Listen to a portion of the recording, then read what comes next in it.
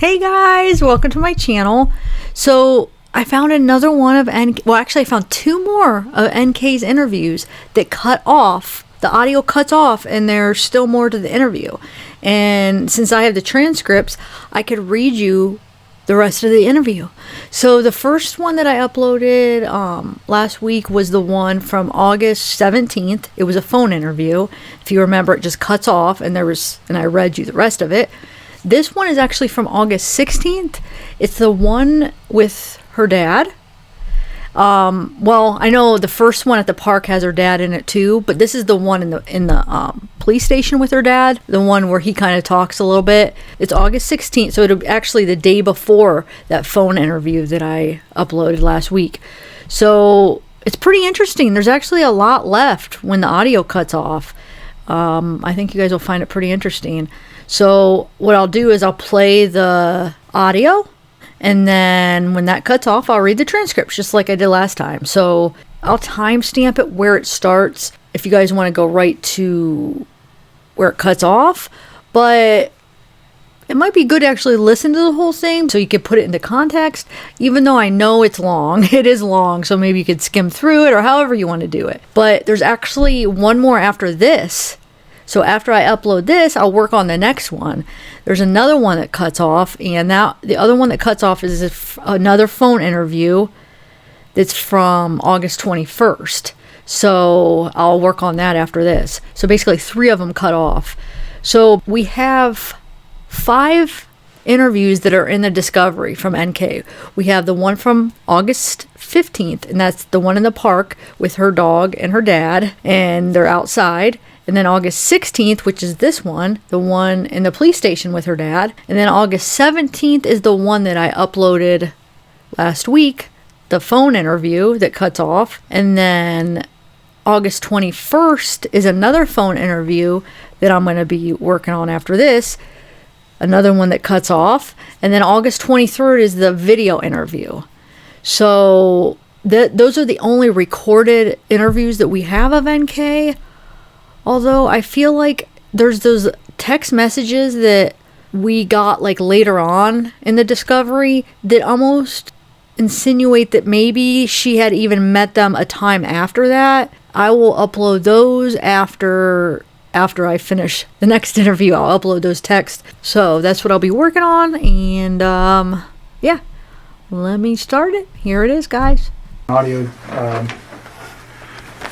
We introduced ourselves in the lobbies earlier, so we're just going to do that again real quick. My name's Kevin Koback. I'm with the Colorado Bureau of Investigation, and we're assisting the Frederick Police Department with this case involving Chris Watts.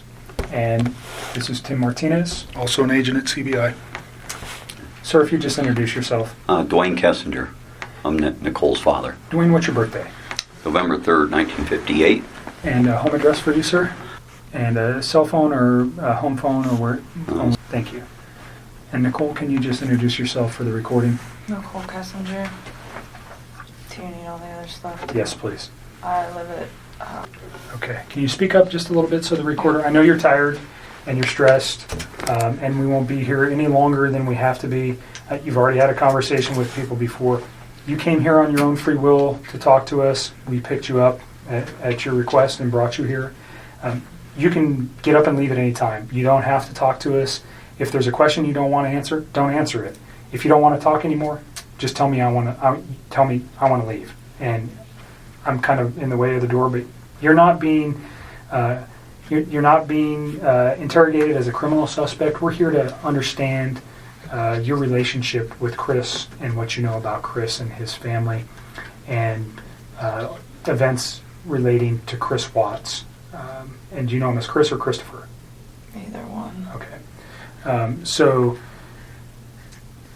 the phone number that you reached him on, can you tell me what that number was? I think I deleted that out of my phone too. I just cut him out of my life. It's a 910 number. You guys have it. We gave it to Mark yesterday. Yeah. So I probably he'll have have it, but it. just in case. I don't have it If I anymore. recited it to you, would you know it? Just the first 3 numbers. Okay. But you know it as a 910 number? Yes, that's what I do know. I mean, That's Okay. what I've got. North Carolina or something. That's North what it Carolina. is. Okay. So let's just start with like a timeline of your getting to know Chris, how you guys met, where you met, all those things. And let's just run. And I'm not going to ask you specific questions unless I think it's necessary. I'll let you just tell me your story. I think it's a little bit easier that way. So I just want to know how you met him, where you met him, how long you guys were dating, and those kind of things initially. Okay. I think I met him sometime in June, probably early June. It might have been May. It was just talking at work. It was pretty casual. And he didn't have a wedding ring on his finger. And every time I talked to him, he didn't tell me that he was in a relationship. He didn't even mention his kids right away either. And then one day he told me that he had 2 kids. I was like, that's pretty cool. And started telling me about his kids. That sounded like a sarcastic comment. No, I thought it was kind of cute. I was like, oh, he's a dad. It was like right around Father's Day too. So whenever that is in June. Okay. Yeah.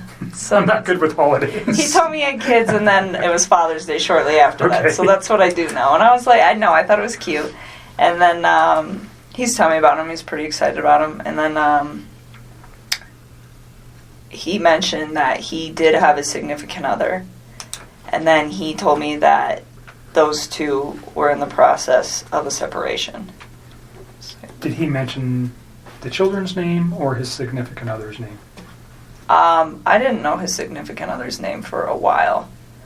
And then I think he told me his kids' names pretty quick, but to be honest with you, on an exact date of when that happened, I don't know. So in May and June, first of all, where do you work? I work at Anadarko Petroleum Corporation. I'm contracted to Anadarko Petroleum Corporation Okay, and you work out of an office setting where? in Platteville, Colorado. Okay. And Chris also works out of that location, per Yes. se. Yes. He's in the field, but he comes into the office with his team. So you work, what is your job responsibility? I do health, safety, and environment. Okay, so you work in the office and you take care of health safety for, Anadarko is an oil and gas company, right? Yes. So you're doing health safety in the office and Chris works in the field Yes. as a, what kind of job does he do? He's an operator, so I don't know like all of his daily duties, but he's a field operator, so he works with like the oil wells. So he goes out and does work on those, whatever Yes. that work might be. But he comes into the office frequent.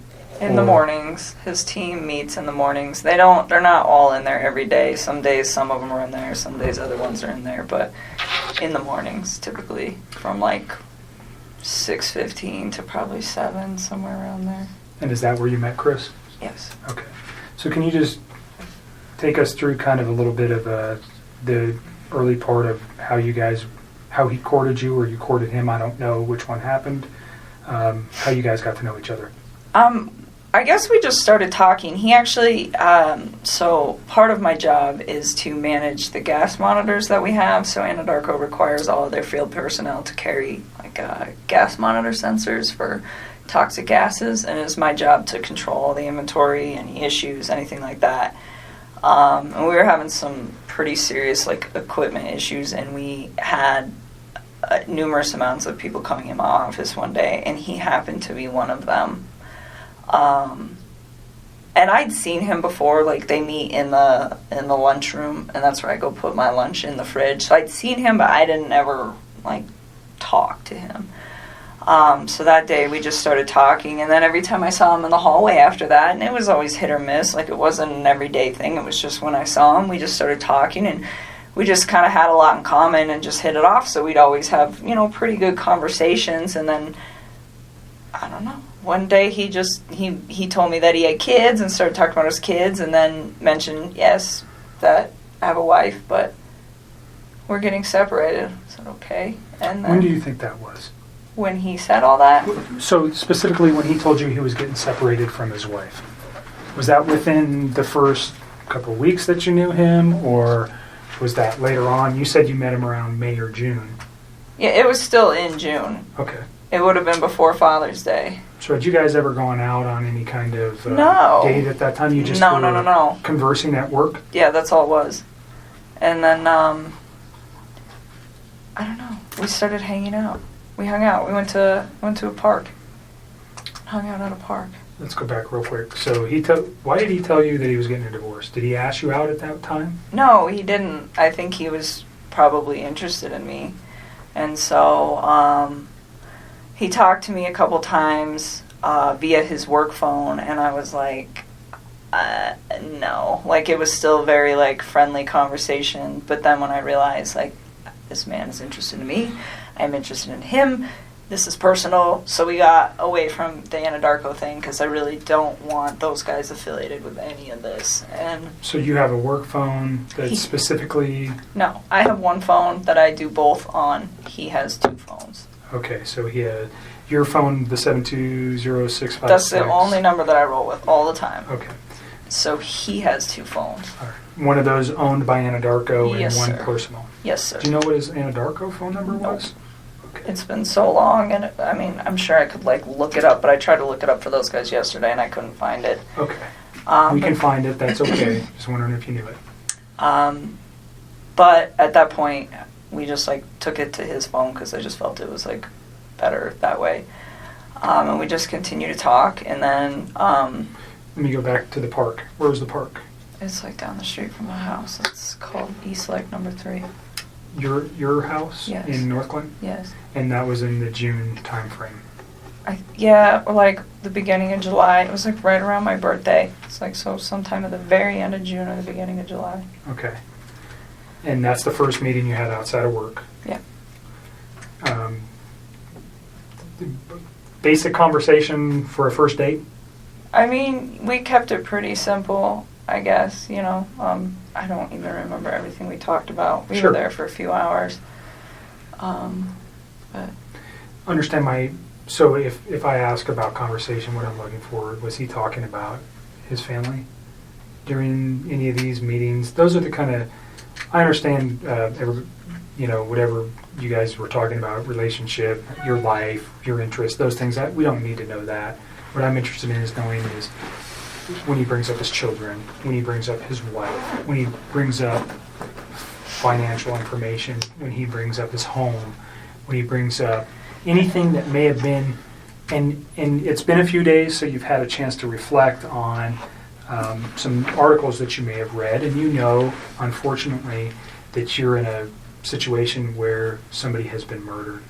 And that information, when you look backwards in your memory with the conversations with Chris, anything that he might have said that would be relative to that, and I'm not just, even if he one day he was mad and he said, I want to do this or do that, anything like that, if he ever made any kind of statements that you were like, whoa, that was weird, or why would he say that, or why did he mention that? Do you understand what I'm no, looking I for? completely understand. I just feel like some of this happened so long ago that I can't tell you like the exact words of the exact conversation at the exact time and place, because it's like we had a lot of conversations. I mean, we talked every single day. So it's like I'm trying to help you guys with the stuff like the stuff that's more current. I can give you guys a lot more like detail and exact times. But when you're asking me about something that happened 6 weeks ago and exactly what was said, it's like, I mean, I'm sure I can give you a general idea, but to be honest with you, like to pinpoint exact words, it's not going to happen. I'm not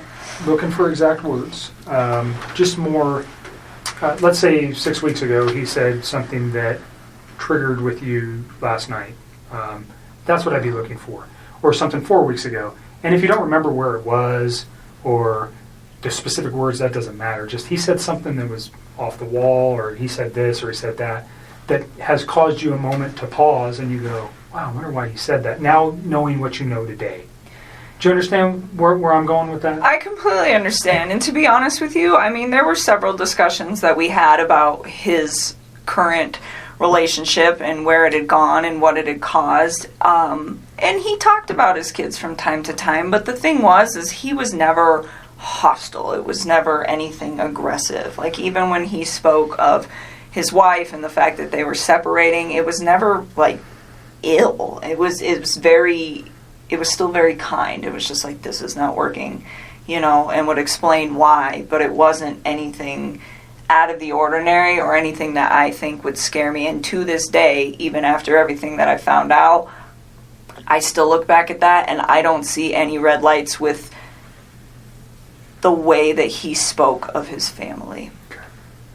Can you just describe his overall demeanor over the 8, 10, 12 weeks that you guys knew each other? It wasn't that long. It was like 6 weeks that we were hanging out. Well, I guess we knew each other longer. Okay, but you met him in the office, and just his overall persona, who was he aggressive? Was he mellow? Was he calm? Was he outspoken? Who was Chris? I think he's an introvert. I would consider him to be like a pretty, I don't want to say he's a very reserved individual. I think he's probably more reserved around other people. I think he emphasized to me that one of the reasons that he really enjoyed talking to me is because if he felt like he could get out of his shell.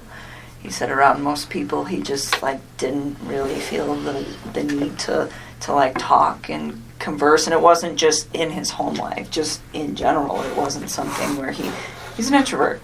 And he said with me, it made him feel like he could really just start talking about things that excited him, and I think a lot of that had to do with the fact that we had things in common. So with me, I think he was a little bit more outgoing, but even then, I would still consider him to be an introvert.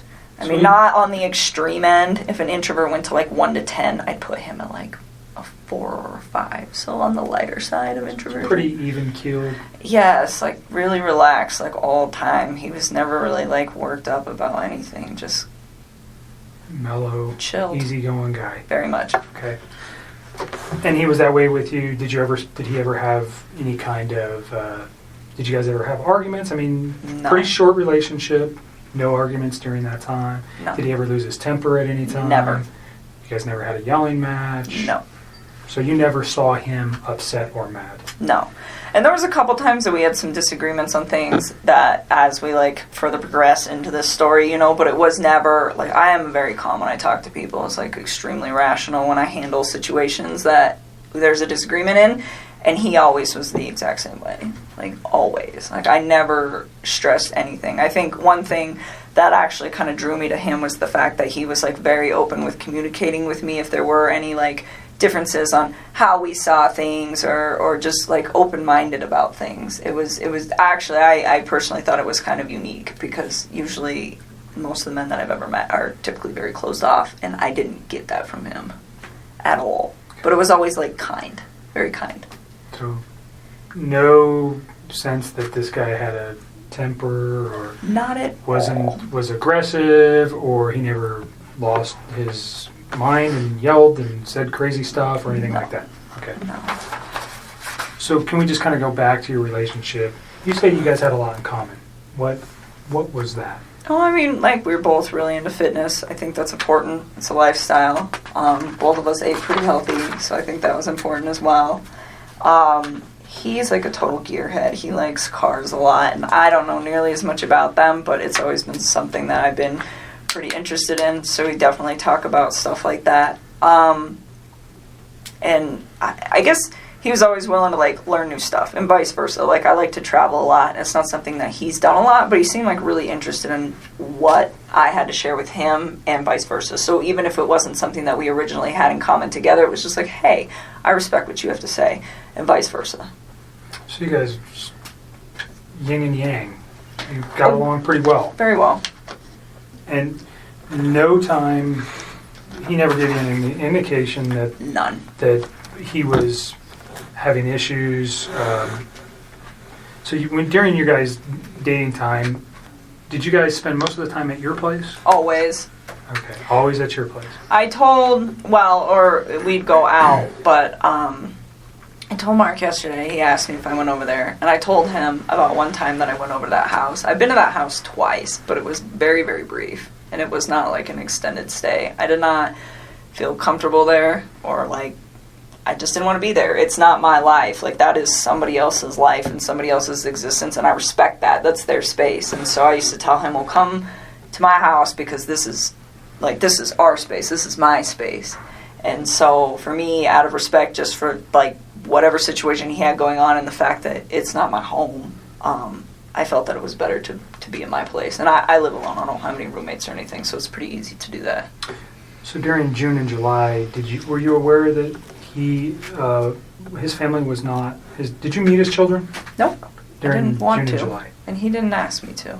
Okay. I mean, not that I didn't want to ever. It was just not now. It's like you're not finalized with your separation, and not only that, we've barely been dating. Like, you can't introduce kids to somebody new in a situation like that. That's something that takes time. I mean, would I have liked to have met them? Of course. That would have been a great honor for me to have somebody introduce their children into my life, but not then. It was something that it was like, okay, well, let's see where we're at in 6 months. Let's see where we're at in a year. And if we're still doing this and you and me are still, happy with where we're at, and you think that this is something that is going to be long-term and is worth bringing your children into the picture, then yes, I would love to meet them. But it's like, not right now. You are still in this situation where you're not even completely out of it, and I'm getting in it, and that's not fair for them. And that was kind of the policy that I had with him, it was just like, yes, but not yet. So did he ask to introduce you to his children? Not at that time. Okay. I think both him and I were on the same page of eventually, if things went as they should in the I understand you guys' relationship. relationship is very new and young. Yeah. So, although it was short, just laying everything out helps us understand what actually was going on with him. And Yep. I might ask you a question and you're going, why the heck would he ask me that? Probably because I have information that I'm not willing to share with you, and I'll tell you that right now. I'm not going to tell you. Some questions I'm going to ask you, and you go, what the heck? I want to share some information with you. Just, it protects you and it protects our investigation. So if it seems weird, there's a reason I'm asking it, That's and fine. it's usually relative to what I know. So don't take offense to it. Again, it's just part of what we need to know. Understood. So just, you went to his house on 2 occasions. Yes. Was that recent? No, that was like pretty early into it, and I did not like it and did not want to go back. Do you recall where the house was? Yeah, it's like right off the highway in Frederick. Okay. And you know the streets? I mean, I'm sure I could figure it out again if I like really had to. Like off the top of my head, no. Do you know the street name? No. Okay. I would have to like drive around in there to get there. Okay. Did it look like anybody else lived at that house at that Oh, time? definitely. Okay. I mean, So the is that whole what thing. freaked you out? I mean, he told me that he was living in the basement, and he said, we're separated, but we're not divorced, and we're going to get ready to sell the house. And that was the impression that I was under. And I was under the impression that they were taking everything pretty slow with this, with like getting ready to sell the house. I mean, those are big things.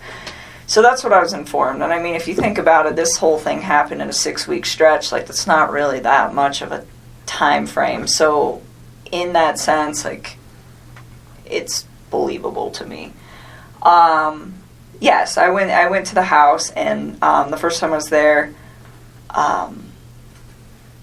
I hung out in their like front living room. I just sat on the floor, and it was on the 4th of July. It was the morning of the 4th, and I was helping him to set up MyFitnessPal app and like track his food, his calories and stuff, because he does pretty good with the working out and stuff. And he asked me, he's like, can you help me just like get this dialed in? I was like, yeah, I can do that. So that he invited me up to the house, and I was already kind of hesitant to do it because I was like, there are other people that live here, and I just felt like it was an invasion of space. And so I went up there, and we just stayed in that front room, and I helped him out with that, and got him all set up with that. And then, he asked me if I wanted lunch, and he grilled chicken and carrots. And then that's all he had. And I was like, okay. So we ate, and then I left. And then there was another day about, I can give you the date-ish. Let me look at a calendar. I think it was the weekend after my birthday. Just a thing on the courtesy for the phone for, what was that guy's name, Don? This gentleman, Oh. Thornton PD. I just met him today. Oh, Do you want to do the phone I forgot today? about that. For TPD. It's not for them. They're doing it for us. Yes. We don't have the equipment with us to do it, and I asked them to do it for us. They're not involved in this investigation. He would just be a computer person. He would not be looking at any of this stuff. That would fall to myself. So keep that in mind. He's not involved in this investigation. Thornton PD has nothing to do with this, other than letting us use their facility and helping us with some electronic download. He's not going to look at your phone right now. He's going to put it on a disc and they're going to give it to me. Gotcha. I don't know. What do you think? I really want to help you guys. I do. I feel like this whole thing is just going to be crazy regardless of whether I give you my phone or not. I mean, that's kind of how I look at it. Like, it's happening. It's going to happen. Well, the texts reiterate what you've been saying all along, so it's not like... Well, they do. That's the other thing, too. I mean, that's kind of a good backup. Yeah, I'll give it to him. I think you hit the nail right on the head. There's reasons why we want everything. It validates things that we know. I'm not going to come out and tell you that if you tell me something today, we'll validate it with your text messages, whether it's the ones we have now or the ones you're going to give us. I'll give Certainly. it to him. If you want to go get him. I want you to read this, is what I want you to do before you decide that, okay? So the second time I went to that house, I'm not sure what day it was, but it was the weekend of the 14th. Of August? July. I don't know if it was the 14th or the 15th. One of those 2 days. But we had went out and we stopped there just real quick on the way back. And we were there not very long. But that time I saw a picture of his wife and one of his kids. And I remember thinking to myself, like, wow, she's so beautiful. And I took a step back and I was just like, this man has a gorgeous house. He has beautiful babies. He has a beautiful wife. He has an awesome job. Like, why would he want to leave this? And I remember talking to him about it, and that was the first time that I tried to actually say, what do you think about not separating from your wife? Like, what if you really try to work on this? And he had expressed to me that we've tried to work on this, and it's not working, so that is why we're separating. And I spent some time, just, kind of, because it almost made me feel bad, where I was, to the point where I'm engaging in a relationship with a man who, the way he described it, is in a contractual agreement, but was not in, an emotional relationship with somebody. And for me, the way I would have preferred to do this is to have waited till that contractual agreement was also done, and he was done, and he could have approached me and said, I'm just had a divorce, maybe we could take this slow, what do you think? But instead it was, oh, we're separated and we're working on a divorce. And that is the part that I feel bad about, because I should have waited on that and I didn't. And I was just like, well, they're already there.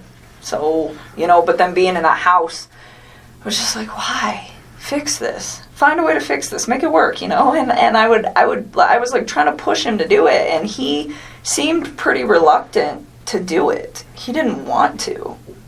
And, I don't know. We were still seeing each other fairly frequently, but I kind of backed away so we weren't hanging out quite as much, and we were still close, but it was just I really wanted him to try. I wanted to know that he tried and it didn't work, and then he moved on, not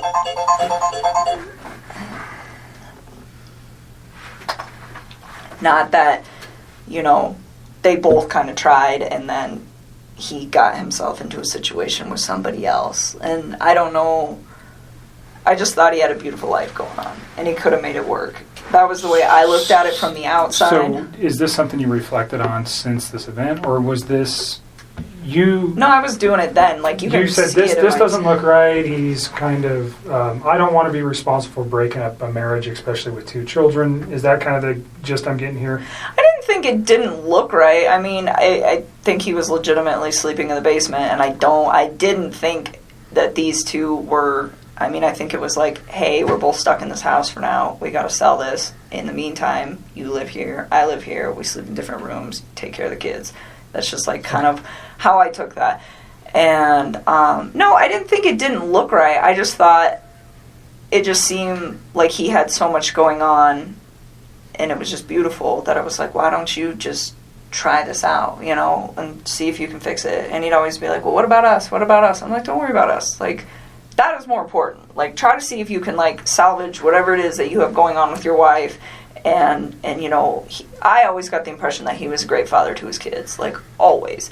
And so, you know, and I was like, and be the dad that you want to be. I was like, and see if you can make it work. And he just, like, we kind of talked about it off and on for, like, a few weeks, and I was just kind of like, I don't know. Like, I think I was kind of, like, cold feeting about it after I went over his house. And so this was, like, pretty early on. And then he told me that, he went to North Carolina, and he was like, I'm going to talk to her when I'm in North Carolina and see if I can get her to do this, to, like, try to, like, rekindle the flame. Okay, so try to salvage his relationship as you've been asking him. Yes, and then if he decided... When did you go to North Carolina? I think it was, like, the last week of July, somewhere around there. Okay. So, I mean, this was, like, a couple weeks that I was just kind of, like, trying to push him to do that. Let's pause at North Carolina, and we'll come back to that real quick. I want you to read this. If you don't understand what it means, then ask me the question. But basically what it says is you have the right not to let me look at your phone. I'm asking to look at your phone for the purposes we previously discussed, for the text messages and your phone log, and unfortunately the photos that are attached therein too. That information is only relative to this investigation. I'm not looking at anything else except for the conversations between you and Chris Watts, and the phone data between you and Chris Watts for phone calls, for times and dates for those phone calls. And then the content of the text messages that are there. And we'll write that specifically down here. Understand that... I don't want anybody to get some of those texts. Like, they have nothing to do with this case, and they're just like... Between you and Chris? Yes, they're just... So just tell me what you're... They're just kind of raunchy. Okay, like, I don't need anybody... Everybody's an adult. Posted, like, we're not going to somewhere. Post it. I don't want the newspapers to get that. That's all I want. The only ones that we would be looking for, again, is the same kind of questions we're getting to here, is things about his children, things about his wife, the questioning of, did he ever, has he ever said something to you that might indicate, maybe not then, but now, that there was something like this in his mind? Or you know what we're looking for. I don't need to come out and tell you that. I understand the embarrassment of particular photos or potential sexual types of conversations you may have had with Chris. It's not relative to the investigation, and we don't care. Okay? You're an adult. I'm an adult. Everybody in this room is, even your dad, and I give it to you for saying that stuff in front of your dad, because I'm not sure many women could do that. So that's not what we're after. We're after the information that corroborates things that you've told us, and also that corroborates or may tend to prove that things that Chris told us were a lie. You understand that? Mm-hmm. And that's maybe going a little bit far. I usually won't tell people that, but because of your reservations, that's what I'm looking for. If I can disprove something he's told me by a phone record, phone records don't lie. People do. Okay? So if I can disprove something that may be important, that's what I need it for.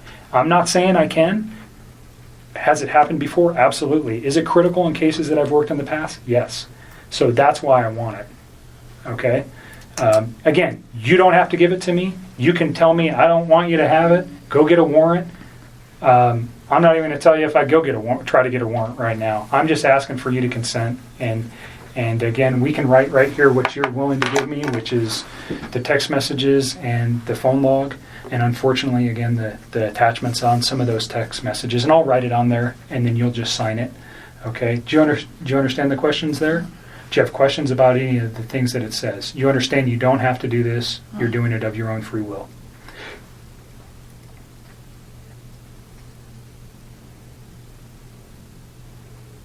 And I know you're tired, so if you want to let your dad read it too. He will. Thank you. That's a good idea. Can you fill it out before I sign it? Yep. And just you read it, and if you have any questions, then we'll put on there what we're after. I'm so hungry. You should have told me. I would have got you some food. I got food in my car. It's not staying down. It's just was coming. She hadn't been feeling good. Not because of any, just... Like, I got sick prior to this Jim. whole thing happening, and then I think all of this compounding with the fact that I'm sick, it's just not good. I've not really been eating or sleeping much at all.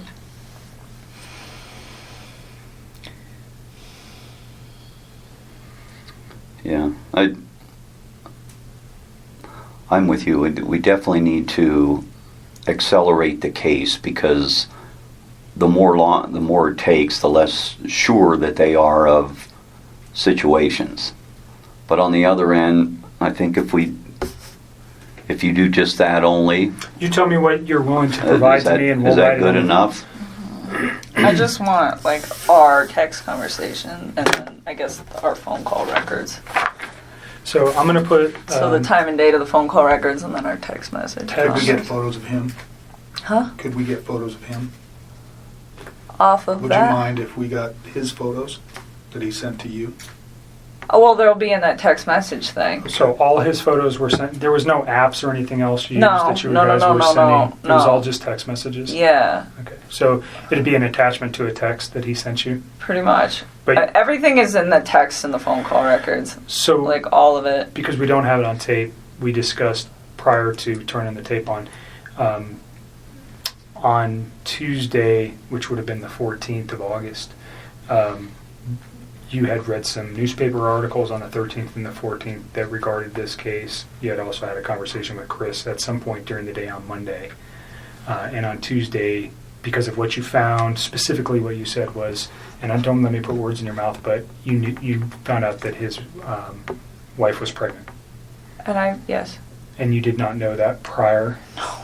And you found that out via the newspaper articles, and that caused you concern. Well, I just realized that he was lying to me, and I was like, well, if you can lie to me about this, what else are you lying to me about? And it made me realize that maybe his wife was in danger at that point, and it was day 2, too, and she still wasn't home.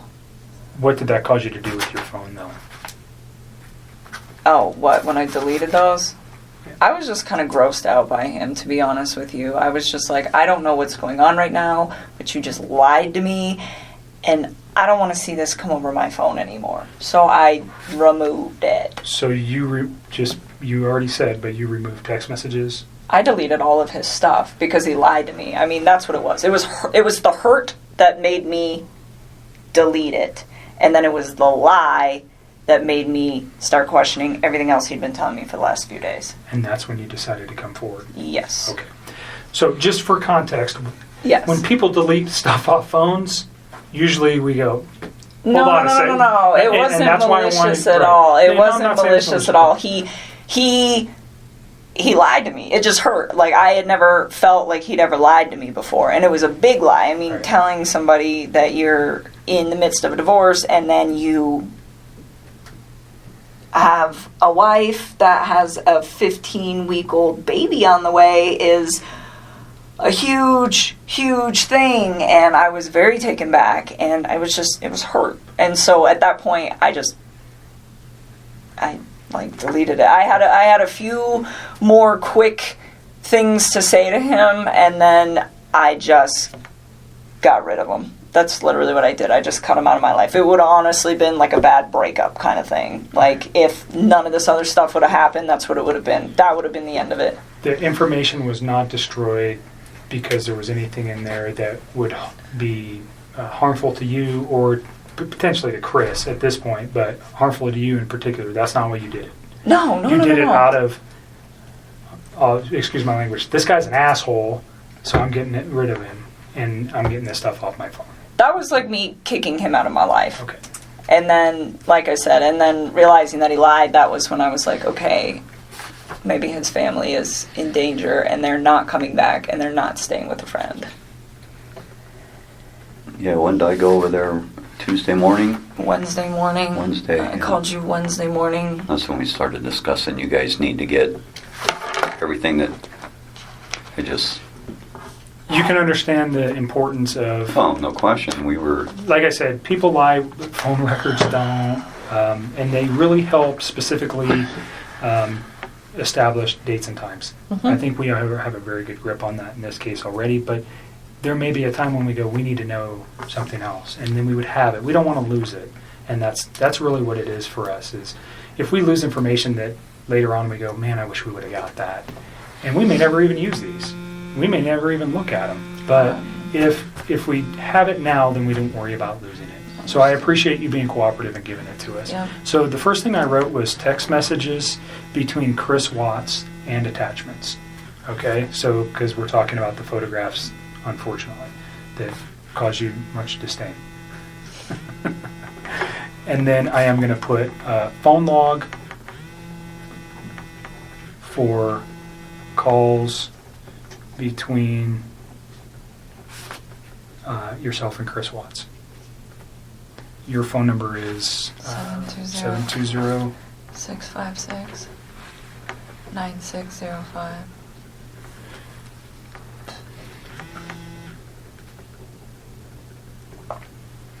And this right now is located we're at the Thornton Police Department. It's going to be moved to so this is kind of, doesn't make sense, but we're here. It's going to be moved to the Colorado Bureau of Investigation. He's going to download it here, but I'm going to take it with me, just so you know. It's not staying here. Okay. They're not going to retain any of this. This comes with me. Okay. Okay? Is there anything else you want on there? I think that's about... That's it. I mean, I don't have social media. I don't really have anything else you guys can poll. Okay. Is there anything else you know of that could help us with this that is not on this sheet? As far as, like, data? That's on your phone? No. I mean, everything we did was, like, text and talk, pretty much. I mean, and like I said, any pictures that I had, like, even if you were to restore all my regular photos, there's so many pictures in there, and you wouldn't even know which ones were for him and which ones weren't. But any picture that I wanted to send to him, I sent via text. So if you guys go through the text and the attachments, you will have everything that wasn't said verbally and was done via text. But I think that's it. Like, I don't have anything else. As far as, like, no Facebook, no Instagram, no Twitter, no LinkedIn, like, none of it. So, there was never any of that kind of correspondence. So I think that should probably cover everything you guys will need. Is there any particular messages that would help me so I don't have to look at? Because whatever's on your phone, I don't know how long we're going to get back to, but let's say is there a particular date or time or message that stands out to you that would be relative to, specifically to the investigation into this case, that might assist me in understanding why something like this could have occurred? I'm still in shock that this whole thing happened. Like,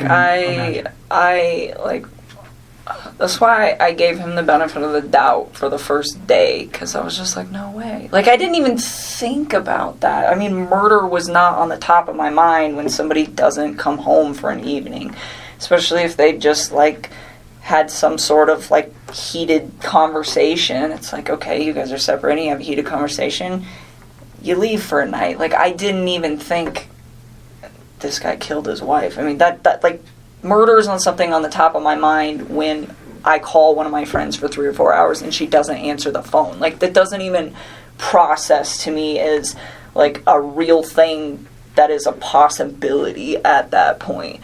And so that's why I gave it a day, and then the second day I was talking to him, he was just, like, a hot mess, I could tell. And then with, like, the way he was talking to me, and then that's kind of when I cut him off and I stopped talking to him. And then... So remember what you just said, and we're going to get to that, because that's probably a very important conversation. So if you want to know days, I would probably honestly just start at, like, Sunday and work your way forward. I mean, all the rest of that stuff, it's just, like, the small talk of, like, hey, this, you know? I mean... And your relationship building through the... Yeah, I mean, like, and if you go, like, maybe, like, a week further back, like, there's times, like, I was trying to help him find an apartment, like, just for him, not for me, but for him and his kids. To get set up, and, like, there's times where I'm like, well, where's your wife moving to? Like, how close is she gonna be to you? You should be within, like, 30 minutes of your kids, so they're close, and, like, you want to be close to their school and close to your gym, and, like, what's your price range? Like, I was helping him get all of this stuff set up, and it was, like, in a very decent manner. And I don't know if all of that is in text. Some of it's probably on the phone. Like, at this point, I've talked to him so much that I don't even know which parts are, like, verbalized and which parts are texted at this point, but we can figure it out. Okay. You see what I wrote? Text messages between Chris Watts and attachments, and then the phone logs for calls between your phone number and Chris Watts. Those are the two things that we'll ask to be extracted from your phone. So if you're okay with that. Why does it say items removed? Cell phone data. Isn't that this? That is that, and that's what he's Oh. going to remove, and then that officer is going to fill that out. Gotcha. What is the date? I don't even know what the Today date is the 16th.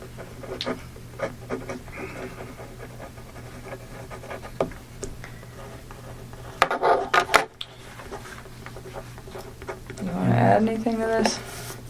If you give us your other phone, we'll get him than started. we want to give you everything, but we also want to be protected in doing so. Is more of the Sure. thing. It's just And when he's done, we'll give you our Is there a copies. password or anything? Like, will it lock up after a Yeah. period of time? Yeah. Right here. that's his notes. And Make sure there's nothing written on the back. There's not. I checked before I ripped it off. Okay. Let's go back to North Carolina. Okay. He went to North Carolina, and he was trying to rehab his marriage with his wife. He said Do he you know was her name at this point? Yeah. Okay. Are you okay saying her name? It's Shanann. All right. And do you know the children's name? Yes, it's Bella and Celeste. Okay. Cece. She went by, they called her Cece. Mhm. All right. So he went to, were they in North Carolina? They were already there. If you want something. I don't know if my stomach will do that. Yeah, they were already out there. He just flew out there to go meet up. Do you know why they were there? They're all from there. Okay, so they were there. They for- were visiting her family for the most part until he got there, and then they still were mostly visiting her family. Okay. And do you know how long they had been there? A while, like weeks. All right. And he flew out to join his family there. Yep. Do you know specifically where he flew to? What airport? No. What city? No, not off the top of my head. Okay. I'm sure if I thought real hard, maybe I could think about it, but I mean, come up with it. No, I don't know. All right. So he goes there. You said it was like the last week of July? I think so. I think it was like one of the last days of July. I'm almost positive. I think it was a weekday. Okay. Yeah, he flew out there, and I thought I had like convinced him to like try to make peace with her, and I was like, if you guys work on this, like, I'm out, because what's the point? Like, I'm not trying to be with somebody that's in another relationship, which I know that sounds silly given the whole relationship that we had in the first place, but I really was under the impression that they were separating. I mean, it was like reiterated to me so many times that that's what I thought it was. And it made sense to me too, because like he could pretty much call me whenever he wanted. Like I was the one that would tell him like, hey, when your kids are awake, you need to spend time with your kids. Like do that. And then after they go to bed, like if you want to talk to me, you can talk to me. But it was never like this super, super restricted thing. Like sometimes, like right after work, if I was like still talking to him, I'd get kind of bummed out, and I tell him just like, oh, it's frustrating sometimes, like having to like wait. But at the same time, I was never like, this is horrible, or it was always like I understood why. But then once his kids were asleep, he never like had any. It was like he could do what he wanted. Do you know what I'm saying? Like Sure. He was in his basement and she's upstairs and they're not speaking. So it kind of made sense. It wasn't like And you guys are sneaky just at night. texting and... Or talking or whatever, Yeah. I mean, and it was like I said, it was at certain times, but that time, and originally it wasn't, but it was me that put that time frame on there because I thought he should hang out with his kids. Those 2 times you were at his house, did you see any evidence of that? Him living in the basement? Did he ever show you that area or anything? I've seen, yeah, I went down there and saw his little workout equipment, and there's a bed down there all set up, and the basement was all clean and organized and stuff, so, like a decent bed set up, so it made sense to me, like, hey, this is what's happening down here. So I saw it. Even though his family was in North Carolina for multiple weeks, it appeared that he was still living in the basement. Mm-hmm. Well, and he told me sometimes he would like go upstairs and sleep if like he was home alone, because I know she'd like go on business trips and stuff, but he's like, I don't like that bed anyway, so he didn't really like sleep up there. I was like, okay. Even when it was just him. So that was the impression that I got. I don't know what you're talking about. North Carolina. Go back to North Carolina. So, North Carolina. So, he still made very frequent communication with me when he was out there. And at one point, he told me that they sat down and they talked about it. And he told her that he wanted to either fix things or like to try to fix things, and if she didn't want to fix them, then they needed to like move forward with the separation and like actually file for a divorce at this point was the impression that I got from this, and was what he told me. And so he said that she was like pretty receptive to just not trying. He was like, she seemed like she just wants me to go. He's like, when she has her mind made up, she has her mind made up, and that's what she wants. And he's like, she doesn't want to try anymore. And he's like, and neither do I really. And he was like, it's done. And he's like, and then the next day, I don't even know what days these were. Sometime when he was out there, he told me, we're putting the house up for sale as soon as we get back. And I was like, well, that was quick. And he was like, it's her. She's ready to go. And I was like, okay. And so I left it at that. And then he got back, and I started asking him, like, what are you going to do? Because the Colorado housing market is fire, and you guys are going to sell this house, like, real fast. And I'm like, you need to start looking for a new place to live. And I'm like, where do you want to live? And I was really trying to help him out. I'm like, do you want to get a house? Do you want 3 bedrooms so you have one and each of your girls have one? I'm like, do you want to, you know, like do an apartment? Like, what do you want? You know, where do you want to live? Because he's in Frederick, but that whole area over there is just like a bunch of small towns, and you can kind of just pick and choose. Everything's kind of, you know, and so he told me, well, I like Brighton, and I was like, okay. And then he told me he wanted a 2-bedroom apartment, and he said he wanted 1 room for him and the other room for his 2 girls. And I thought it was kind of cute. Like, I remember telling him, I was like, yeah, me and my sister had bunk beds, like, at my dad's house. And I was like, when we were little girls, and me and my sister were the same age apart as him and as his 2 daughters, you know. So I told him, I was like, they're going to love it. I was like, they might be, like, stuck in one room together. I was like, but they'll become, like, best buddies. And it was really exciting. Like, I liked helping him, and I just wanted him to, like, I don't know. This is what he told me he wanted. So I was like, well, I will help you do the research. But another thing that I really took care of was to be like, where is she moving to? I was never like, you know what, screw your wife, try to get full custody. None of that bullshit. It was always just like, you know, I'd ask him, I'm like, well, what kind of custody are you guys going to have? Because he at work, they're about to switch his schedule. So right now he's like on Monday through Friday, and they're about to switch these guys to 8 days on, 6 days off. That's tough. That's awesome. And I was asking him, I was like, are you going to have your kids, like, on that set of days off? I was like, because that would work perfect, like 1 week on, 1 week off. And I was just like, you know, we just talk about it. And I'm like, what is your plan? And he's like, we haven't figured out exactly what we're going to do about the kids yet. But he told me, he's like, Colorado's a 50-50 state, and she's okay with everything 50-50. Like, he said that she was, like, on board with this because she wanted it too. Like, she was checked out of this relationship. So that was, like, how he made this sound. That it was, like, a very, like, kosher, we're done kind of thing. Did you ever give him, like, books or articles or anything to read about saving your marriage? Did you ever provide anything to him like that? About saving his marriage? Yeah, like how to recover a marriage or how to save your marriage. You know, there's all sorts of publications and books out there. No, but I did tell him, and I don't know if I did this through text or phone. That will be something you guys will, I'm sure, figure out. But I told him a few times, like, I think that you should take the time to read some articles about what separation does to kids. You know, and I told him, I said, when my parents separated, we were literally like 3 and 5. We were almost the exact same age as these little girls. And I told him, I said, you know, I was so young when it happened that it didn't really have like a big negative effect on me because I was so small that I didn't really process it too well. I was like, but I do have cousins that their parents got divorced when they were like 10, 11, and I think that it hit them a little harder, you know, and he's like, oh, they'll be fine, you know, and I told him, I was like, even though they're small, and you think that they'll be fine, I was like, I think you guys should just read about it just so that you guys are prepared in case, you know, one of these two starts having a hard time with the fact that you guys aren't in the same house anymore.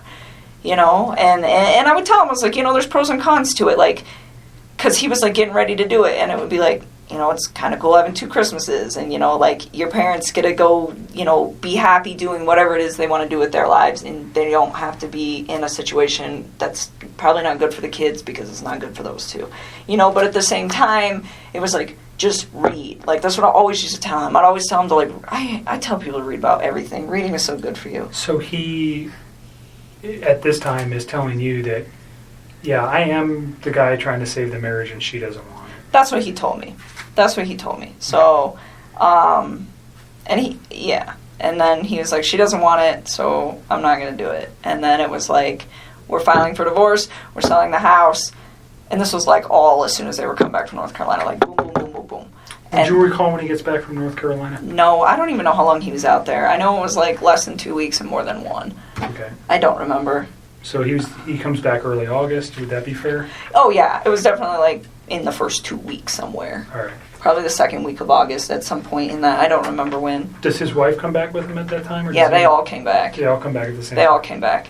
And then, so he continues to just, you know, tell me that this is like what he wants. And so I took the time, and you will see that in the text too, where I I found this apartment. It was perfect. It was so cute. I was like, it's in your price range. It's like 6 miles from the gym. It's 23 miles from work. I'm like, you know, it's super close to Frederick. It's going to be by your kid's school. Like, this is the spot, you know, and I told him, I was like, I'll keep looking for more places. And he's like, well, there's some that I want to go see too. And he actually had me thinking that he was going to go look at these places this week. Before all this. So this is fairly recent then. Oh, this just happened, like in the last. He's going to go look at apartments. He wanted me to go with him. When you say this week, are you saying like this? Monday this was the 13th. Like this week. Okay. Yeah. So I told him, I was like, "Well, pick out a few spots, and if you want me to come with you, I'll go look at them." But you know. You said earlier that he had never, or that the apartment wasn't for you and him. It was just for him and his children. Oh yes. It wasn't. You had no intentions of moving in with him. No, I have my own spot. I still have a lease there till July, and even then, like, he never asked me to move in with him, Okay. and I never tried to move in with him. I mean, I told him. I mean, I really try to take everything with this whole situation very slow. The only part that I screwed up on was the fact that he wasn't completely separated from her when him and I decided to spend time with each other. That is where I screwed up.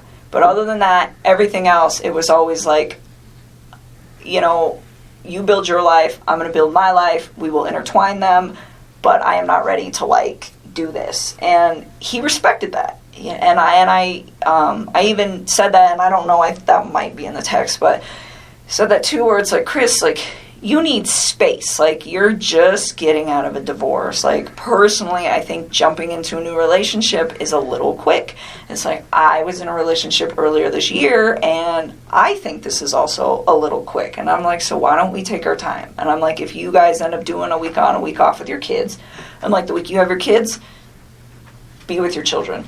And the week that you don't, I'm like, I don't even want to see you every day. I'm like, I think we should spend like a few days of that together. I'm like, because I like my space, and I think you need your space. I think you need your space to like develop your identity again and like get it back, because I think he's just been like so wrapped up in this whole thing that he's got in his own life and his life that he doesn't remember probably what it's like to like be single or have time where it's like just him. Sure. And so I was just like, you know, like, embrace that. I think it's a beautiful thing, and I really try to like take it smart with all that. And it was the same thing with his kids. I was just like, you know, like, and we talk about things every once in a while where I'd be like, hey, if I ever meet, you know, because like I have a lot of house plants. That's a good example. So I have a lot of house plants, and I told him, I was like, one day if I ever meet your kids, I was like, I'm going to show these girls how to like paint pottery and plants. I was like, I think they would love to see something grow that they built. I think it would be really, really cute. And like little stuff like that, but it wasn't very frequent. It wasn't, hey, we should get married, and hey, we should have babies, and hey, I want to live with you, and hey, I need to meet your children now, and let's cut the mom out. It was never like that. And there was never any conversation about you know, we can't do this with her around. We can't do this with the kids around. He never said that. You never said that. No. So the way you guys were trying to make this work was just, you know, slowly trying to come together because of his current situation, and you, by your own account, Mine. I mean, you're just a independent person. It sounds like pretty much. Yep. And but through text message or through conversation, he never said, "Hey, you know, this isn't going to be financially able. I'm not going to be financially able to do this," or "This isn't a good thing. I got these kids." None of those conversations ever came up. No. I mean, he told me, like, he had a budget restriction. So for his apartment, and I'm pretty sure this is in the text, and this will probably be in the last couple weeks, he told me $1,100 to $1,400 when I was asking him. Like, because I told him I'd help him do homework. I was like, you do some homework, I'll do some homework. We'll knock this out, because if you guys are for real putting the house up, you got to figure it out. And so that was his budget. And I remember asking him, I was like, you sure you don't want to just get, like, a house? And he's like, I never thought about a house. I'm like, yeah, you can rent houses, man. Like, it's a thing. And he's just like, I don't know if I can afford that. And I was like, okay.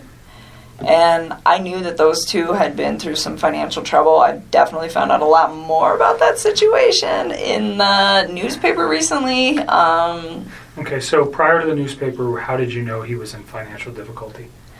Because when I went to that house, everything in there is very, very, very, very nice. It looks like it all comes with a very expensive price tag. And I didn't say anything to him about it, but I could kind of tell then where I was like just looking at everything like, how do you guys afford this? And then he has that car. I don't even know how much that car costs, but I bet it's what car is that it? Lexus. I'm sure that thing costs like $80,000, but just like money. Like everything just looked like it costs a lot of money in that house. You probably have a decent idea of how much money he makes. Yeah, and it's not enough money to pay for all that. Not even close. Did you have any idea of what Shanann did for a living or how much money she might have made? I mean, I had an idea. I would consider her like a sales rep. I don't know how else to describe that. For the company that she worked for. And I don't know exactly how much she made. He said that she was really competitive and she liked to try to keep up with him. He's like, she gets close sometimes. So I don't know how much those two brought in. I mean, off the top of my head, if I could guess, probably somewhere around like $140K a year. I mean, I don't know. Because I don't know exactly how much he makes. And I don't know exactly how much she makes. But based just off of like what I know about the oil field, like, yeah, I would say that's probably an accurate estimate. So even if they're making, let's just use the figure $100,000, they're living above their means or below their means? Oh my God, like, way too much. Way Did he ever too. discuss with you any of those issues? I mean, a little. I mean, I didn't know about the bankruptcy or any of that till I read on the newspaper about that. But I think he was really frustrated with the situation. He told me, he's like, you know, I feel like my paycheck goes in my bank account and I just watch it go like this. He's like, but it doesn't have to. He's like, she makes it like that. And I was just so was like... he resentful for that? I don't know if he was resentful. I just think he was frustrated by the fact that they could be doing a lot better financially. And she, from the vibe that I got, had really bad spending habits. So she was a spender. The car, hers or his? I think it's hers. Okay. I'm pretty sure that that's hers. Do you know what other car they might have? Well, I mean, his APC pickup truck. And that's it, I think. That's owned by Anadarko, though, right? Yeah. But So- so I don't think they own any other vehicles as far as I know. I think it's just that thing. And Anadarko doesn't allow him to drive that on his own personal time, No, right? no. So he's just got one vehicle. Yep. And it's a very expensive Lexus. And then they live in a pretty expensive house. It's a huge house. Yeah. I was very taken back when I saw it. I was just like, whoa. How and do then you the guys... fixtures inside caused you to pause. Everything was just like... And then you mentioned today you read something about bankruptcy. Yep. What did you read? That those guys filed bankruptcy for a lot of money in... Who are those guys? To that couple. Okay. In 2015. Oh, Shanann and Chris Thanks. filed bankruptcy in 2015. Okay. And you said for a lot of money. Do you recall the amount? No, because it was different in each of the newspapers, and I don't know which one to believe. So hundreds of thousands of dollars. So, yeah, I didn't know that. Let's go just back to him and the financial.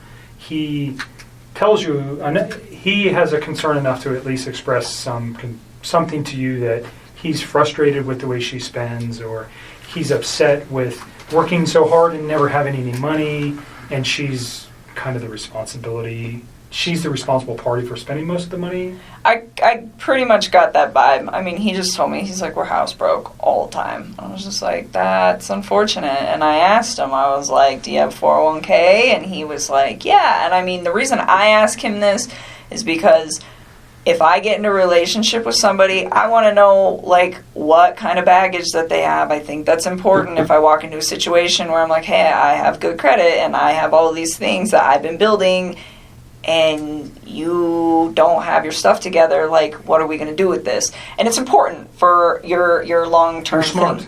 So I'm preparing. And so I just asked him, I was like, well, do you have 401k? And he's like, yeah, I do have that. And then I asked him, I was like, I didn't ask him, like, how much debt they had or anything, but I just said, is your lifestyle sustainable? And he was like, no. And I was like, how long do you think that's going to take? He's like, I don't know, but it's not sustainable. Where did his girls go to school? I don't know. He never actually told me. Like, when I asked him once, it was like when I was trying to find him an apartment, I was like, are you comfortable telling me where your girls go to school? That's in the text too. I was like, so I can figure out what distance from the apartment it is. I was trying to just make his life convenient with, like, him, his ex, his kids, and all the stuff that he needs to do and work. And he was like, don't worry about it. Their school's pretty centrally located, so anywhere in the area that we were discussing will be fine. And he just left it at that. So he didn't even tell me, which was fine. I respect that. Daycare is obviously very expensive for a 3 and 5 year old. Oh, yeah. Right? So I understand. Did you ever bring did he ever discuss that? Never. Okay. Never. Like I said, the only financial thing he ever said is just like, she just likes to spend money, like a lot of it. So that was just kind of the vibe that I got from that, and that it was a lifestyle that she liked to live, like, very, like, materialistic kind of lifestyle. Wanted to Like, project it was a certain image. Yes, all the time. And he said that was why they got that house too. It's like, she wants everybody to think that we live a certain way and that we can, like, sustain all this stuff. And he's like, and we can't. And I told him, I said, when you're in those situations, why don't you, I'm like, do you like voice your concern about this? And he told me, he's like, when I try to talk to her, he's like, she's really bossy and she usually shuts me out. And he's like, when she does that, he's like, I just let it go. And I was just like, all right. I mean, I don't try to, like, interfere with how those two interact. But I did ask about it because I'm just curious, because I would never put myself in a situation where someone was like, you know what, we're going to live in this house that costs, like, double what we can afford, and that's how it's going to be, because I want everybody to think we're fancy. Because I wouldn't do that. I mean, to me, like, I wouldn't put up with somebody doing that to me. And I'm not saying that that's what she was doing. I mean, for all I know, he could have been completely lying about this. He could be the one spending all the money. Sure. You know? This is just what he told you. Exactly. So, I mean, that's as far as I can interpret it. So I can't be like, well, oh, she needs to do this and she needs to do that. But he voiced his concern where it's just like, financially, I'm in a very bad spot that I don't need to be in, but I'm stuck in. And that was kind of where he was at. So, but I mean, he was never, like, mean when he talked about her. He was never hostile, like, nothing like that. He just, I mean, very calmly, like, this is the situation. And I think the only reason that he even provided me with that information is because I asked. Okay. You said something about her being controlling or Bossy. bossy. That's what he said. Bossy. In, like, all aspects of their life? Or what, do you know exactly what he meant by that? How that affected him? I think he was just saying when he voices his opinion, it's not heard. Is the gist of that. Which I thought, from what it sounded like from their separation, from them trying to separate, that was a big deal for him, where he was saying that the reason that they don't really get along anymore is because he feels like he's not heard. He says that he comes home from work and he tries to talk to her and she'll just be like, 1 minute, I'm on the phone. Or she'll, like, scroll through social media and she, like, doesn't acknowledge him. And he said that he'd addressed it with her a few times, and they're calm. He said they don't really, like, fight. Like, they don't scream and yell. And he said he'd addressed it with her a few times, and he said it just fell on deaf ears. He's like, she just seems like she's not interested anymore. And I think it made him sad because, I mean, he was, like, all about his kids, and he seemed like he was trying to be all about her, but it just wasn't reciprocated. And I think at that point he was just like, they just kind of, like, fell apart. Okay. Just kind of drifted apart. But was that your words or his? What, that they fell apart? Those are mine. Okay. Those are mine. He just said that they didn't communicate very well, and it wasn't in a aggressive way. Communicate. It was just the fact that they didn't, like, communicate at all. They didn't talk. They had children, and they was there ever mention that he was trying to resolve or save his marriage for the children's sake? You know, a lot of people talk about that. Did he talk about that? I mean, he told me that he believed that the only reason that those two had still been doing it as long as they've been doing it, he told me that her and him have had communication issues for about 6 years, where she just seems really, like, detached and uninterested in, like, trying to, like, build something with him. And he said, and I said, 6 years is a really long time for you guys to not fix that, considering they were married for, what, 8? I mean, that's, like, the majority of their marriage. And he said, sometimes I think we just do it for the kids, or something like that. I mean, it's been a long time since I had some of these conversations, so I don't know, like, verbatim, but it was pretty much just, like... Get you to remember something. Yeah, like, but he said it wasn't just him, though. He was like, I think she does that, too. Okay. You know? I mean, and it was, like, this equal part where they are just kind of, like, going through the motions, I think. Mm-hmm. And so, like, when he told me that she was cool with, like, the 50% everything and just, like, breaking it off and being really civil about it, it kind of made sense to me, because I was like, the way he made this sound, it wasn't, oh, she's this horrible person, or, oh, I'm this horrible person. It was, her and I have drifted so far apart that it's kind of a mutual agreement that this is not going to work. So in those 6 years, though, they had 2 children. Yep. And you said earlier you did not know she was pregnant until reading the newspaper. Yep. So that never came up in any conversation. Never. There was no indications that was going on. None. He never hinted to anything like Nothing. that. As far as you knew, he was just leaving her. He had 2 children, and that was the final take on that. Yes.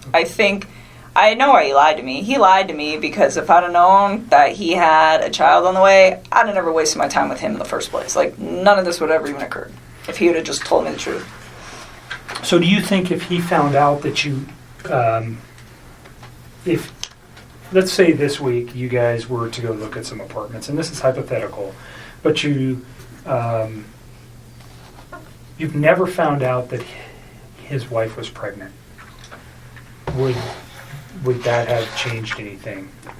Like you just said, if I knew his wife was pregnant, I wouldn't be in this picture. So if his wife was not pregnant, and forgive me, but if he takes her out of the picture, you're never going to know that she was pregnant, right?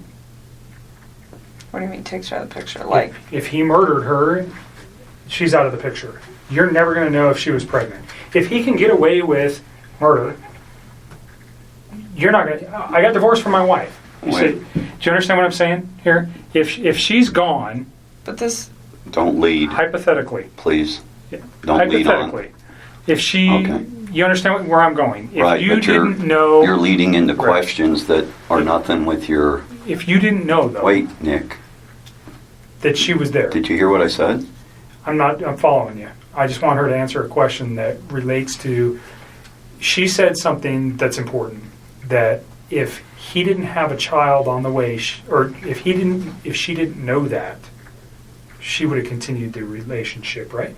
But he killed his kids. At what point does he think that I'm going to be in a relationship? I'm not talking about the children. I'm just talking specifically about her.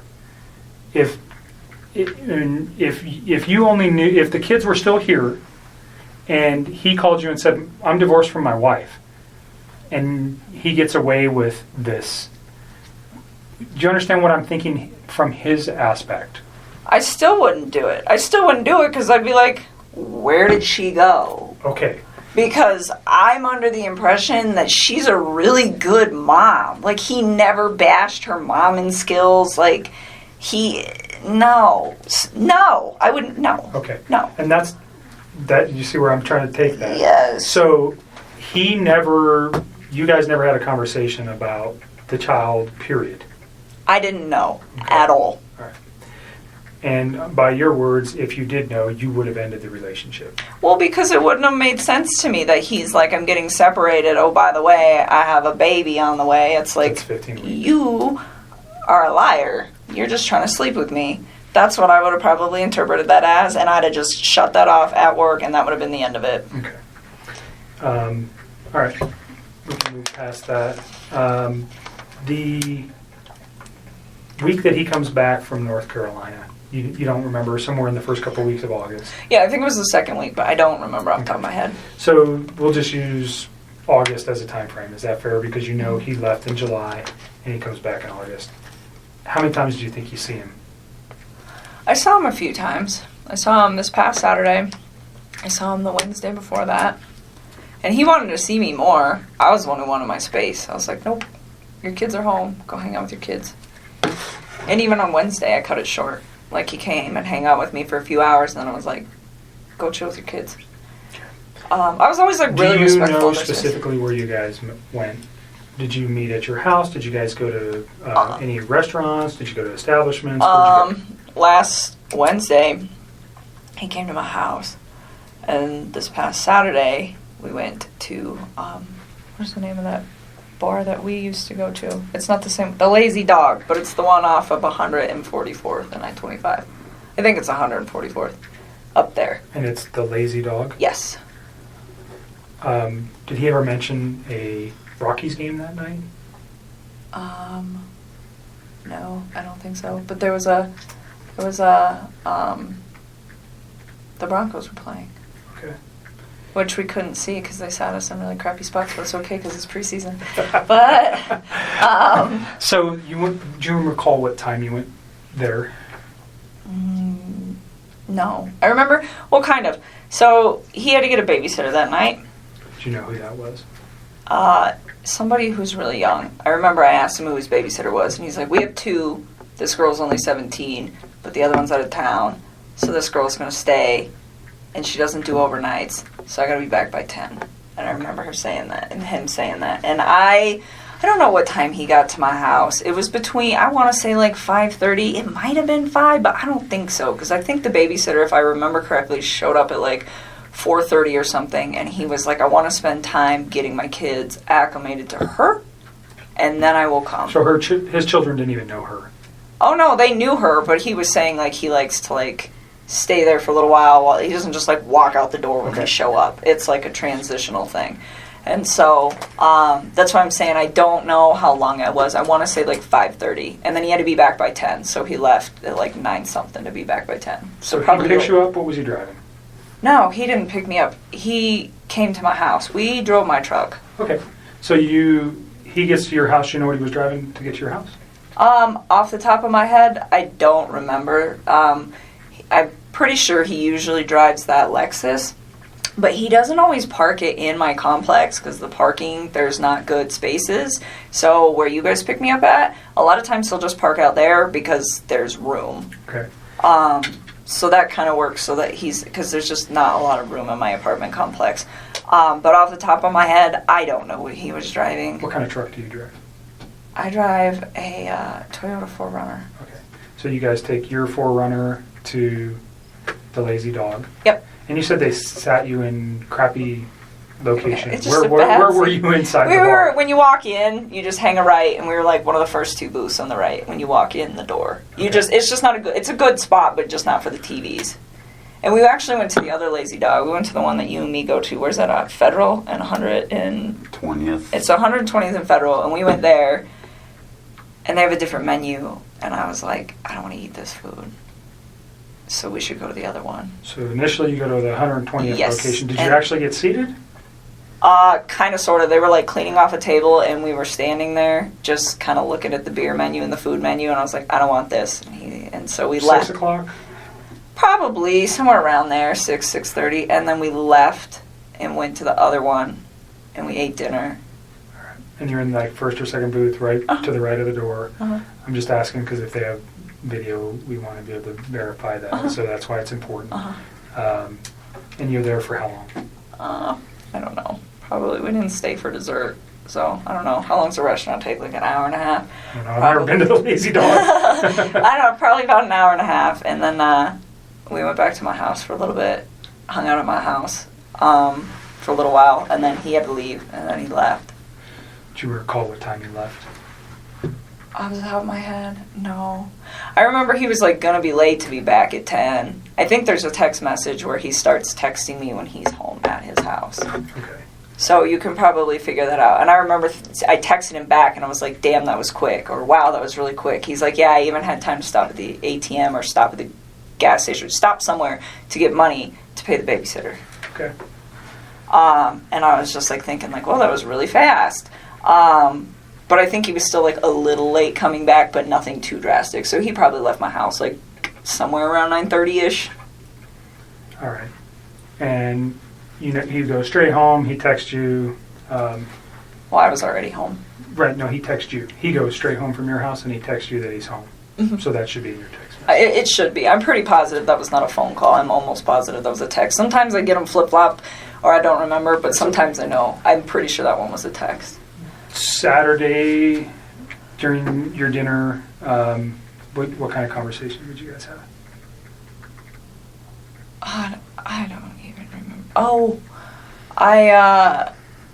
so he's been trying to like eat a little healthier than he normally does, and he's always like been into working out since I knew him, and he like tries to eat clean, but he was trying to like step it up a little bit, and nothing like the people who do like the competitions and the shows that are all super restrictive. It was nothing like that. It's just like day-to-day general maintenance. But it's how I eat, and it's pretty healthy. And he's been losing a lot of weight. He lost, I want to say like 13 pounds in the time that we were hanging out. And honestly, when you start eating a little bit cleaner and you start working out a little bit harder, the first couple months, especially for a man, because they lose weight faster, it's not something that's like that drastic to me, but it did stand out that it was like a little much. And so I was like, whoa, like maybe you're not eating enough macronutrients. So let me look at them. So he had been working on his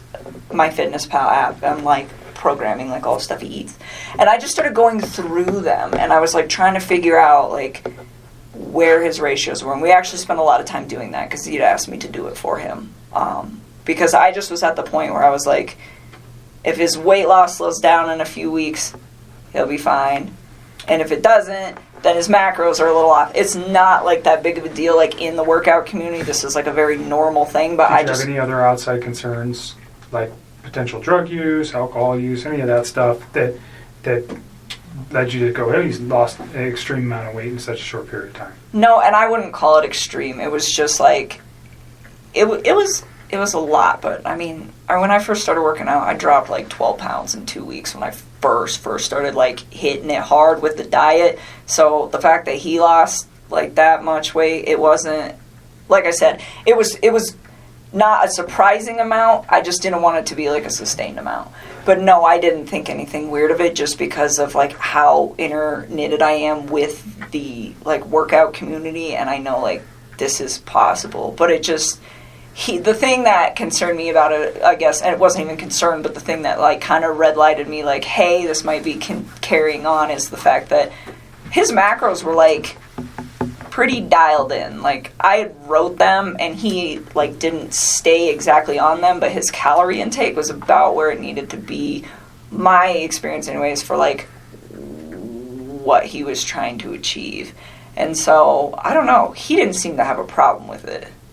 He liked where he was at with all of that. So that was your main conversation Saturday? That was like a big chunk while we were there, is like us actually going through, because I was like going through each item like, why do you have Why are your ratios off? Do you know where his kids or wife were that night? On Saturday? Yeah, his kid. Well, you know his kids are with the babysitter. Do you know where his wife is? She's in Arizona. Okay. How do you know that? Because he told me. Okay. Do you know what she's doing there? I think she's on a business trip. He didn't even tell me right away. He actually told me, I think, like on Saturday or something. It might have been like Friday or something. I honestly don't remember. I just remember I was like really surprised where he's like, hey, like, I'm going to try to get a babysitter if you want to hang out or something like that. And I was like, why do you need a babysitter? Like, your wife's home. He's like, no, she's out of town. I was like, oh. Okay. Is there much conversation regarding that, her on being on a trip, or the children on during those conversations? Not really. I just asked him what time she was coming home on Sunday, and he just said really late. Okay. And that was it. I mean, there's nothing really to talk about with that. Okay. So your conversation's mainly health related. You guys return to your house, and then he goes home, and then you talk to him for a few hours on Sunday. Did I? Are you asking me, or are you telling me? I'm asking you. Oh, I was like, I don't even know. Someday, honestly, so wait a minute. That was Saturday. We're talking about Saturday. We're not talking about Sunday right now. Okay, so you're still on Saturday. Yes. You guys have a phone conversation when he gets home? That was the day that he got the babysitter and I went out to dinner, not Sunday. Okay. Okay, sorry, I just want to make sure That's you okay. got your days right. So Saturday, yes, we went out, he had the babysitter, he went home. I'm sure we did. We always talk on the phone. And honestly, I mean, Mark asked me that the other day. He's like, how long are you on the phone? 15 minutes, 20 minutes? Like, you're going to have to look at the records, to be honest with you. Like, so much. You like to talk, I can tell a little bit. Yeah, a little bit. 400, when she was young, she'd crank out about 400 words a minute, gusts up to 600. That little thing can yak, man. You're a talker, so I'm letting you talk. I need to use a restroom if I Let can me show you where it's at. Can you give me some water while you're out there with him, please? Thank you. Another bottle. Yeah, at least one. Let's move to Sunday. Sunday. Well, let me reverse something. Your conversation with the children, or about the children, was there ever talk about medical concerns with either of the children? Well, I know Cece is allergic to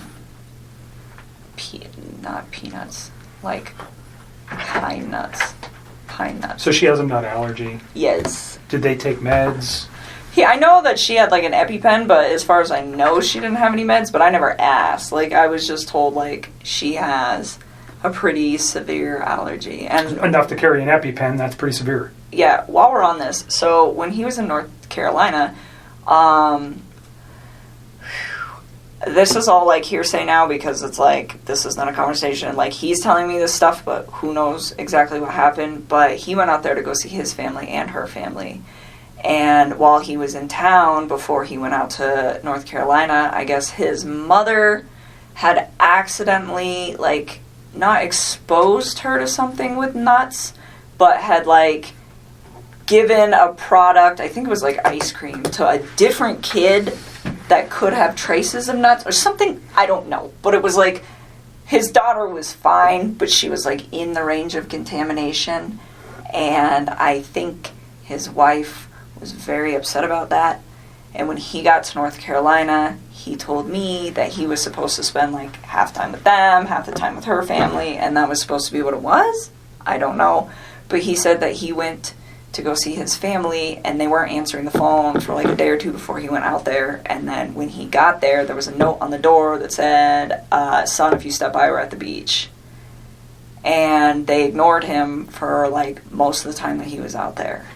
And His own family? yes, his mom, his dad, and his sister. What's the significance? Do you know why? Yeah, he said, and again, I don't know what is true with this man anymore and what's not, but he told me that, like, leading up to it, I was like, well, why are your folks, like, ignoring you? And I was, like, really concerned about this. Like, every single day he would talk to me when he was out there, and I was like, you talked to your family today? You talked to your family today? Did you talk to your dad? What happened? Did you talk to him? No, I didn't. Or, yeah, I talked to my mom. Well, what'd she say? Are you going to hang out with him? Like, I wanted him to see his people because it's important. Family is an important thing. You know, it just needs to function properly. And, Sure. And so I was like, well, and he was like, well, they're ignoring me. And I was like, what do you think happened? And he was like, I'm not really sure, but I think something was said between my wife and them during that incident, and he's like, because every time that happened nuts. before he got there, yes. And he's like, because every time that I try to, I talk about possibly going over there to see if they're home, she gets upset about it. And I was like, okay. And he told me that his mom and his wife did not get along at all. He said that his mom didn't even show up to his wedding because she's like really did not care for Shanann. So again, I don't know what's true and what's not, but I just know that there was like some tension there. Mm-hmm. And again, like that part is like, I feel like it's almost third party, so that's why it's like I didn't even Well, but bring it it up came from either. him to you, so it's not. It is something that whether it's important or not, we can validate that. I'm sure we will be having some conversations with family. What does it mean? I don't know.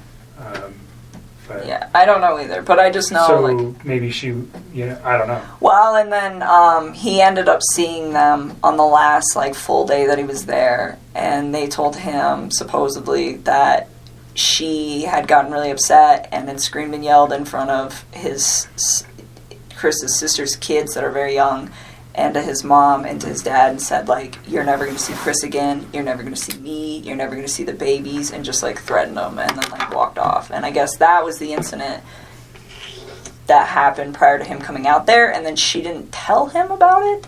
Mm. She just like let it go, and then he just spent all week trying to figure out why his family was like not trying to be involved. Gotcha.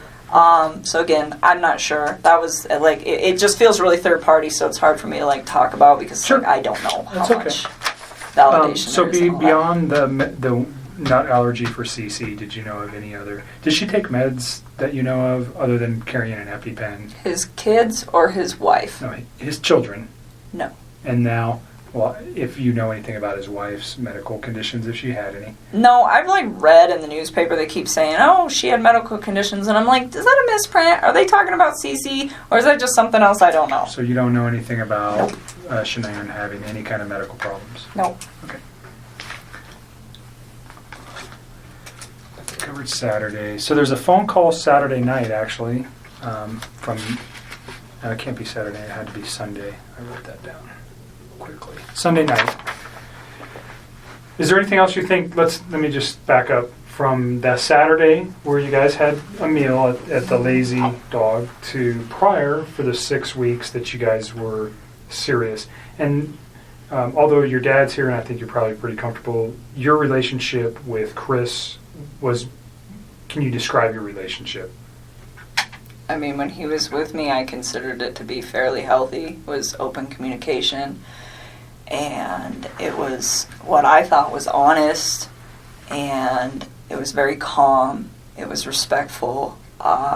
We got along really well. He gave me my space when I needed it. I gave him his, and anytime like he wanted to take care of it, like anytime that his kids could be in like his life for hours or days or whatever, whenever they were home, I made sure that I wasn't a presence in his life so that he could be the best dad that he needed to be. And I mean, I thought what we had, it was very comfortable for me. I enjoyed it. I think he did very much as well.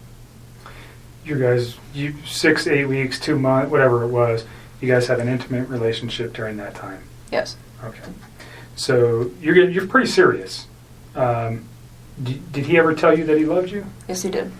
Did you ever tell him the same? A couple times. Okay. Notwithstanding that today, because those thoughts may have changed for you, but on, let's go Sunday into Monday or Monday, did you still love him on those days?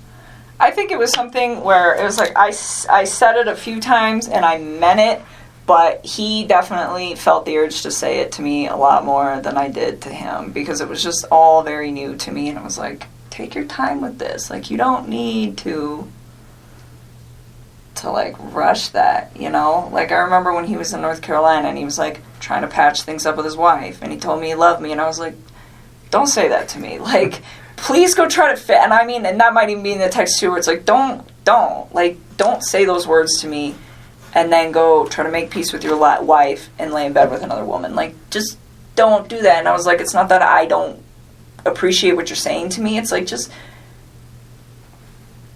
it just didn't sit right for me, so I just feel like... Almost like an insecurity where you had to say that to you? Or? I don't know. I think he like...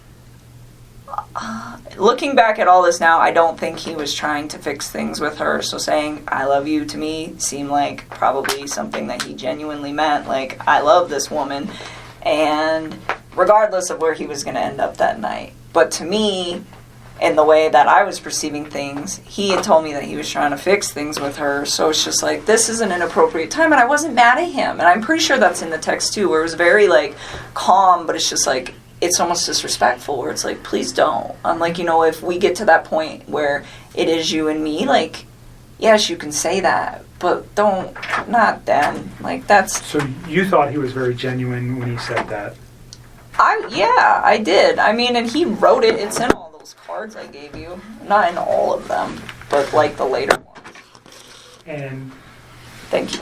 When you said it to him, you said you meant it when you said it. Yes, I just didn't say as frequently as he said it. Like sometimes he would say it and I was just like, for me, it was still like very, very new, so I kind of like took my time and only said it when I was just like, this is a really important moment. So you got, I mean, in the short period of time that you guys were together, he yes became very attached to you. Yes. Very, very he's attached. Sending cards, flowers. He's telling you he loves you. He sends you flowers. Does he buy you any other gifts? Nope. I wouldn't have wanted them anyways. Flowers is enough. You can't. I don't need expensive stuff. Okay. But he becomes very attached. Yes. You guys are talking multiple times a day, at least. You're all the time. You're seeing each other on a regular basis. Yep.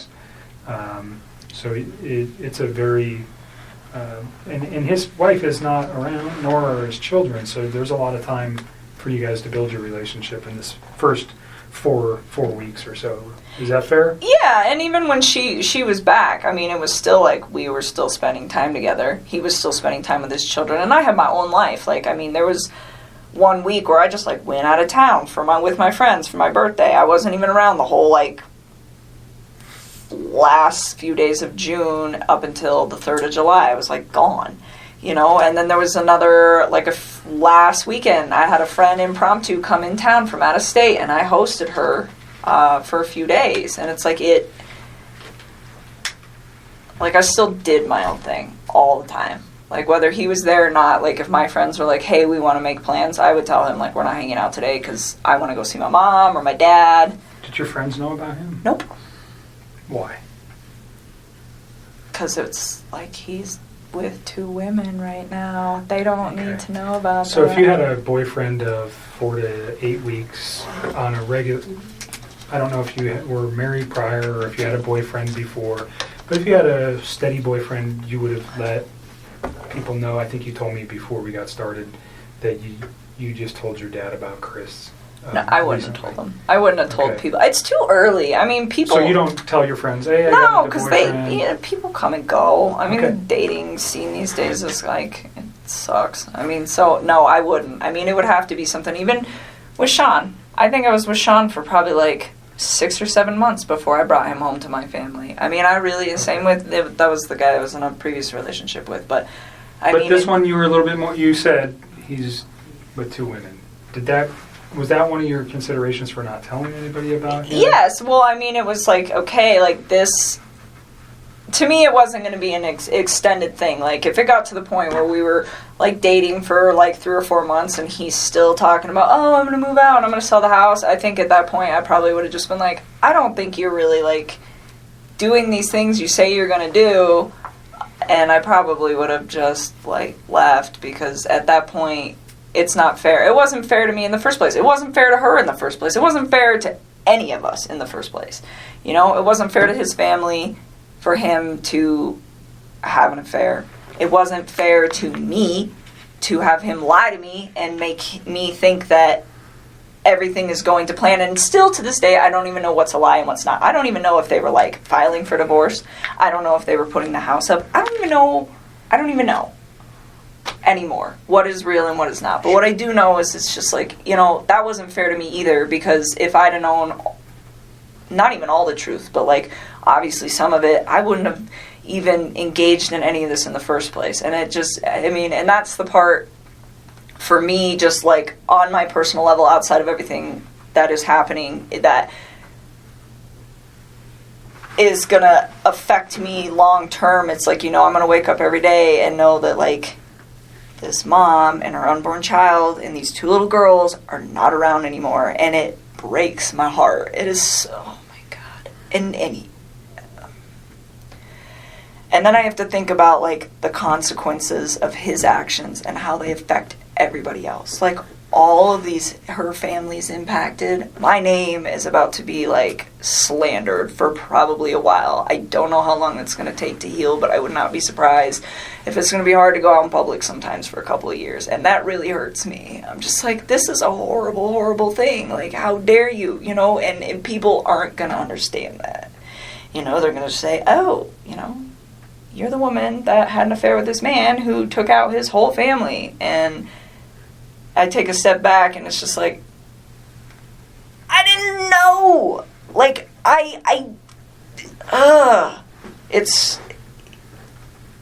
he's so disgusting. I'm so ashamed of him and everything. And I just, oh, those little girls.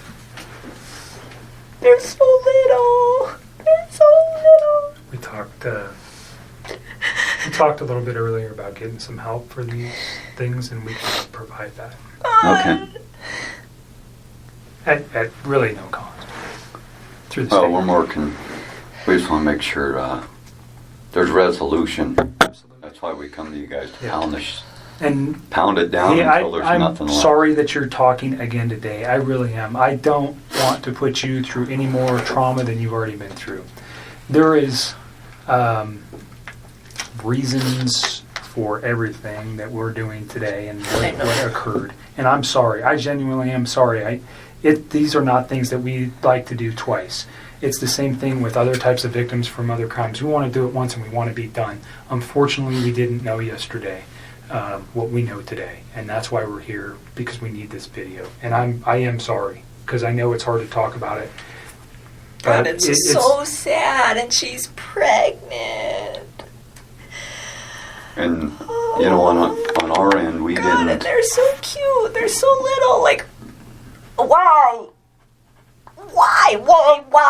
How? I don't even understand how you could, like, bring yourself to do that to somebody who's, like, that big.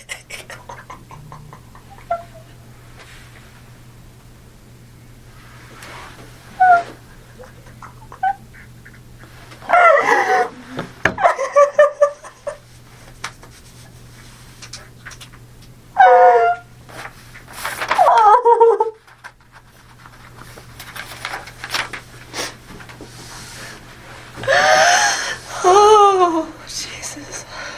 Take a minute. Do you want to step out for a minute? No, I just need to chill with my eyes closed for a sec. I still cannot believe this is happening.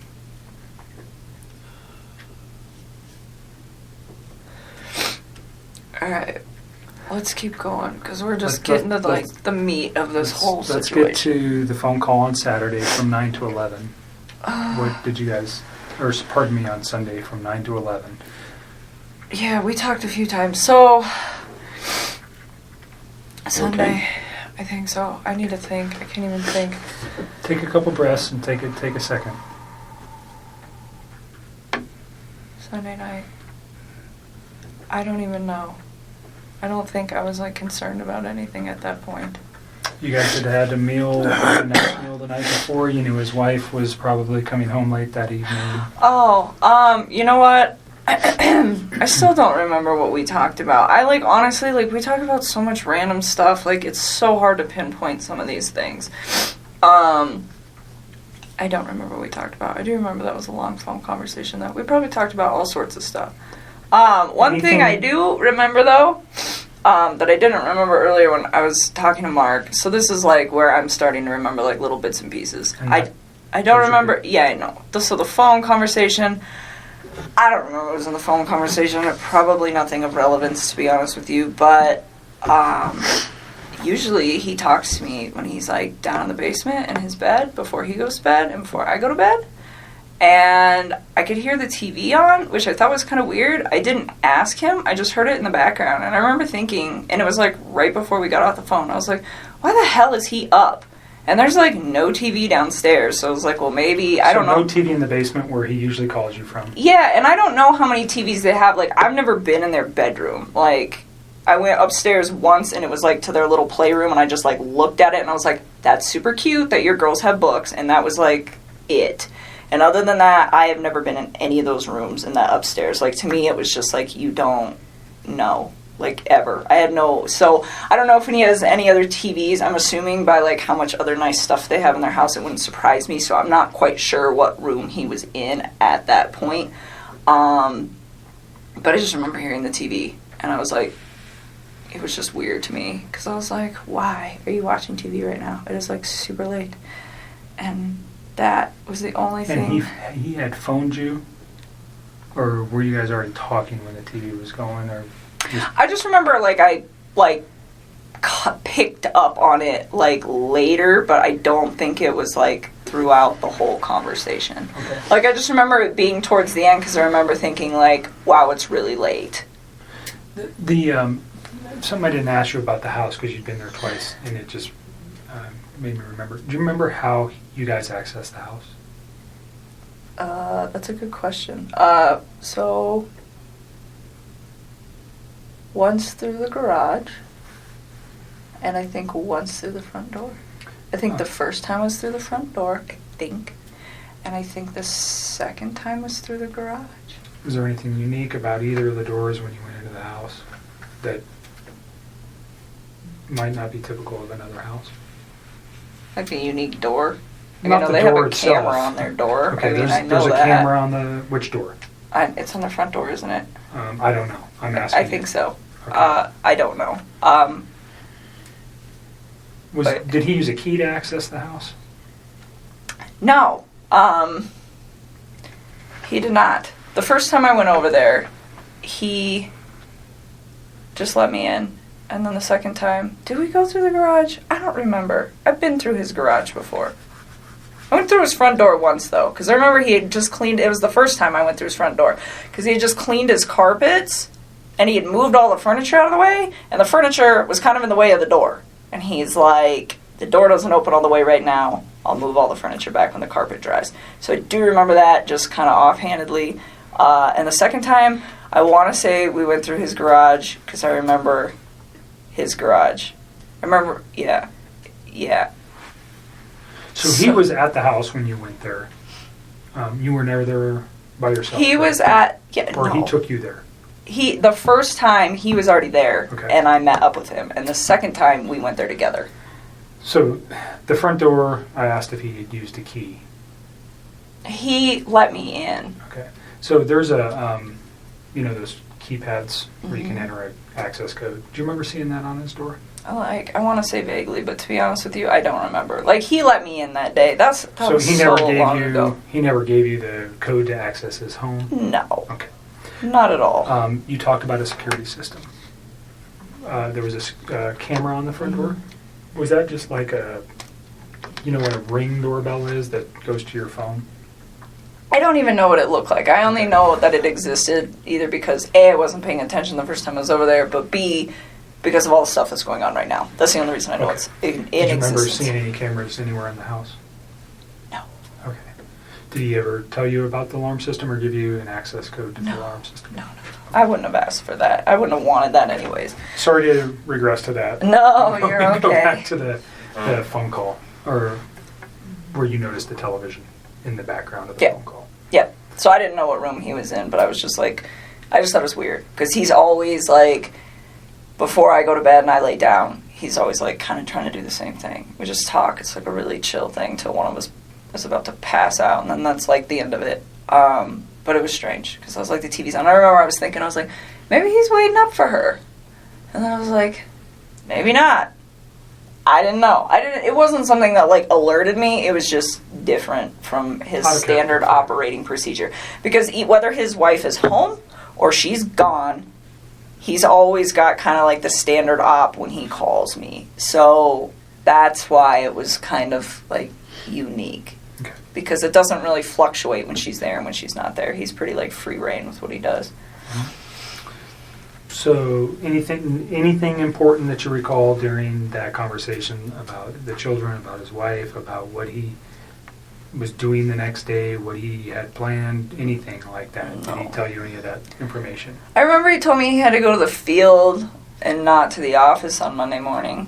Okay. Did he specifically say where he needed to go on Monday morning? No, I don't ask him for those sites. There's like, Anadarko's got like thousands of sites. If he were to tell me, I wouldn't even They're know. just like random numbers and stuff, right? Well, he told me, he said, I gotta go to a site. I gotta go check out like a valve or something where they think that they had a release. Something like that. Did he mention the town or anywhere?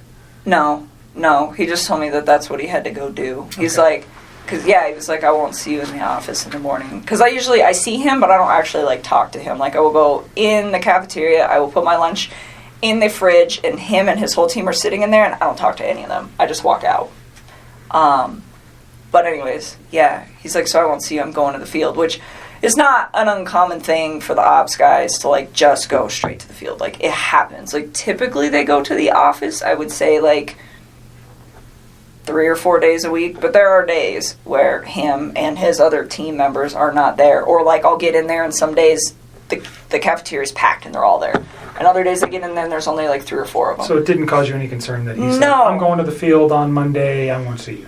That wasn't, No, that's it happened didn't. before. Yeah, I mean, Okay. it wasn't something, and it's not just him, it's like that whole team. Like, you can just tell when they've got, like, a lot going on, because I'll walk in and there'll be, like, 2 of them, as opposed to, like, 6 or 7. Do you know what he did Sunday during the day?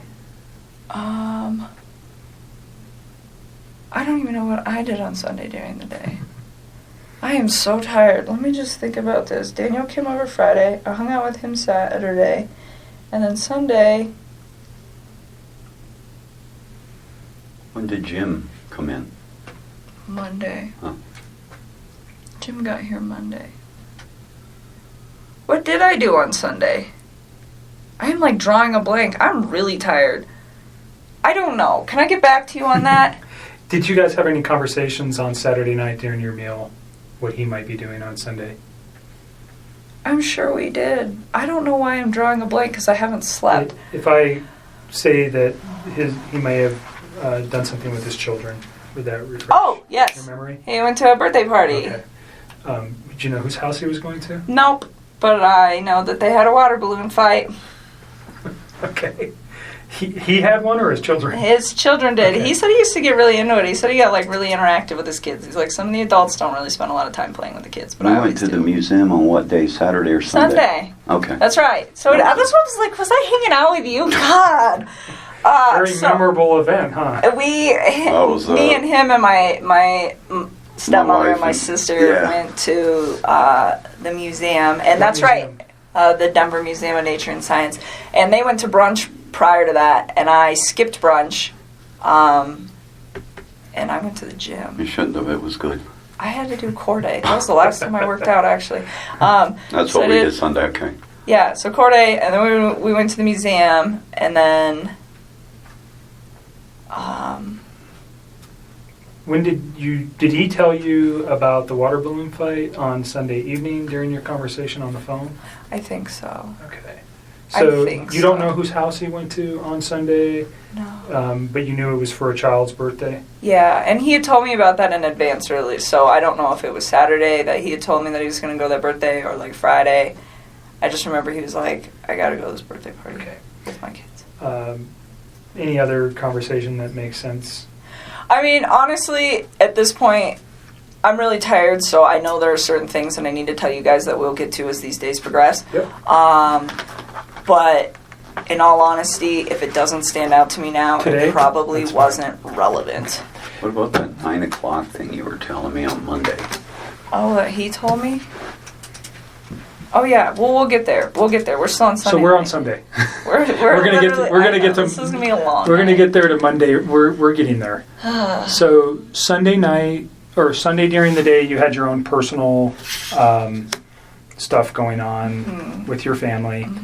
You never see him on Sunday. Is that accurate? No, I didn't see him. What did I do the rest of the day? I came home. I think I might have just chilled at my house. I don't remember. I think I cleaned my house. I don't know. I didn't see him though. Okay. And, Yeah, Saturday was the last time I saw him. Okay. Sunday, you're at home. You talk to him. We know you have a conversation Mm-hmm. in the late evening hours, and then you go to sleep Mm-hmm. on Sunday night. Mm-hmm. When's the next time you talk with Chris? Probably Monday morning. Do you know what time? No, I mean, so we used to like randomly text each other like throughout the day, but we both get really busy. So some days like I don't hear a lot from him, and some days I don't text him until like 2:00 in the afternoon because I'm just like busy. And I remember I didn't hear a lot from him that day, which was like, that's not out of the normal for either one of us during the day. But at one point, I do remember he like texted me and he's like, "Oh, it's been a really busy day," and then like said some other stuff, which I'm sure you will find in my text. What he said, I don't know. It wasn't obviously anything that was like alerting to me. But that's what I'm saying. Like at this point, like I remember really key things, but if it's like a conversation that I'm like, I don't remember exactly what was discussed, it's because it was probably just bullshit, like just talking to each other. Yeah. Small talk stuff. Yeah. But I remember he was busy that day, and we didn't talk that much. And then I clocked out at 3 is what my time card says. That's what I was showing Mark the other day. And I got home to go meet my buddy. One of my good friends was coming over my house. And he actually has a key to my house, so he was actually there when I got there. And Who's that? My friend Jim. And so Jim came over, and I got home. He was there. He had like just walked in the door, and I remember like briefly after he got there, I checked my texts. I mean, briefly after I met up with Jim, I like glanced at my texts, and Chris said something about like my family's not home, or like my wife and kids aren't home, like something to that effect. And I told Mark, because he asked me for a time, and I don't have an exact time, but I remember it was like right after I walked in. That was a text message, though. Yeah, it's in a text, and it's like, it was like briefly after I walked in the door, so based off how long it takes me to get home from work and when I clocked out, it was probably about 3:45 p.m. Texts me and tells me that. And like, he knows when I get off of work too, so he doesn't always bug me if I'm busy, so I don't know what's up with that, but that's when he sends that to me. And so you're saying that he would have known that you would have had your phone available to you and not been at work when he sent you that text message? Yes, that's what I'm trying to say. So looking back at it, you think it was purposefully sent at that time? Oh, I'm sure. I'm just asking your feeling on that. Yes, and then he said, "Call me when you can," and I was There was like, no other communication between you and him that morning, on Monday morning? well, at all? there was, but it was like random, like But nothing about this event? no. About like my wife's missing, or No. anything? Nothing. Okay. Nothing. And you knew he wasn't coming to the office because he had told you that Sunday night. Yeah, and then he goes, and so like they're only in the office for the morning. Like Right. some days it's longer than others, but I would say by a maximum of 7:30 every single morning they're all gone, and they don't come back unless they have like a meeting or something that they have to attend. So like not seeing him for the rest of the day is not like an unnormal thing. Right. Like, but like I'm saying, like we don't really. The only reason we interact was kind of like by an off chance thing. Like I don't work with him. So he, yeah, we talked like randomly throughout the day, but it was really sporadic, and he seemed pretty busy, so we didn't talk too much. Like I said, didn't put too much thought into it. It happens all the time. Waited till about 3:45, then sent that text to me, and yes, he does know that I will be home at that point. Or getting home. Like, Did you give Mark Jim's information? no, I would really not like to involve him in this. He does not know about this. He was not, he doesn't know any of this is occurring. Okay. Like, I was literally So trying to... he knows, certainly through the media, that something's occurred. Yeah, he's, with out of Chris. town. He's probably has no Okay. idea. He doesn't know Okay. who Chris is. Like, he is not... I do not know. So he's just a friend of yours. Yes. Um, He does that not need was to be coming dragged to into your this. apartment and doesn't know anything about Chris. Does he know anything about No, Chris? Okay. nothing. Absolutely Yeah, we've not. known Jim for Yeah. years and years. You're not dating him or anything like that? No, It's just a he's friend. one of my very good friends. Like, my dad knows him. He's a great guy. He works out of state a lot, so when he's in town, we hang out. But when he's in town and he's off of work, to save time, so I give him a key to my house, one, because I trust him and he's one of my best friends, and two, because sometimes he will just meet me there, because I'll be like, hey, I'm getting off of work, and then if I get stuck in traffic or something, he ends up like sitting outside of my apartment waiting for me to get off of work. So I'm like, here's a key, and like my dog loves him and stuff. So no, he's not So it's just involved with family it. friends. Yes, I don't even The only want reason him I dragged asked, into this. and I'm not really concerned about your location. I think we already have your cell phone records. At some point, did Mark ask you to supply? Did they ask for consent to get cell phone records? That'll probably be done by warrant. If we Isn't wanted, that what you just did? nope. What I'm talking about is your movement Oh. by GPS or by cell phone tower to show where you were. Obviously, and I don't want to cause you concern, we want to know where you were that day too. You're dating a man who did some egregious stuff, and we want to show that you were never near him that day. Period. I mean, you guys So- can track my No, stuff. yeah, I mean that was something we will have to get a warrant for, anyways. I'm just saying, if we asked for it, would you have any objections to that? No, you can have Right. it. So, If I'm a pretty boring person, I don't it sounds go like too you many just went places. to work that day, and then you came home, and you were there at 3:45. Yeah, like give or Monday. take like 5 Yeah, minutes. whatever. But yeah, so 3:45, I meet Jim there. Yeah, I would And totally. so Jim is understand from an investigative point, he could be a person who could say, yeah, I was there at 3:45. He doesn't know Chris. He doesn't know anything. He could say with one phone call, yeah, she came in at 3:45. Done. Totally. Do you know what I'm saying? Yeah. And I don't have to ask anything more than, hi, Chris, my name's Kevin. Or Jim. And I'm not saying you have to give it to you. Just leave Jim But alone. if- Jim if does at not need to some be wrapped point- up in this. If at some point I needed Jim's info to, let's say we couldn't find your phone records, would you You tell can me have who Jim them. is? I will give them to you. Would you tell me who Jim was if I If couldn't you get had it? to. Okay. I don't really want to Great. involve him in this. That is not Perfect. fair to him. That's not, no, if I do not have to do that. That's fine. Yeah, so anyways, Chris was like, call me. And this is the 3:45 text. Yeah, he sent me like a few. I think there was 3 of them, and I don't remember what the other one said, but something about like, yeah, my family's gone, or I don't remember verbatim, but call me when you can, or call me when you have a chance, something to that effect. And so when he told me call me, I was like kind of alerted, where I was like, okay, what's going on, you know? But first when he told me like his family was like not home, that didn't really seem odd to me that his family wasn't home. It was really vague. I'm like, okay, like, are they at the grocery store? Like, elaborate. And so, you know, and then, but he says, call me like it's like an emergency, but then just says that they're not there. And so I'm like really like floored by that. Well, not like floored, but just kind of like, he says, call me, so I'm concerned. And then he's really vague, so I'm like, maybe he just wants to talk to me. I don't know. I think it took me a little while to like really process the severity of the situation, just because this is not something that you expect to see every day, and the way that he talked to me made me believe that this is not what was going on at all. Okay, so you make a phone call to him and you guys have a conversation. I did. I stepped outside. This is 3:45. Ish. I mean, well, like, I think I actually interacted with Jim for, like, probably a good 15 or 20 minutes. I mean, he's my guest. He's in my house. So I don't think I called him right away. But, like, I mean, I'm trying to balance the fact that I have my friend here, and then Chris is saying that something needs to be addressed. But to me, it didn't sound like an emergency. I mean, it's all the time. Like, people aren't home right now. You know, so it just... It wasn't like, oh my God, I have to take this call. It's an didn't register emergency. as being No, critical. no. I mean, it was the way he said it, and I was like, okay. So I remember hanging out with Jim for a while, and then I stepped outside, and I made a call like out on my back patio, and I called him, and he didn't answer the phone, and then he texted me back.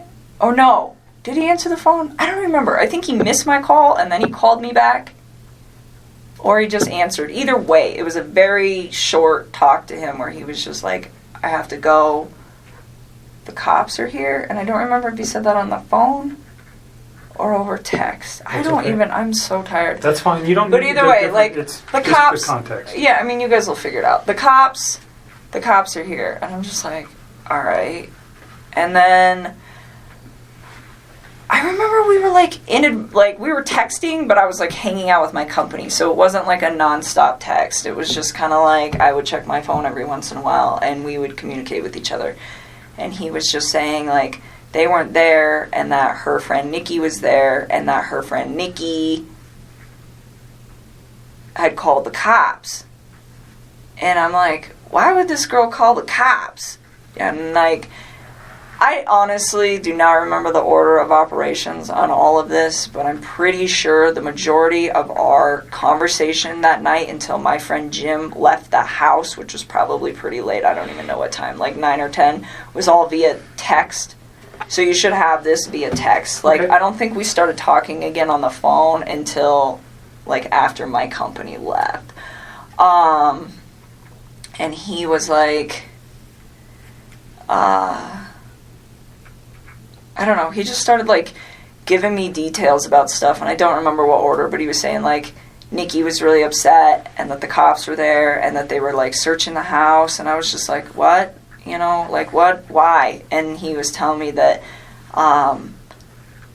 they had like had a disagreement or something like that, and then he told me like she was gonna go to a friend's house, and I was like, okay, well, maybe she left. You know, maybe she just, like, went to her friends. And then I think I don't remember, but I think he was the one that told me that her cell phone and her purse were still there. I think he told me that. He told you her cell phone and purse were still there? I think he did. I don't remember. What's the significance of that in your mind at that time?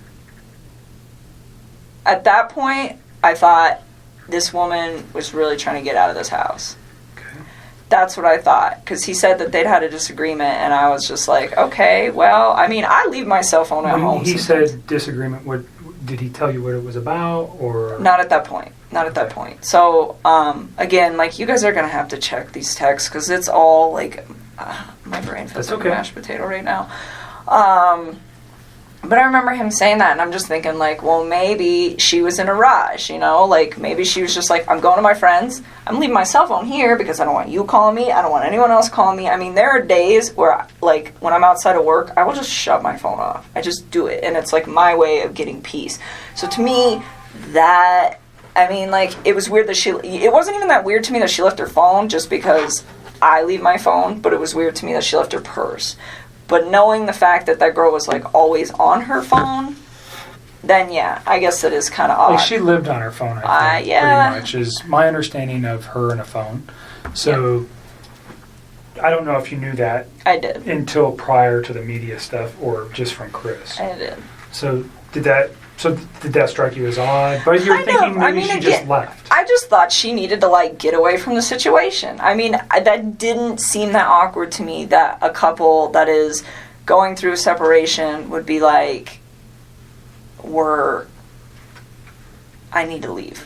I just need some space. Like, it didn't even, like, process. I was like, okay, like, give her some space, you know? And on that note, too, when he was in, we're going to jump back for just a second. It's okay. I had a thought. So when he was coming back from North Carolina, that was when he officially told me we're going to get a divorce and we're going to put the house up for sale. Like, he told me they were separating and they were, like, going to put the house up for sale, but they hadn't done it yet. And then when he got back from North Carolina, that was when he was like, it was like a sealed deal. Okay. And the reason that is of significance is because at some point over the weekend, I don't remember when, he told me that they were putting the house up. I don't know if it was they were putting it up on Monday, like the day they went missing, or if it was that they were calling the realtor to verify some stuff so they could put it up that week. Like, I don't quite remember. I just remember, like, the house was supposed to be, like, on the market, like, that week.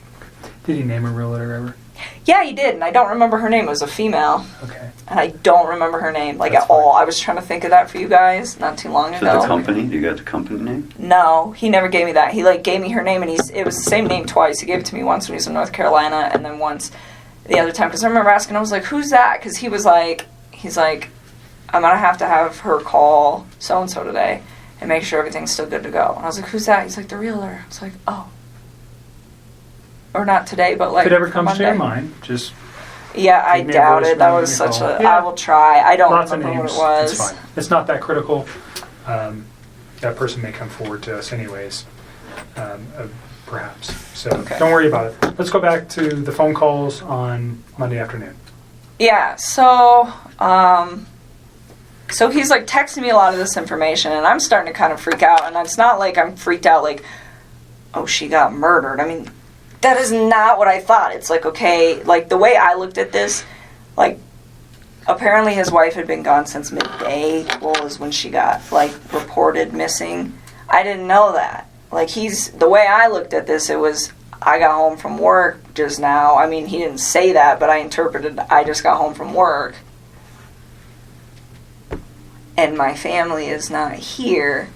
So when we're texting for like a few hours, like the cop thing was kind of weird. But he's like, Nikki insisted they call the cops. Nikki insisted they call the cops. And I'm like, okay, you know, and I'm just trying to figure out, well, like, what role does this woman play in this situation? Like, is she... Did you know who she was? No, I don't know any of his people. Like, this has been pretty, like, tight wrap for a while, which is probably a really good thing. But anyways, I didn't know, like, who she was. And so, like, I started asking him. I was like, well, where do you think your wife is at? And he's like, I think she'll be back tonight. Like, I think she's, like, out with somebody. And he was telling me that they had a disagreement. So I was like, well, I remember telling him, I was like, you should make sure that you have wait a minute. No. So all that happened. And then it starts getting kind of laid out. And I remember we talked for text for a while and part of this conversation, and then it moved to the phone. And I remember telling him, because he was like, I think she'll just be back tomorrow. I think she's just going to be gone for the night, like with a friend, you know? And Did like, he name the friend? No, he didn't. And like, because I don't think, he made it sound like he didn't know like what friend's house she would be at.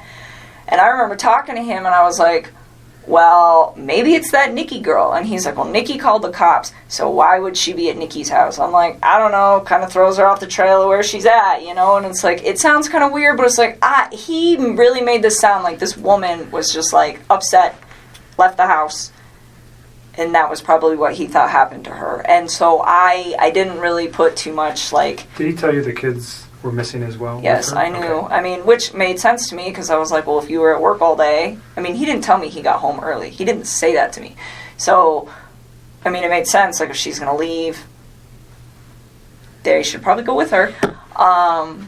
And so, I don't know. I feel like I wish I should have, like, processed all of this earlier, but I just don't feel like when one of my friends is gone, I'm like, oh my God.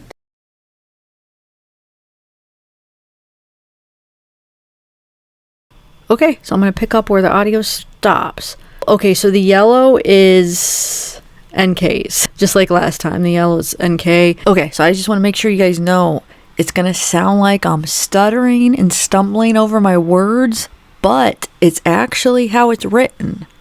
So it's what they're doing in the interview. So it does sound like that, but I'm reading it exactly like it's written out. It almost is going to sound like I'm kind of like stumbling, you know, over my words. And I know I have a lot of people that hate that sometimes when I do a live where it's not pre-recorded and I'm reading something and it sounds like I'm just, sometimes I stumble over my words because it's live and it's just, you know, we're human. But when I do the pre-recorded ones, I edit out all of that. And I already actually read all this and recorded it. I'm editing right now.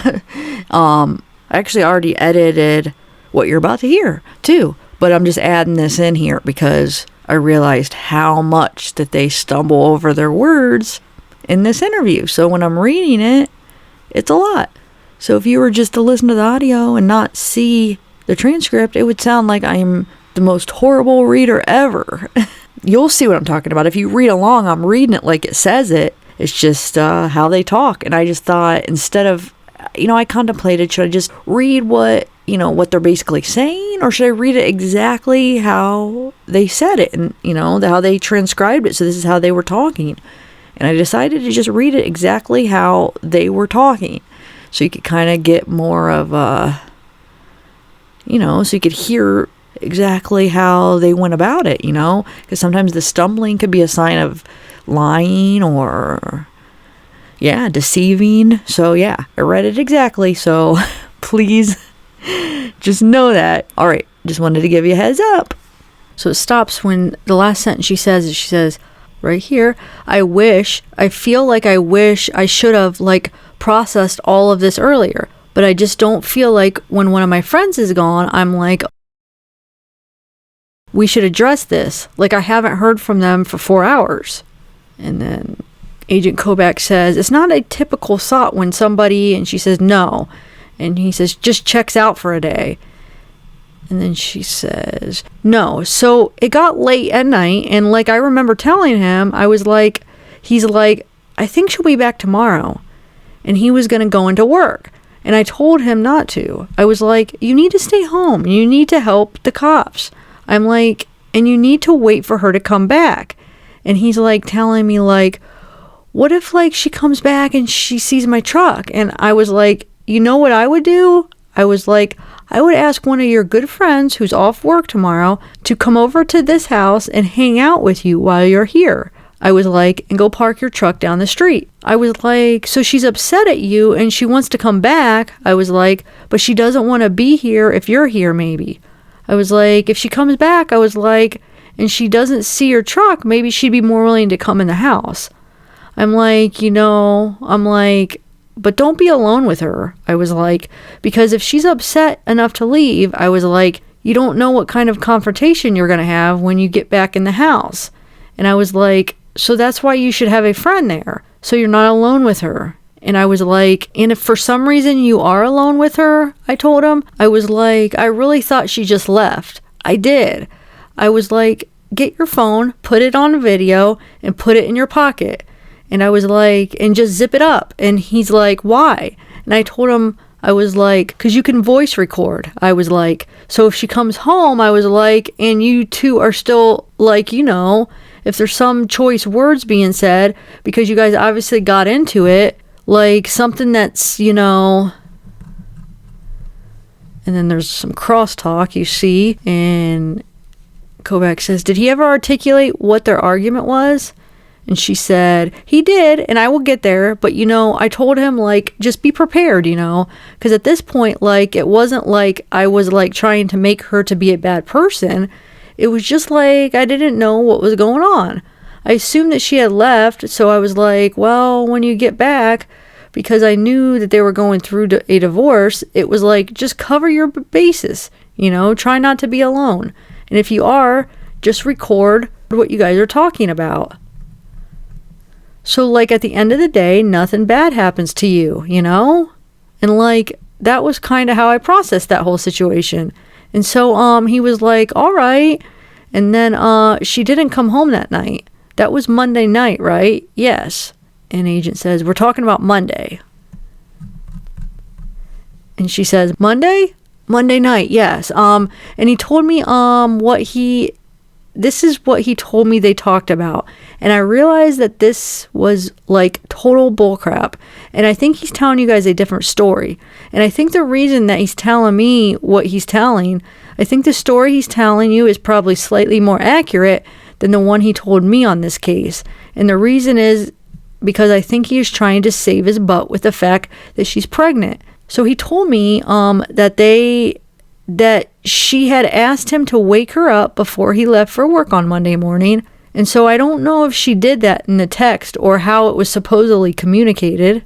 But he said that he went to get her up, which I also found weird, because like she's still sleeping when he leaves, because she gets up with the kids and they get up shortly after that. But like it's just him in the mornings, you know.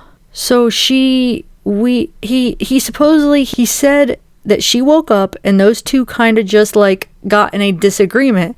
And I don't know what was all said, but he was like, she was being pretty mean. And then he said, she told me that she's pregnant and she told me that the kid is not mine. That is what he told me. And Agent Kobach says, so she's pregnant, the kid's not mine? And that she's, like he's playing, he didn't know she was pregnant? Yep. Until that morning? Yep. And that it's not, she had an affair with somebody else? Yes. And this is before I knew she was 15 weeks pregnant. Okay. Like all of the stuff on Monday that I read, from my recollection, because I didn't find out she was pregnant till Tuesday. So anything that got posted on Monday did not emphasize the fact that she like had a baby on board. So then, let me ask you something.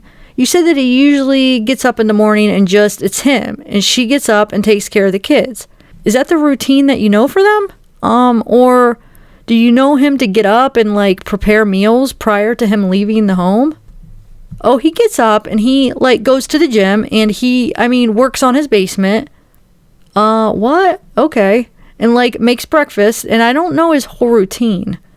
Does he make breakfast for himself or does he make breakfast for his children? I don't know.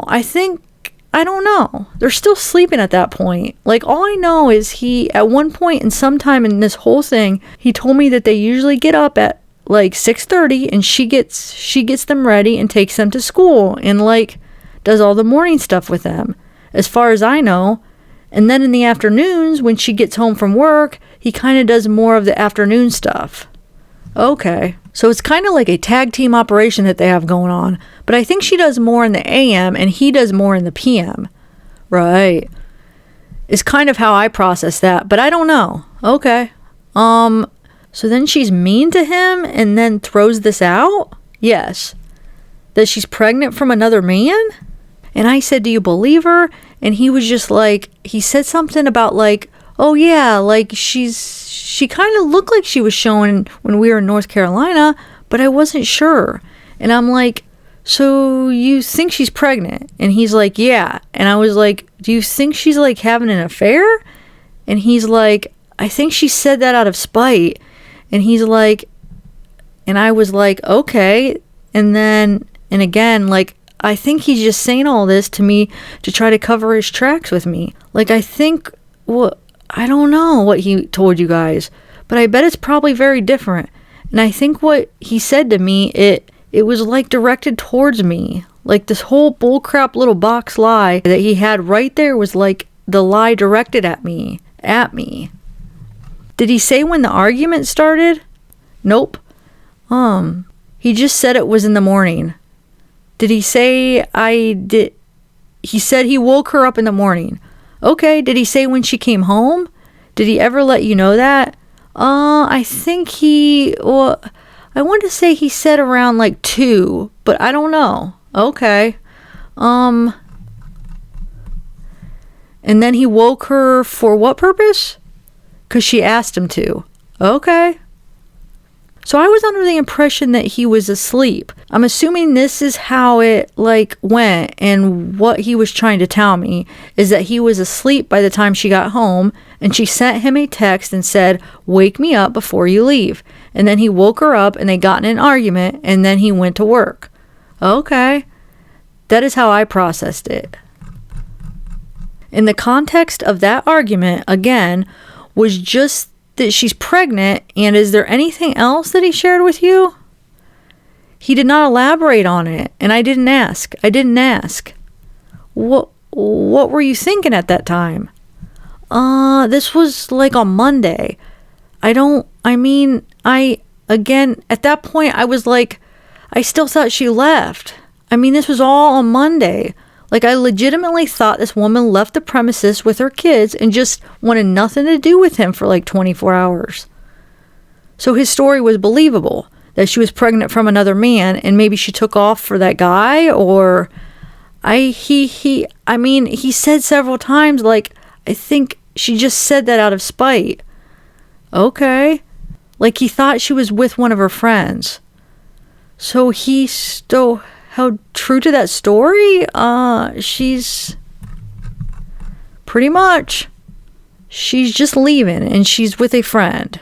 That was kind of what he thought, and that's kind of what he had me believing. And at that time, I wasn't really alarmed because it'd been like a half a day. Sure. And so then Tuesday rolled around, and did you see him at all on Monday? You said you didn't. No. Right. Or I did not see him. Okay. And I went to work Monday and Tuesday. Did he ever try to convince you to come see him? or say he wanted to come to your house? No, not at all. We were supposed to go pick out apartments to go look at on Wednesday.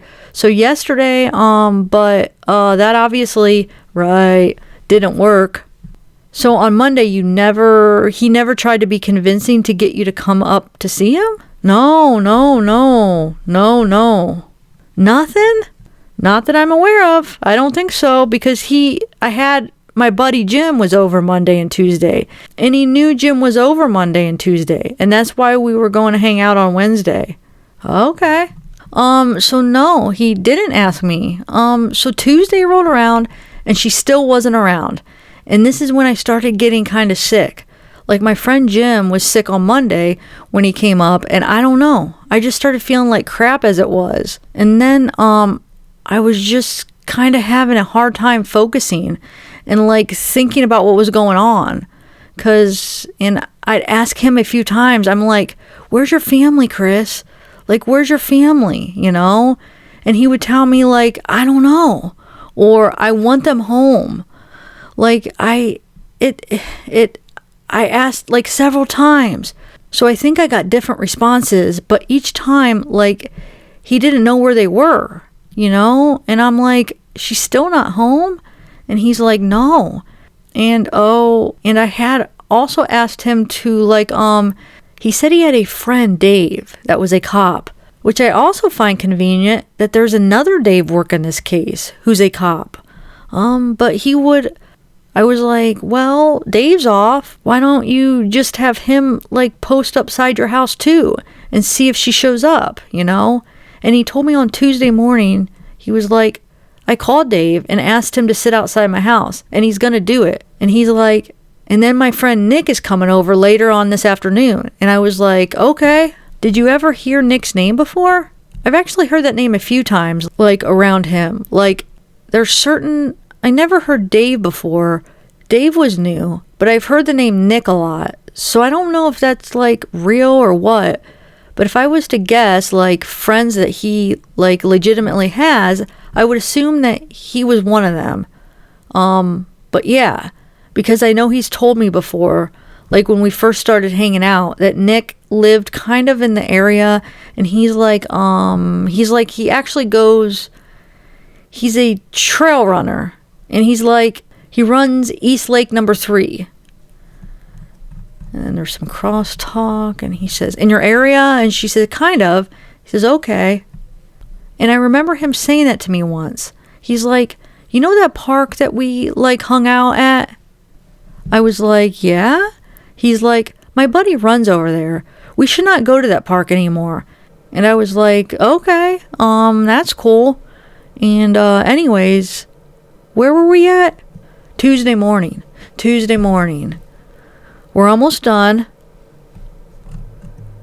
I know. I'm trying to just keep it all together here for you guys. Tuesday morning. Oh, so he said Dave was going to stay outside of his house and Nick was going to come over that afternoon. I was like, all right. And then, I think most of the texting throughout that day was kind of like, have you heard anything? Like, what's going on?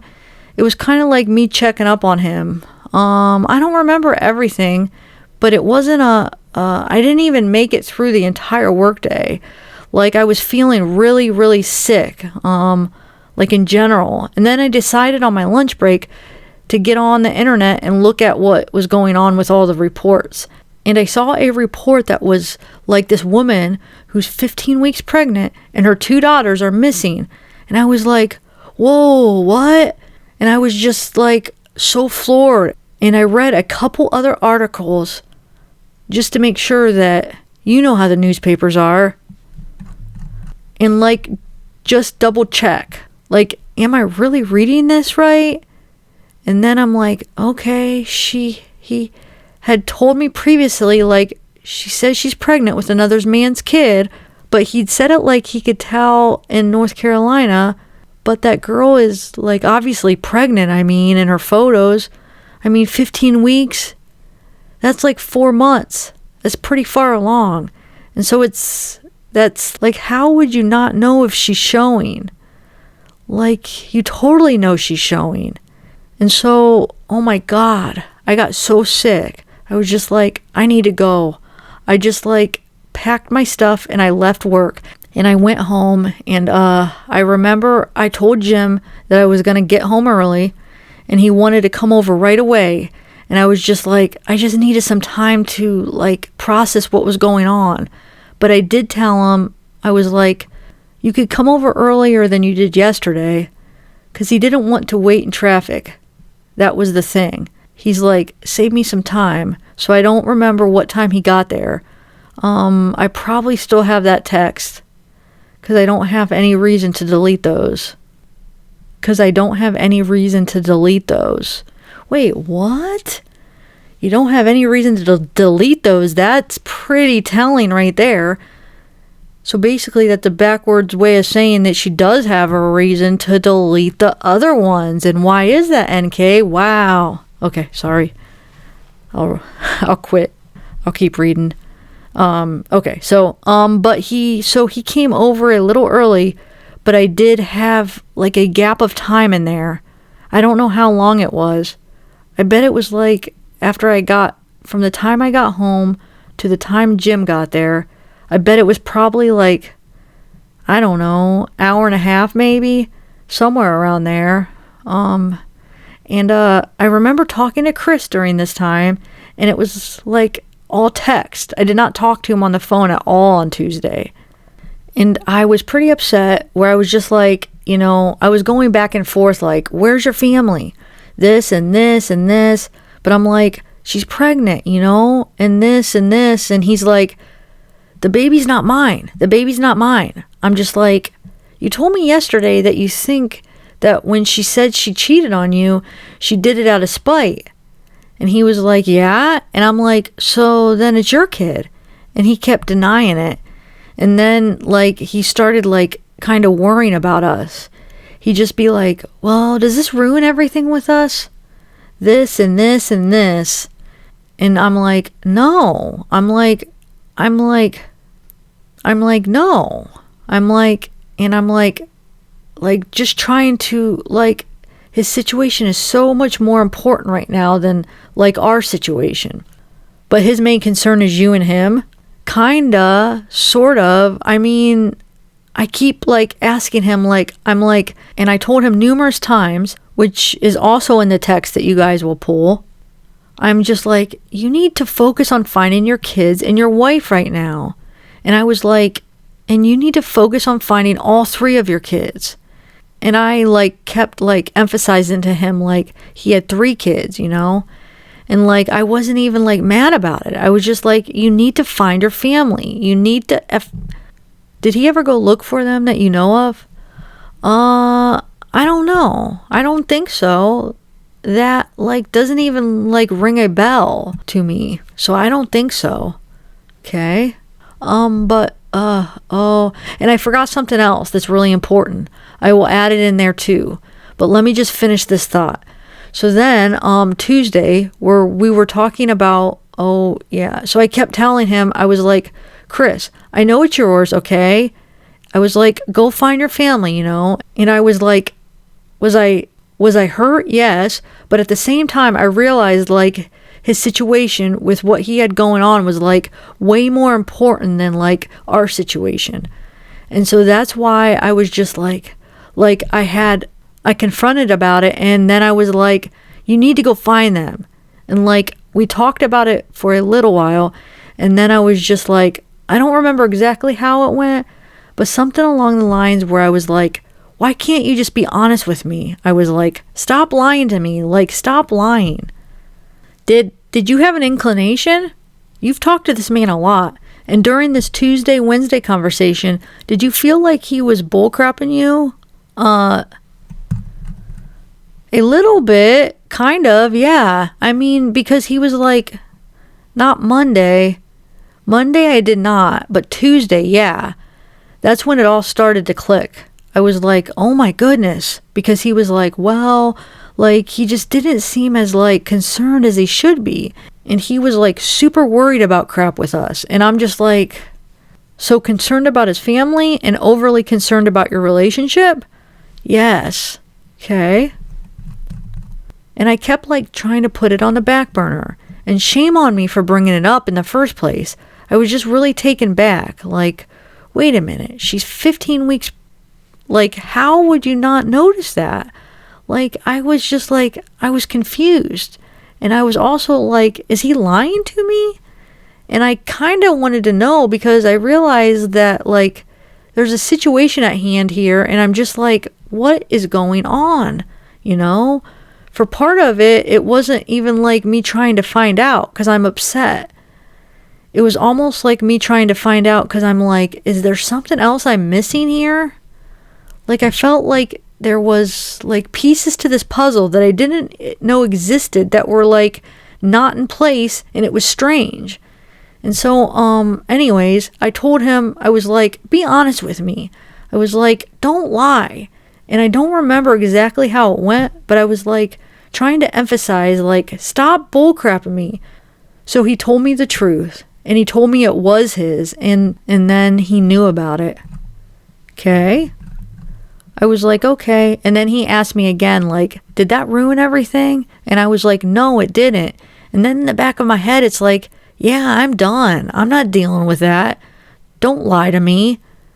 But his situation is so critical right now that it's like, I'm not going to like ruffle his mental feathers because they're already like really ruffled because of the situation. So like out of respect for his mental health, I just like dropped it. And I just kept telling him like, we're okay, we're okay, we're okay.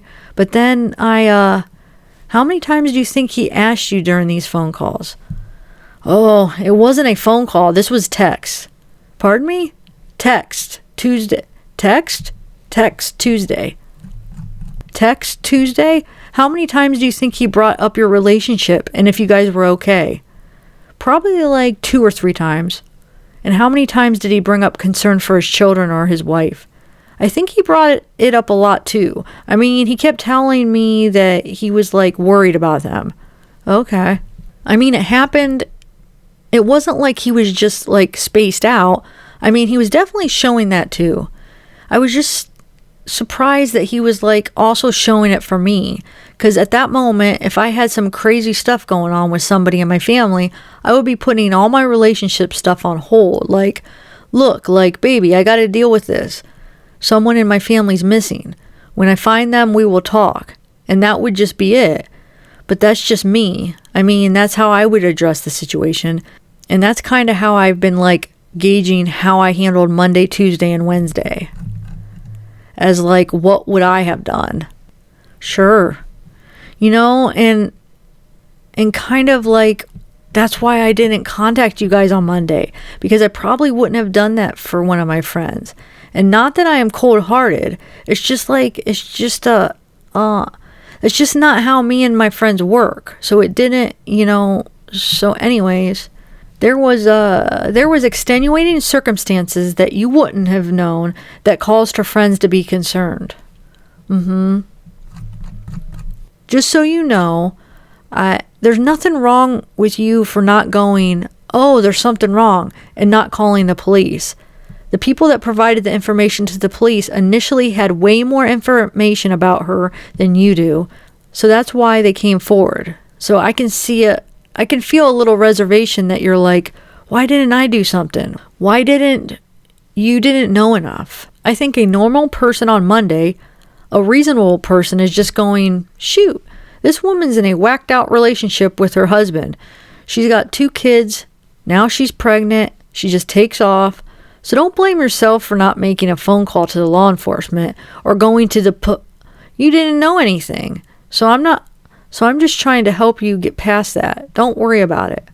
Okay. It's not the people that came to us had way more info than you did regarding what was happening with her life. Okay. So thank you. Don't blame beat up yourself over that. Please don't. Okay. And then, so Tuesday, after that conversation, I told him to delete his texts because I knew he was like going crazy texting me. And I didn't want any of his friends to see him texting me because I don't think they knew about me. It had nothing to do with you guys. It was just like, I mean, you'll see him, you know, but it was the secrecy of your relationship, pretty much. And I just like feel like he was like texting me so much openly, and he had friends there that I was like, I didn't want them to see that. And so I was like trying to get him to slow down. And then I told him to like, after he lied to me, I was just kind of like, I was done. And I was trying to find a way to like get away from the situation without alarming him or panicking him. So I told him like, everything is all good. I'm still here for you. And I feel bad because like I lied to him, but I mean, I just tried to keep him calm. And then I told him like, contact me once they find your family and then we'll talk. That was Tuesday? That was Tuesday. Okay. And he sent me a text back saying something along the lines of like, what did he say? Something like, please just think of, and like I kept telling him I was scared, and I was really freaking scared. In fact, that's another thing I'm missing. I'm so tired. Monday night, like I called him back in the middle of the night because I could not sleep. I could not sleep at all. And I remember when I called him, he sounded like he was sleeping. And I was like, how the hell can you sleep right now? I think that's exactly what I said to him. And he was just like, I'm just kind of dozing off and on the couch. And I just remember thinking, I haven't shut my eyes yet. And this is not even my family. And so that happened on Monday night. So then I was going somewhere with that had to do with Tuesday, and I forgot what it was. I'm so sorry. Take a breath and relax. We're almost to Wednesday, and then we're out of here. So then once he lied to me, I just really trying to like push him away, and he was like, just don't forget like the person that you knew me to be when you were with me, or something like that. And like it was almost, was that strange? It just kind of sounded almost like a farewell. And like, I didn't think it was too weird because I was like, I think he realizes that I'm really upset that he lied to me. And I think he's aware of the fact that I'm probably about to walk away from him. So I think that was like his way of like saying goodbye. So it didn't really seem strange in the context of what was going on between like, and then, and I kept asking him to like, what did you do, Chris? What did you do? And he was like, I didn't do anything. And I'm like, where's your family? And like, I asked him that. I don't know if I started doing that on Tuesday or if I started doing that on Monday, but I think it was Tuesday, because I don't really think I was that alarmed on Monday. And then, so that was supposed to be like our final sign off. And then Jim got there at my house and I was hanging out with Jim, but I was still like in my head, just kind of like stressed out. And I remember I like walked to the room, went in my bedroom and texted Chris one more time. And I told him, I was like, if you did something bad, I was like, you're going to ruin your life. And I was like, and if you did something bad, I was like, you're going to ruin my life. I was like, and I promise you that. And he responded back to me and he's like, I didn't hurt my family, Nikki. And that was like the last text. That was the last time we ever talked.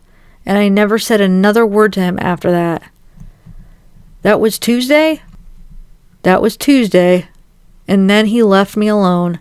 He gave me the space that I asked him. He respected it. And he didn't like mess with me at all. Was that a phone call where you said it? No, that's all Tuesday. Text Tuesday. Text Tuesday. Just call it Text Tuesday. All texts, okay. Everything was texts. I did not talk to that man on the phone at all that day. I mean, I don't think so. I'm pretty sure it was all texts. Okay. And then, so at that time in your mind, if you said that, what are you thinking? What were you thinking, that he maybe did something to his family? Yeah, I started getting really scared. What caused that thought? The fact that he lied to me? oh, okay. And that she still wasn't home and it was day 2. I figured if you're upset for a day, you leave for a day, but you come back. And she wasn't back. And it was like midday. And not only that, like she doesn't have her phone. She doesn't have her car. She doesn't have the kid's EpiPen. She doesn't have any of that. So what I'm thinking in my head is like, for a night, if you're really upset, somebody comes, one of your friends picks you up, like, okay, but I can't explain that for 2 days. Like, that just doesn't, like, logically process in my mind as something that any woman I know would do. The one night thing, I know women that do that. But the 2 night thing, no. And so I'm like, she's still not back. And he just lied to me. And it made me, like, I just started getting scared. And I remember, like, telling him that throughout the whole day. Like, I don't even know how many times I texted him that. I wouldn't be surprised if it's like 8, 10 times. I'm just like, I'm scared. And one of the last texts that I sent to him too, I told him, I said, I'm scared because I feel like I don't know who you are anymore. And his response to that, I don't even remember, to be honest with you. I think that was like in that like sign off text that I sent to him. Okay. But I mean, I was like kind of scared. What I was really scared for was scared for his family's well-being, because like, I don't know where these people are at this point, and it's scary. I mean, it's scary that she's gone, but it's even more scary to me that these little girls are gone. Like, that was the part that really freaked me out. Like, if it was just her, I'd be like, well, maybe she took off with somebody. Maybe she didn't. I mean, I don't know, because she's a grown woman and she can make those choices. But were some of the scared, was there fear in you that people were going to find out about your relationship too? No, I didn't even care about that at that point. At that point, I was just like, okay. Scared, like, of the situation. It was just like getting escalated, and it was freaking me out. And he was just like he was strange. So another thing, so that was Tuesday, and that was it for Tuesday, but I forgot some stuff on Monday that I did need to bring up to you guys. So Monday, when we were on the phone, at one point he mentioned to me, I can't even believe I have to say this, she left her wedding ring here, and I said something along the lines of, does that mean you two are done? And he was like, oh my God. He said, how much do you think it's worth? And I remember hearing him say that and being like, what the F? And I remember thinking to myself, like, I don't even know how to respond to this. And so I was like, I don't know, pawn it, man. And I pawn jewelry all the time. I pawn jewelry a few times. I was like, it's not worth crap though. And I was like, so I don't know if you really want to do that. And he's like, no, I think I'm going to get it appraised. It's a nice rock. And I was just like, okay. And it was like really awkward. And then and that was Monday? That was on Monday night. And that to me was like, it was kind of strange. And then the Tuesday lying thing, like, I'm telling you, it started like Monday night, him saying that. That was why I couldn't sleep, because he made the comment about the wedding ring. Okay. And then Tuesday, her still not coming home, and then him lying to me. And I was just like, oh my God, like, what if something happened? And it was like really hard for me to put, when you say, what if something happened, what were you thinking? Like, what if somebody took her? Like, could he possibly hurt her? And that was like the first time that I think I genuinely considered, did this man hurt his wife? And it was like hard for me to grasp. And I thought about it a lot, and I waited for the night because I wanted to see if she would come home, and it was already pretty late, and I had company, and I was just like, let me just see how this plays out. And my buddy Jim left. I don't know, probably like 9 or 10, probably just like the same time he always leaves. And then I couldn't sleep then. It was really bad. And I woke up in the morning and I saw the interview that he had with the newspapers, and he just looked really different to me. How so? The white in his eyes is gone. They're like a different color now. It's like he has no soul. I swear to God, I saw it and I was just like, look at his eyes. I saw his mugshot. They're not even the same color. Like when you guys retrieve the pictures that are on my phone, look at his eyes then compared to now. Like, it's the scariest crap I think I've ever seen in my life. It freaked me out. I was like, that's not even the same man that I know. And it was really uncomfortable. But anyways, I saw that report in the morning and I was just to the point where I was just like, all right, like something happened. This woman is missing. Whether it was him or someone else, I know like a woman went missing not too long ago in Longmont. Like I think it was like 2 months ago or something like that. And you guys, not you guys, but somebody up there called off the search on her. I don't think they ever found her. So I was like, I don't know. Maybe that's connected. Maybe somebody came and got her. Maybe he did something. I don't know. But I knew like it was a problem. And at this point I was like, I'm in a very messy situation with this man. And I don't know what to do. And so I called my dad because he's like the only person that I trust with everything in the whole world. And I was just like, I have a problem. And I told him everything. And I was like, we discussed it. And it was like, we need to go to the cops. Definitely. Because I figured you guys would find me eventually. But I was like, I feel like they need to speak to me. I feel like I'm a very important person for you guys to communicate with. You are. And so, and again, I wish I'd have done it sooner. But it's just like, it just kind of took the sequence of events of his lies and all of his bull falling apart for me to process that I needed to address the situation. And so, in the time, and so that to me, and another thing, he lied to me.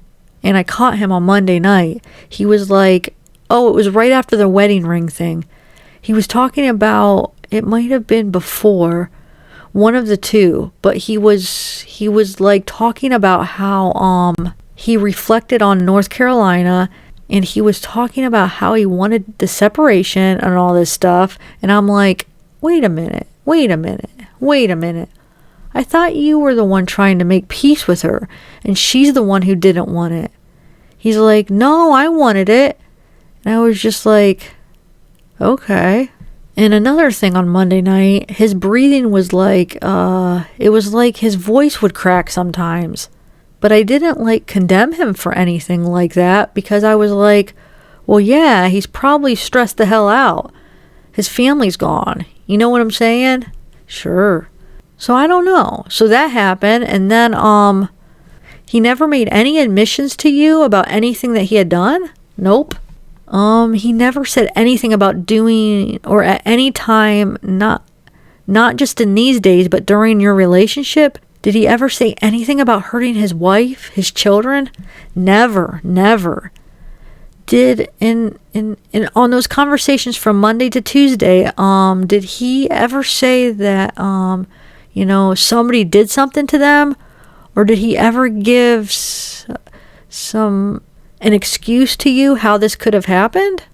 No. I mean, he was, other than they were just going to a friend's house. Yeah. Or he was like, yeah, I think she's like with one of her friends. She doesn't want to talk to me kind of thing. So, but other than that, no. I mean, he told me like, yeah, she said she was with another man, but I think it was out of spite. Like, he never really like held that she was with another dude. Like, he never was like, yeah, she was with some guy. Like, she said it, but I don't think she meant it. It was kind of what he was like directing towards me. But no, I think that's why I gave him the benefit of the doubt so long. Like, he has always been such a civil gentleman to me. And he's always been pretty calm and like level-headed when he talks to me about the differences between him and his wife. And I mean, that's a sensitive subject. And he never ever seemed like he was like aggressive about it. I mean, he was always just like chill and never talked ill of his children. He was always so bubbly about them. Like those were his babies. So when all this happened, I was just like, what the F? And so that brings me to a question real quick. I mean, I don't think anybody over the last 6 or 8 weeks knows this dude better than you. I really don't. You guys probably spent more time together than anybody. Conversation, whatever, relationship, what do you think? What's the catalyst for this event? Have you had I know it's a hard question, but I want to get it out now we're here. If there's a thought that you have that might lead us to understand a little bit why he might have done something like this, like I said, I met Chris on Wednesday, so I don't know Chris, not like you do. I've thought about this, and sometimes I think to myself, if I wasn't in that man's life, would his family still be alive? And I've thought about this a lot, and I think I could give myself different responses. But in all honesty, I think they might be alive, but not permanently. I do not think that this man just snapped. I don't think that he just met some effing amazing woman and he was just gonna try to effing murder his family and then think that I was okay with like building a relationship with somebody who did something like that. Conceited much, NK? She's basically calling herself an amazing woman. An effing amazing woman. Wow. Anyway, okay, sorry. Like at what effing point, And not only that, like I always try to say, like when we get to a point where we've been together long enough, I would love to meet your children. Like I never excluded them from anything.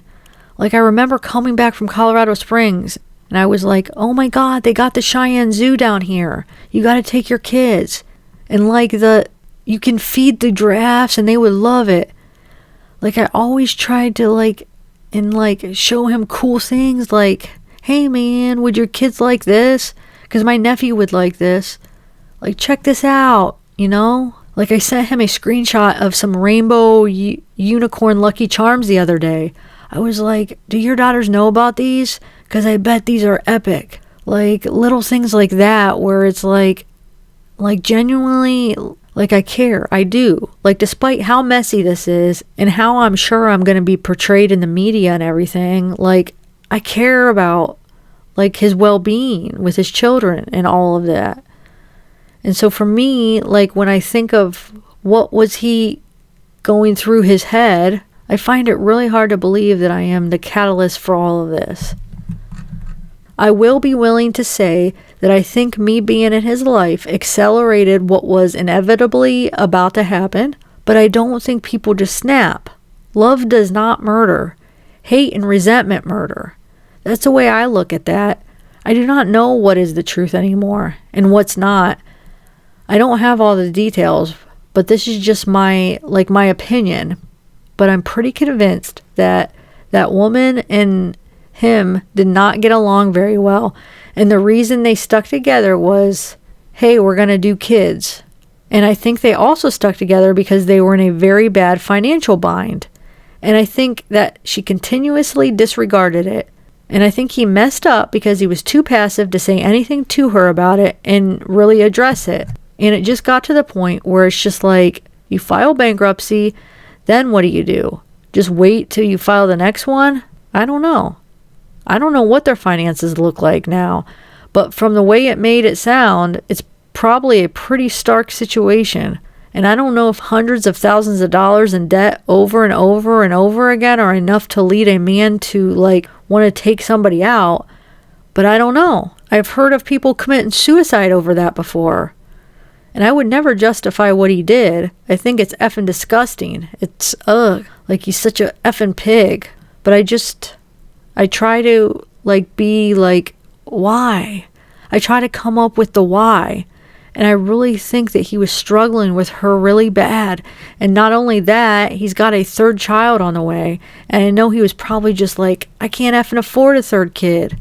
wants it but can't afford it, you know? And he always told me he like wanted a little boy, you know? He wanted a third child. And so I think that it was just something like, I think they were in a financial situation, and I think she was very non-responsive to him trying to like solve problems and like get out of the situations that they were in. And I think people just get complacent is what it is. And then, you know, I think he met me, and I think I was like a breath of fresh air for him, where it was like he could get away and just be like, you know what, I could be myself. I don't have to worry about money right now. Like, you know, and this girl, like, I have my crap together. Like, my life is so, like, very in order. You seem very organized and independent and dialed in for a 30-year, always. Like, I do really good at work. I have, like, almost a perfect credit score. I've been saving money for a house. Like, I don't mess around. I mean, I screwed up. This is like my one screw up ever, and it's about to be on like national news, but just very dialed in. And I think it was like a breath of fresh air for him to like be around something like that, because I don't think that he knew that that was like a real thing. He had told me that like numerous times. Like, I didn't know like women like you like existed. I was just like, all right, like I don't. And when he meant it, it was just like the way you run your life. And so, because he got married really young, you know. And so, to answer your question, I think inevitably it was going to happen. I think it just got propelled faster.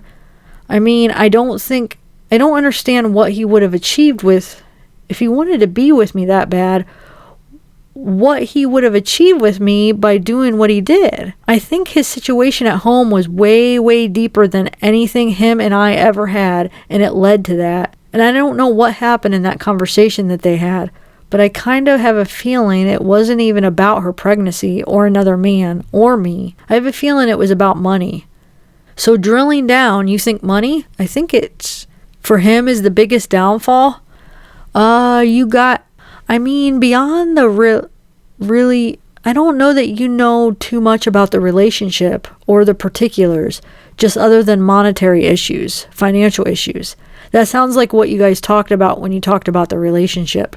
I mean, like, he told me other things, like they really, really didn't like sleep together too much, stuff like that. But I feel like a lot of husbands and wives don't do that. But it was like, well, of course you don't. That's why you're coming to me, you know? No. I think I just, like, me being in his life just pushed that forward. I honestly think that there's probably a good possibility that this would have just happened, like, further down the road where it would have just got... So did you see that? Before yesterday or Tuesday? Or was that just kind of something that you have reflected on and you've thought about this now going, man, now that I see that in this guy, or just because of the lifestyle he was living? And if you didn't get removed from it, this was going to happen sooner rather than later, like you said. If I was to reflect on anything over, like, the past few weeks, besides, like, the stuff the last few days where you're like, hey, is there, like, any red flags? I would say, like, no. But one thing I did notice one time is we were sitting on my couch, and I was telling him, like, my house. I have a really beautiful house. Like, it's set up, like, really nice. But everything I have is, like, from Craigslist or Goodwill.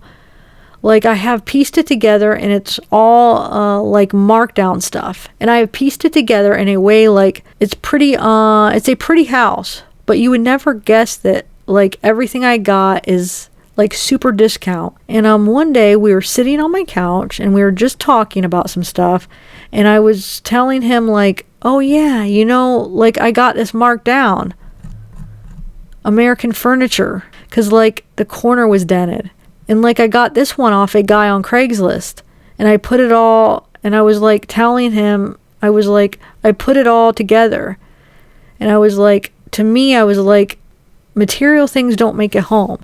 I was like, it's the energy and the love that you bring to the home. I was like, it's not about what it looks like. I was like, it's about what you like bring to it mentally. And he like collapsed in my lap and gave me like the biggest, most genuine hug I think that man has ever given me. He just laid there and he was just like, you are so different. I didn't even say anything. I just like put my fingers in his hair and just let him chill there. And I assumed that it had to do with the finances, but it didn't like stress me out. It was just like this relief sigh where he just like dropped into my arms. And I didn't like really think too much of that event, except for that I was like, this was like, it was like a really genuine hug, like collapsed into my lap, like just so relieved. And I didn't really think much of it until like I started reading about like their bankruptcy and all of this other stuff. And I was like, oh, so I think it might have been bigger than he let on, because he never told me about his bankruptcy. Sure. You know, he just told me about his current financials, and he didn't even get that in depth, but I'm assuming they're trash. And so, yeah, I think her spending all that money and not listening to him and him not standing up for himself in a calm and, you know, just elevate, yeah, manner just kind of. The last hard question regarding this. Go ahead. And then I have just 2 cursory questions regarding something else. And then I think maybe Tim has a few questions for you. But I think what you say about the finances redirectly at his wife. I think what you say about the finances directly at his wife. Do you think that goes to the children as well? Because she took, did she treat them like that? Like, were they gold and they got everything as well that you know of? Or do you think there's a separate issue for why he may have done what he did to his children other than financial? That part I don't have an answer for. I can't even explain that. I don't even think there's an answer. I don't even think there's any sort of like computing up there that could possibly give a rational explanation for why that would have happened. Okay? I mean, the only thing that I've honestly thought of when I play the scenario over in my head is that maybe they woke up and saw him doing in their mom and he was like, F. Okay? Now I got to do this too. I don't know. I'm like, why? Because they were like his like little lifeline, you know? He that was everything to him, you know? And I get like those two have problems, but he had a great relationship. But from what you're accounting is with his kids, he loved his children. Yeah. Like that part it's just oh my, that's the worst part of this whole mess. The worst part of this whole mess, and we won't dwell on it. We don't have to do that. No. Let me ask you, but so no, I don't have an explanation. That's the only thing I could plausibly think of is maybe they saw it. But other than that, I don't know. What the F? Okay. Who's Charlotte? Are you asking me who's Charlotte? Like one of my friends? Oh, she's like a really good friend of mine. Why? Did you have some conversations with her regarding another boyfriend? No? That you might have met on eHarmony? Or did she meet somebody on eHarmony? No, she's gay. She doesn't... Okay. She's engaged. So there's some text messages that we got off your phone, obviously. And the only reason I'm asking this is because he found out maybe you had another boyfriend. You understand my line of questioning that looked like maybe you had another boyfriend? And I don't know if that's this Jim guy. No. That maybe you guys were... No. I'm not saying that he's your boyfriend. That when we were interpreting the text messages, that it seemed like he might, you know... This man came to my house. He has a key to my house. That you're saying right now. Oh. When I look at that from my perspective, Jim may be another boyfriend for you. Oh, no. Charlotte is like my oldest friend. I love that girl. So did you have a conversation with Charlotte about Jim? I mean, sometimes we talk about him. We're all friends. Did you guys ever have a conversation about eHarmony? That's an online. I mean, possibly. I was on there for a while. Okay. But I didn't actually ever go out on any dates with guys from eHarmony. Okay. Not one. Okay. Like, I talked to a couple guys on there, but I was like, no, I didn't go on any dates. So the only reason would be another potential reason for him to be upset. No. And he knew about Jim. He's always known that Jim is one of my good friends. Okay. And I lay it out at people at the beginning. Like, I have friends that are male. I have friends that are female. These are my friends. That's what it is. Okay. Like, he never, to me, seemed like jealous of Jim by like any means. So no. I'm curious what text you're talking about with Charlotte. I have like 100. I want to look that. I talked to that girl so much. I have 153 pages of text messages. So I can't, if I could pull it up, I would, but I don't know where it is. I thought you guys just got my texts. When we ask for everything, for 7 days, they give us everything. Very interesting. Where are those 153 texts? So, they do have a lot more of her texts than they've released to us. Because he's saying he already has 153 texts. This is before she gives him those other texts. This is August 16th. The time where we see her in the video interview where she brings her phone and they run that Celebrate on it and she texts him some of those texts. That was August 23rd. So this interview is even before that. So that means he has these 153 texts that we have not even seen, because I think it seems like the ones we seen were the ones that she ended up giving him on August 23rd. And those would be additional to what he already has right now. Possibly. I mean, I guess they could have been duplicates, but we know they aren't all duplicates because we don't see any of those messages he's referring to between her and Charlotte talking about eHarmony and maybe Jim. We have some of her and Charlotte's texts, but not the ones that he's referring to. So they definitely did not release all the texts that they had. And this is just proof, I think. And look at her getting all defensive. Like, wait a minute, I thought you just got my texts. Because she was thinking she just signed off on her phone right there. So she's wondering, well, how do you already have text when I just gave you the permission to get the texts? A little bit paranoid there, NK. Anyway, okay, I'm going to continue reading the interview. Oh, so why did you need to just do that if you just had them? Because I don't know that they're completely accurate. Again, what they send me is I don't have any way to verify that they're accurate. Gotcha. And if you delete a text message, sometimes those are not retained by carriers. They're still on your handset. There's a way to recover them from your phone. Gotcha. But they may not be held. There are certain carriers that don't even keep text messages. And I won't tell you who those people are, but they don't keep them. We can't even get our hands on them because they don't have a database. They won't pay the money. They're stored on your stuff and your stuff only. So that's why we ask for it. And some of those things disappear in 3 days, 5 days, 7 days, unless we ask them to keep them. And sometimes we don't know in time. So that's why we do it too, okay? So just it was a question because it also would provide potentially a motive for what Chris did if he found out that you had another boyfriend. And why would he kill his family because I have a boyfriend?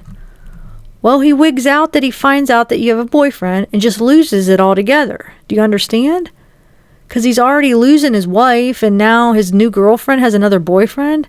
And he can't. There's multiple reasons why it was a concern that his cheese slid off his cracker.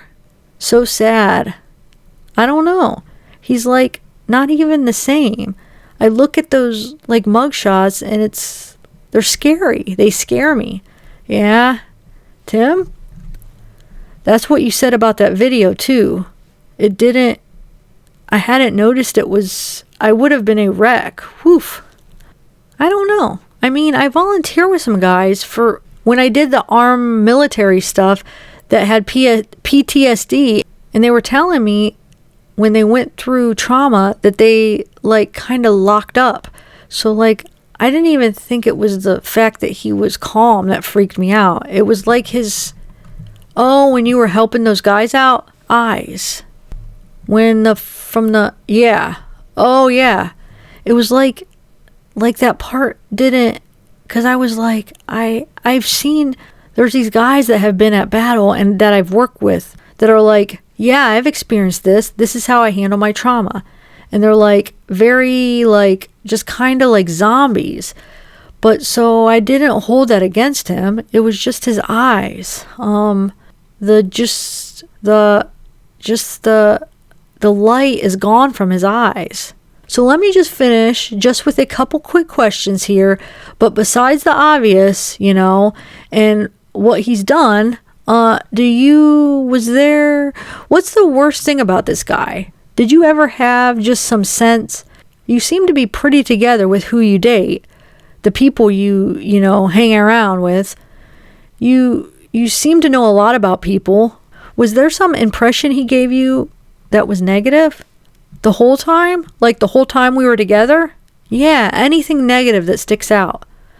I didn't think anything negative. I mean, like I have preferences. Like I thought he was like, I don't want to use the word clingy, because that's effed up. He was like a lot more into me than I was into him. And it didn't make the entire time? Yeah, I mean, I really enjoyed his company though. I mean, enough so that I kept everything going despite the situation. And I mean, like it didn't scare me or anything. It's just like I don't move that fast. Okay. So I think things were moving. What were his long-term plans with you? What did he discuss with you? Like, I mean, we'd like talk about it every once in a while and be like, oh yeah.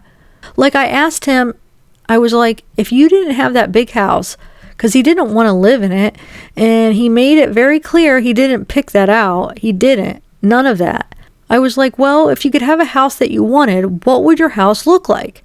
And he would tell me, like, I want a little ranch home. Like, it doesn't need all these floors. Just a few bedrooms, enough space for my kids, maybe some property so they can, like, run around. 2-car garage, maybe 3. Put the old sports car in there because he liked cars. Stuff like that, I tell him, I'm like, I'm simple too. So if you end up doing that and we end up staying together, let's do it. But it was never like, sell your house. Let's go buy a house. Like it was very... He ever say anything about getting married? To me? Yeah. I mean, it was like a thing where it was like offhandedly, like one day maybe this will happen. But again, it was like I did not take these very like deep conversations. It wasn't like, this is when we're going to get married. This is what's going to go on. Okay. And you knew him for how long? Brief in total. Just not dating him, but I mean, when were you first aware of him? How long? I don't know. Probably the beginning of June or maybe May. So like 2.5, 3 months tops. I mean, this is all like really fresh. Like all of this is compounded into like a very small time frame. Very quick. Yes. Has he worked for the company for a while? Yeah, I don't know how long. I want to say like 5 or 6 years off the top of my head, but I don't know. But did he supervise people? Do you know anything about that? Yeah, kind of. So he was an operator. And the way operators are set up at Anadarko was they have operator 1, operator 2, operator 3. But then each operator is like broke down into like the basic guy, the medium guy, and like the foreman. And then it starts all over again. So he is still on level 1 of the operators, but he's like the top dog on the level 1 of the operators. Okay. The whole time you've known him is 2 or 3 months? Did he ever complain of anything, any medical issues whatsoever? Or did you ever pick up on anything? Is he allergic to anything? Does he have any, a special diet? Anything that's messing with him physically? Not that I'm aware of. Not at all. Okay, how about psychologically? Did you ever think there's something wrong with this guy? I mean, was it... No, I wouldn't have dated him if I did. He, honestly, I mean, maybe because I thought he was, like, one of the, like, most laid back and, like, decent men I'd ever met, and I just haven't met a lot of people like that. But I mean, no, not up until all this stuff started happening. Then I was like, whoa, you are not the person that I thought you were. But prior to that, no, not at all. Okay. I really didn't. I enjoyed his company. You think he was dating anyone else? No. No way? No. Okay. He was way too invested in that. Was the relationship was it sexual right off the bat? Pretty close. I mean, like, once we got it to be, like, where we were hanging out outside of work, yeah. I mean, it wasn't, like, immediate, but shortly following that, yes. And then it just continued. Okay, pretty consistently throughout the relationship. So kind of hot and heavy. You mentioned that maybe you guys were sending some photos back and forth.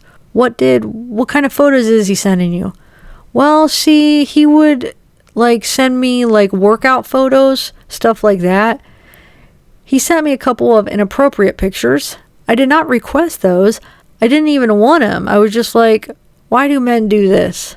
What were they? Oh, it was of his package. I'm just like, okay, cool. Like his face and everything, or just no. Okay. No, that's it. But I think he only did that like one time. It was just like, I don't even really want this. But usually he would just send me pictures like workout pictures, like progress picture stuff. And I would just kind of keep him updated. Like, cause he had some like fitness goals in mind. So I was kind of like trying to help him out with that. Okay. When was the last time you guys were intimate? Saturday. Was that the Broncos game? Uh-huh. Where would that have taken place? At my house. When he went to go pick you up before heading up to, he didn't pick me up. We drive my vehicle. But, yeah, prior to and immediately following afterwards. So it was like so when he dropped you back off, he came to my house. You did? It happened, and then we went out to dinner, and he came back to my house, and it happened again, and then he left. Okay. Any other stressors in his life besides finances and that he mentioned, and his wife? I mean, just the fact that that she doesn't like let him openly communicate. I mean, but other than that, no. I mean, nothing that I really know of. We didn't like dive super deep into that stuff. It was just like occasionally there'd be a conversation where it would come up. And I mean, it wasn't even really information that he wanted to provide. It was just like me being curious, like, why are you separating from her? This is good to know. Or like, what are your finances like in case I end up building a life with you? But it was usually me like doing the inquiries. But I used to try not to be like super invasive about that stuff. What are in your mind again, just real quick, what are the things that really pop out to you that he would complain about his wife? Just that she didn't listen to him. She like never listened to him. She always just like shut him up. Oh, and he told me once that she used to like kind of like talk crap to him in front of the kids, and his kids were starting to repeat it. Did he ever give you an example? Yeah, she said, what did she say? He said he tried to ask her for something and ask her a question. I don't know, something he didn't like dive super into this. This was like pretty early on, and he she said she told him to shut up and that he didn't know anything. And his kids started like repeating it. And he said that it made him really sad, and he realized that that was when he needed to separate from her. So, and he never, though, he said she was a good mom. Yeah. I mean, he never complained about her being like a bad mom or neglectful, anything like that. Abusive, anything like that. Nothing. When it comes to like violence or anger or any of that, nothing.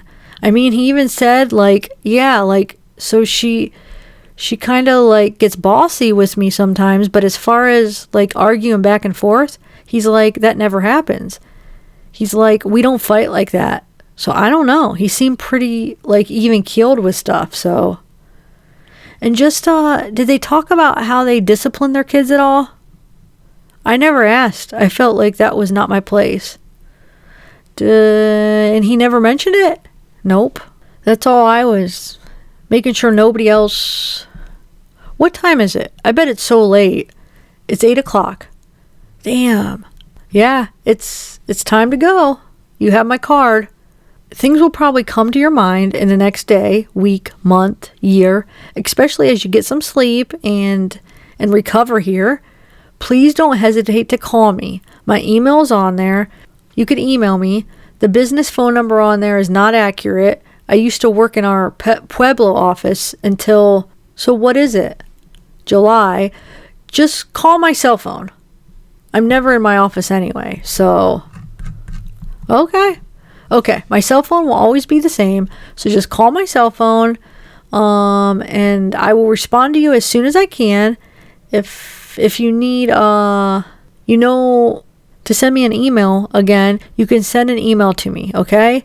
If I can help you in any way with some services to deal with the obvious trauma that you face, let me, and I'll get you in touch with the people that can help you. Also, if you have issues with anybody intimidating you in any fashion, I will tell you right now, I have zero tolerance for that. Zero. I will charge anybody if I can prove it, and I will take them straight to jail, period. Thanks. You're not a suspect in anything. You're merely a witness. Unfortunately for you, you met a man who did some terrible things, and I won't stand for it. Through my career, period, zero tolerance. You will go straight to jail. You call me immediately and I will handle it. I appreciate that. Okay? And finally, you probably eventually are going to get media inquiries. When are you thinking this is going to happen? I don't think it's going to happen soon. I really don't. I will tell you today that there was an inquiry from a media member requesting to know if there was any other people involved in Chris's life. I think they're fishing. The story is they're searching, but there's only a multiple couple of time reasons that somebody would think what would cause this. Are they? Well, they're seeing the financial stuff. They're posting it, right? And I'm seeing it. So I think there's a buffer for you for a couple of reasons. I told you today, I did not see the affidavit. I don't think your name was mentioned in it. There's no reason for it, I don't think, at this time for his arrest. When the affidavit becomes public, which I think they mentioned maybe early next week, that'll keep the media busy for a while. Okay, so this is Dwayne right here. A1 over here is NK's dad, Dwayne. So he starts talking now. He says, oh, so her name wasn't in it, that you think? I don't think your name was in it. Mark said he didn't publish that thing yet, right? So if he hasn't, so I talked to Mark this morning, and I know he has not written a report. Now, I do know that he did talk to the people yesterday just regarding her because it was important for some of the things we were doing yesterday. Now, I do know that he did talk to the people yesterday just regarding her because it was important for some of the things we were doing yesterday. Again, I don't think your name appears in that report. But don't hold me to that. I didn't write the affidavit. But from what I know, it doesn't. So at some point, your name is going to come out. I mean, there's just no way it's not. And like I told you, I won't. So when do you think that is? Like when we take this to trial? Like at what point? Because nobody knows about this. Right, but Chris does. Yeah, I don't think he's in any rush to tell the media anything. I mean, maybe. These are mitigators that he, in his mind, or and you got a phone call from the public defender's office. Whether you talk to them or not, that's your business. I did not. You didn't? I did not. Oh, I thought you did. I did not. I didn't know what to do. Mark said to ask you what to do. Okay, so did they reach out to you? Yep.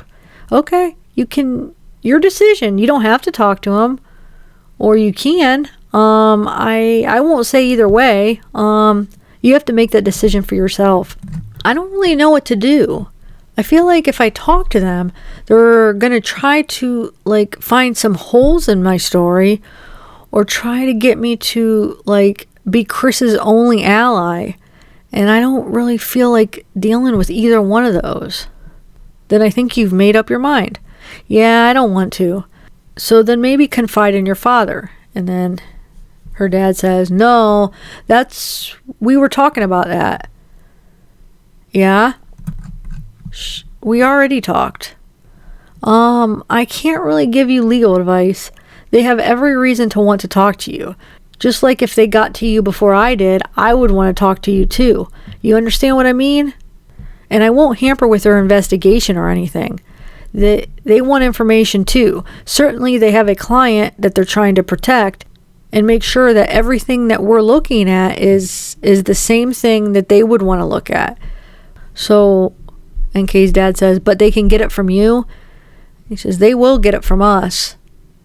And her dad says, so? And they say, it'll be in the discovery. They'll get everything that we've talked about here. And her dad says, it's in the discovery? And that's so when that happens, which is pretty short order, the reports that we will generate, everybody involved in the case will be sent to the public defender's office. I think at that time you might find that there could be some exposure for you. So I'm not going to tell anybody who you are. If somebody called me today, I don't talk to the media. I don't have any business talking to the media. Mark has no business talking to the media. They don't need to know who you are.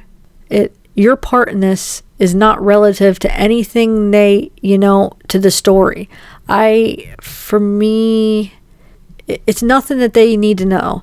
And I don't ever give information to anybody. And NK's dad says, okay. And then NK says, they're going to dwell on it, though. They're going to try to use that as his why. I don't think it's his why. I really don't. That's why I asked you that question.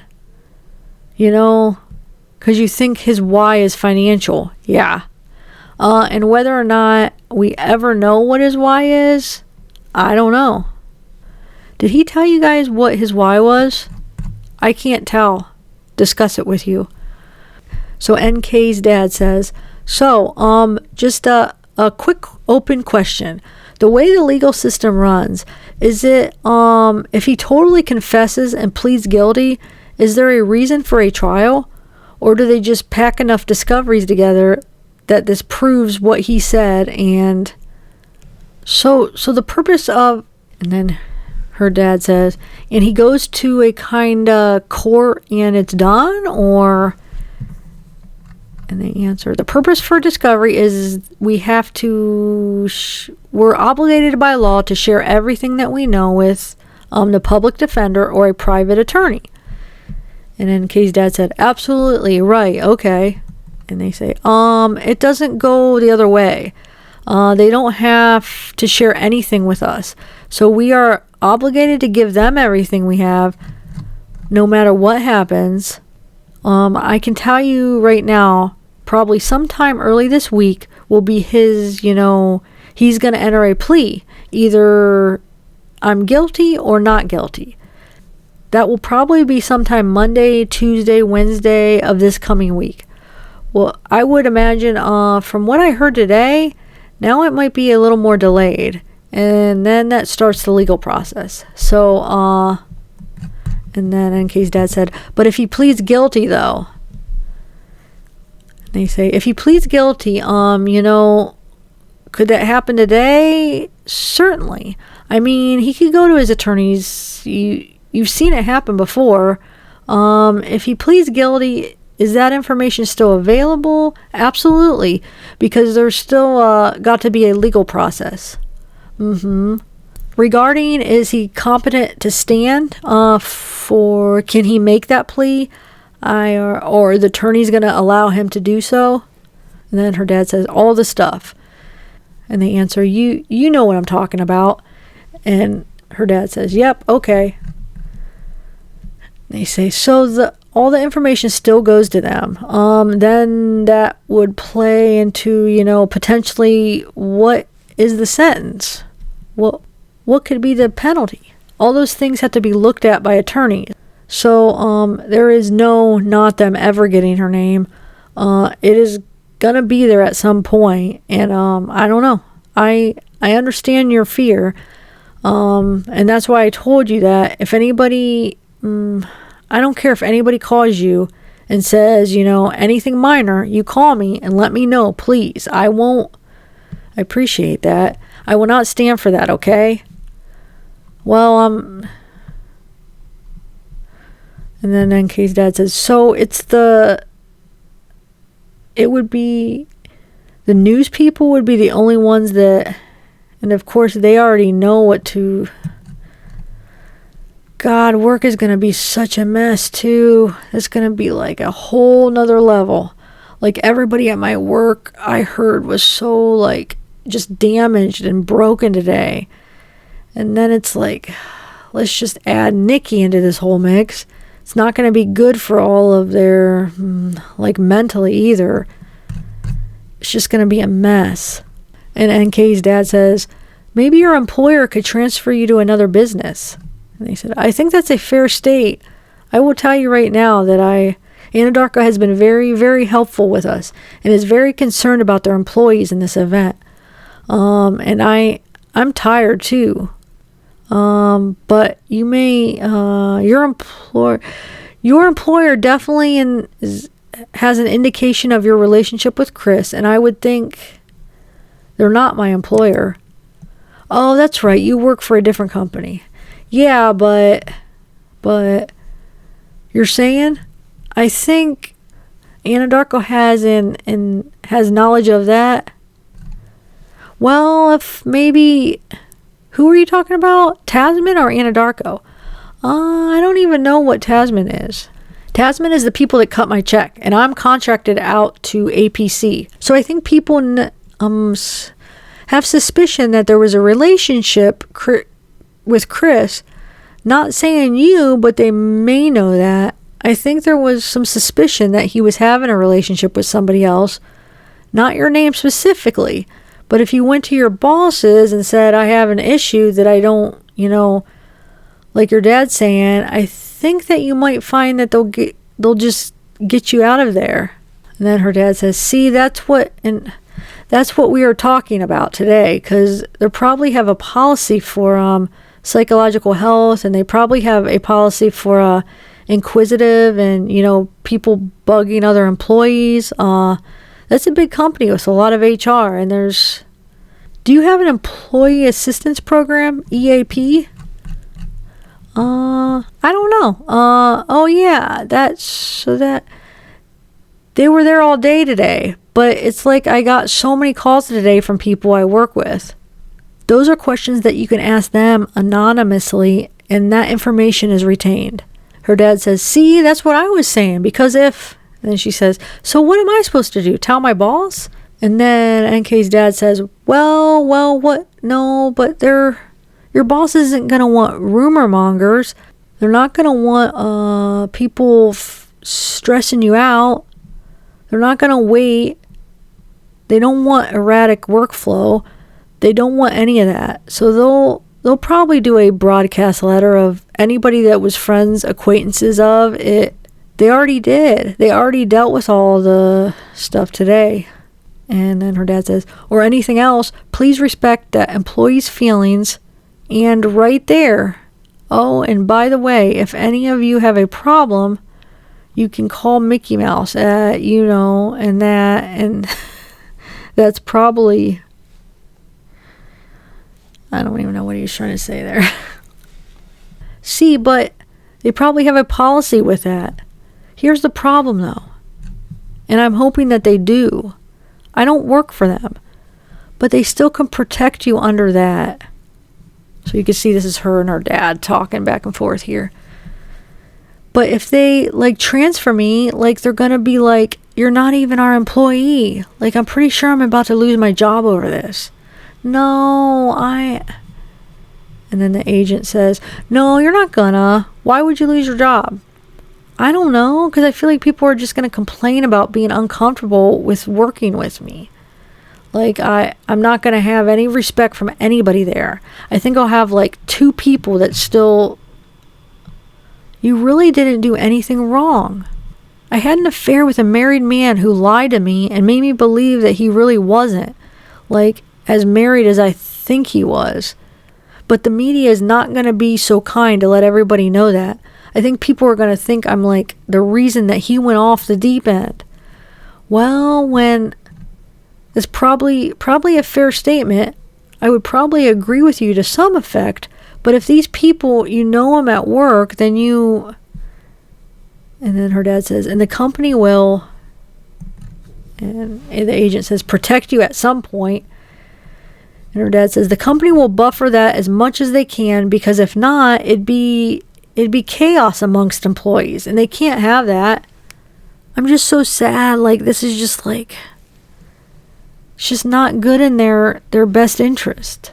The job of all jobs I've ever had in my life, and I effed it up. It's really, well, she been out in the field. What, you been home 3 months of the year on an average? Not even. And staggered them out in the middle of nowhere on oil rigs. This little thing was out hanging on oil rigs, and now they got her in environmental where she's able to clean up stuff, right? And it's a hot job. Man, it's just a hot job. And I mean, would you advise me? I wouldn't start talking to my head higher up. I can't give you legal advice. Maybe the best thing to do on that is talk to your EAP, whoever the employees' assistance people are. They're anonymous. They know all of your HR rules. They know all of your policy and procedure stuff. And how can I mitigate this? Fair. And also, your problem too, it's not just... this is going to become an environment where you can't work, so you have to call those people and say, I don't want this to happen, so how do we take care of it? I want to continue to work for you guys. I love my job, whatever. Just be proactive. I don't know. Your boss is on site. Yeah, she's pretty cool. I don't know. I think that's a personal decision you have to make. Yeah, but I don't think... Yeah, I mean, I didn't even think about talking to them at all, but I keep thinking about, man, when my name gets out in the news, this is about to be crazy. No, what? I had people call me all day. My office mate would not shut up. She just called me today and she was just like, oh my God, did you read this article and this article? And what did you think? And oh my God, this and this. And I'm just like, I don't want to talk about this. Please leave me alone. And it was really overwhelming. and my project manager called me, and he's really chill, so we made it a very quick conversation. But some people just, like, didn't get it. And it's just so hard to me, because I feel like I would get in front of it. Lying to them. I'd get in front of it and don't... Yeah, because the company make a decision. And then her dad's saying, yeah, I don't think it would be in their best interest legally, morally, or profit-wise to have a bunch of junk going on. They would suppress it to keep it at least where everybody's treated with respect throughout the company. This is a tough situation. They'll put the presidential speech in it, but I mean, I could do that job, like 75% of that at home. Yeah, I would. I've already been thinking about that. I was thinking about just asking, like, hey man, just let me come in at like 5 a.m. and deal with the gas monitors like 2 days a week. No one will even know I'm there. And I believe that. And let me just work at home. They probably made a statement on that. What do you call it? OHP or EAP? EAP. They put out a notice today. If they put that out and it says your confidentiality will be respected, it has to be. If that got leaked through an HR department and that got out after you told them something, that would be not good for... employment law is very strict on that kind of stuff. And so her dad says, yeah, so I think you should just not attack it, but be proactive in it and snuff it, because... And what? Just go to tell my boss? Like, not what I told you guys, but like a summed up version of it? Like, hey... But my name is about to get released in the media, and there's a lot of stuff tied to me that's tied to... I don't know if I'd do that in that fashion. I might... You just need to figure out a tactful way to do that. And perhaps in employment, there's attorneys that deal with employment law. And maybe you want to reach out to one of them. That might help. I don't know. Damn. It's a decision that you might need to make, or you might want to talk. I think I would talk to EAP first, because it's not going to cost you any money. But see if they'll do something. I hope so, because they're not actually my employer. So that, well, they're an outside agency that just knows what's going on. But so yeah, I don't know. So both companies, it would be in their best interest to protect everybody, including all the foremen he worked with, apprentices he worked with. I mean, all of those people have a lot of information too. Not like me.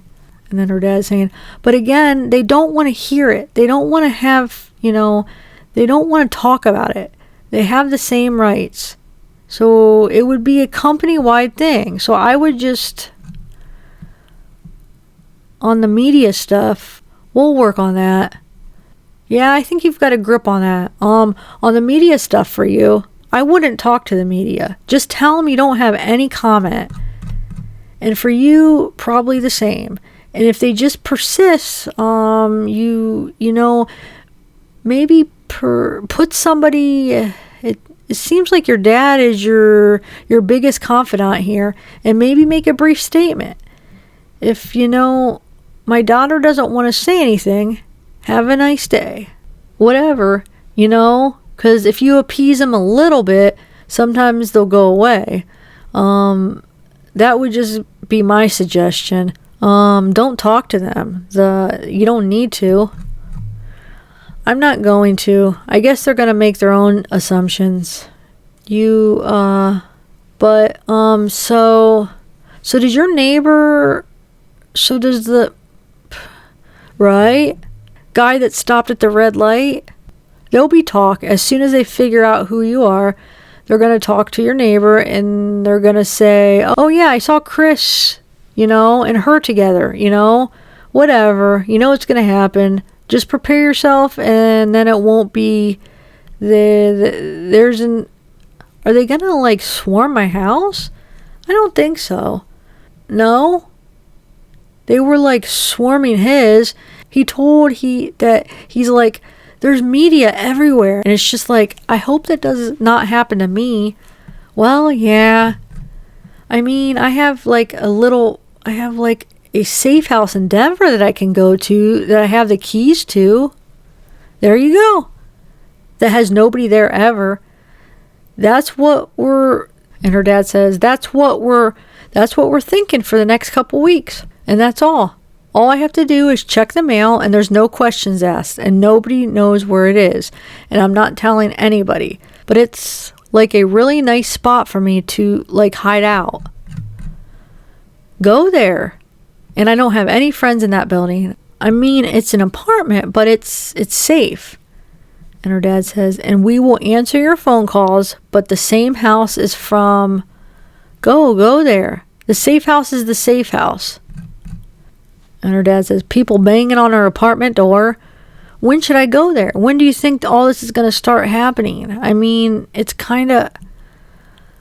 might just be good for you to go there anyways for your sanity and stay away from this place that you had a connection to this man with and get your really thoughts in order. It's so sad. That was my nest. It was like such a warm little place.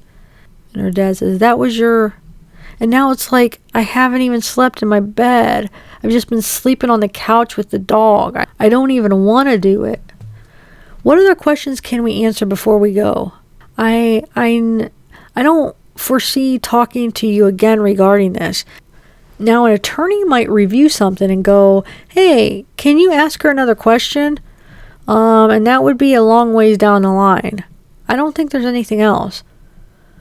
I let you talk for a long time today to get it all out, so we don't have to do this again, because I don't want to traumatize you again.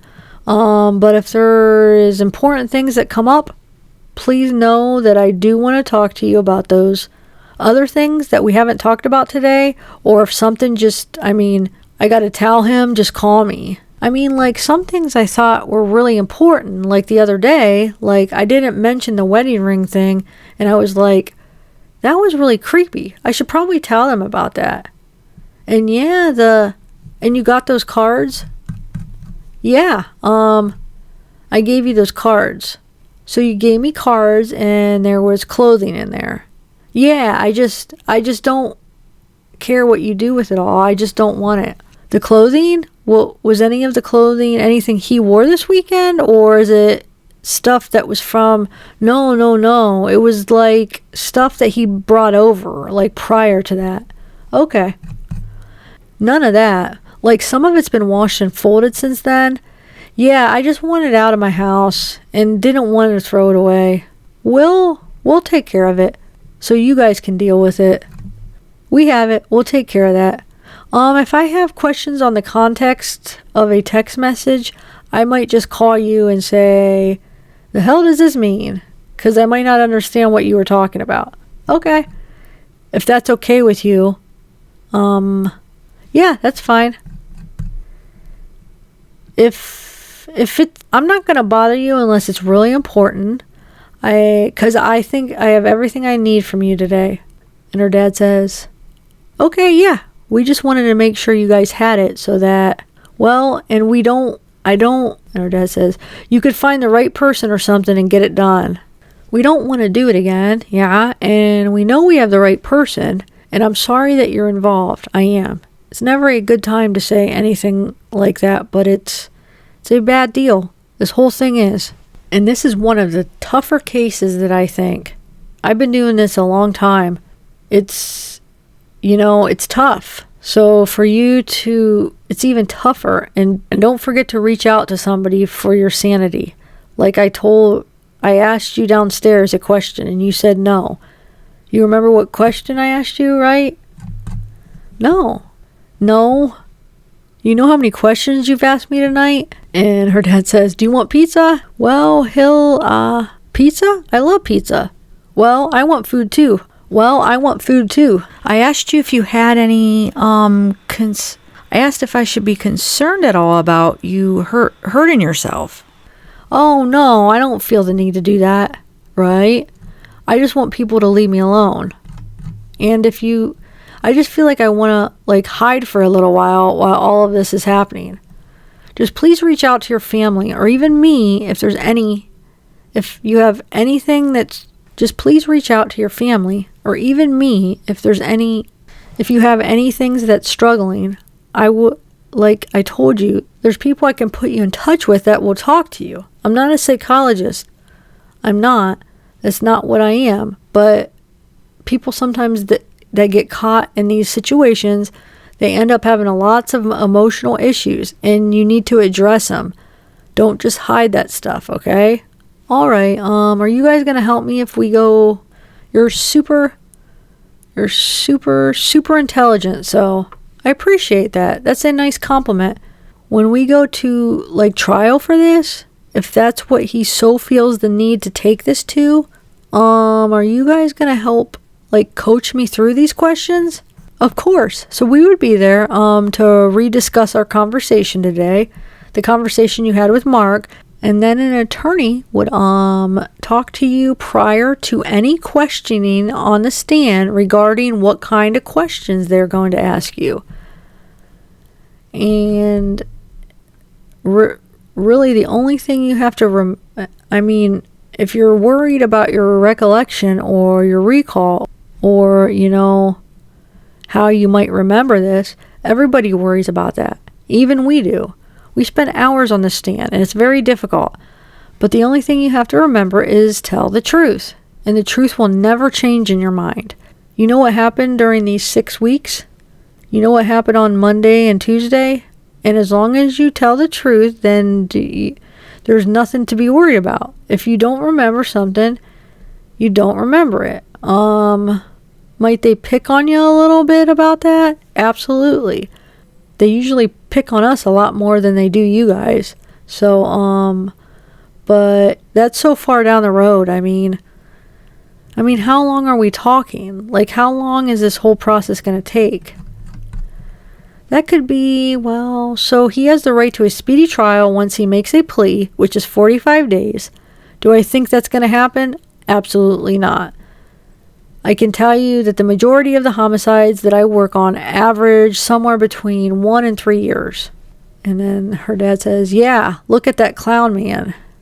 So I got to just deal with the media like with the theater knocking on my door like that for like 3 years? Because that's like enough to go, this case will be hot until the next, unfortunately, crazy case comes up. And it's true. That's just, I don't know if you watch the news. There's a reason I really don't. Every week. I don't watch American news. But there's something new every week that's the hot topic.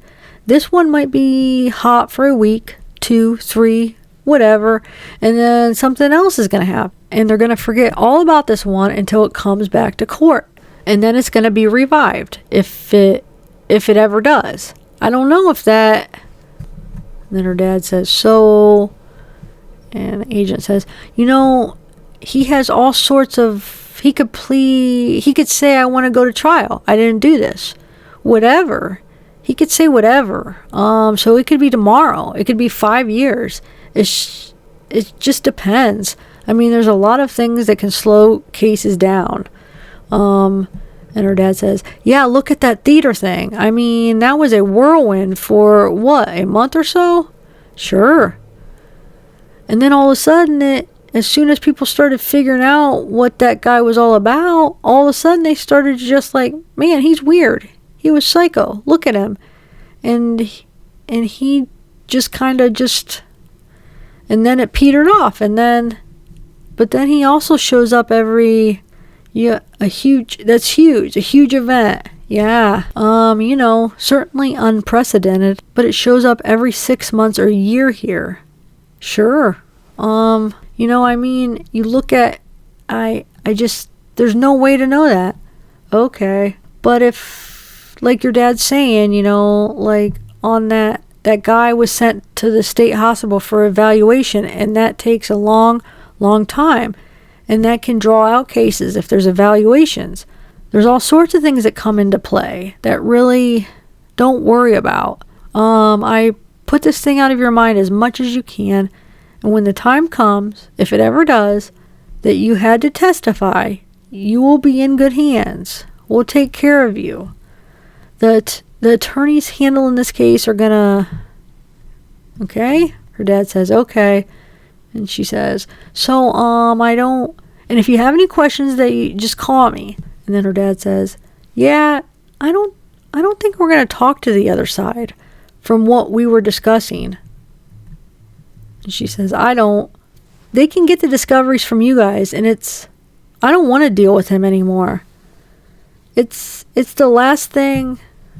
Mark already said, he's like, he might try to call you. I think I'm going to just ignore that. Who? Chris. I don't know if he'll try to call me. I hear, did they find those little girls yet? I know they've been looking for them. We don't know. And they saw it, or they knew where they were at. You don't know yet? I don't. 'Cause you've been in here with me, right? Oh my God. And her dad says, I find the whole thing very weird if they close as much as you told me that he doesn't. He was as normal as he was, but yet some very close friend would call within a couple hours of her not answering the door. Or what was it? It just, well, I think she was like on meds or something. Like, so I think she wasn't concerned about Chris. And then her dad says, but to call the police within just like the same day, and yet he acted normal on this end, that is weird. Yeah.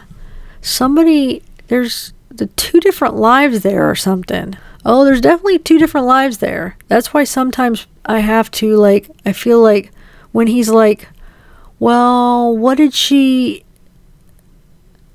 People are like, what did he say about her? And it's just like, I don't even know if I want to say it. Because who knows if that's what's really happening. I mean, maybe not.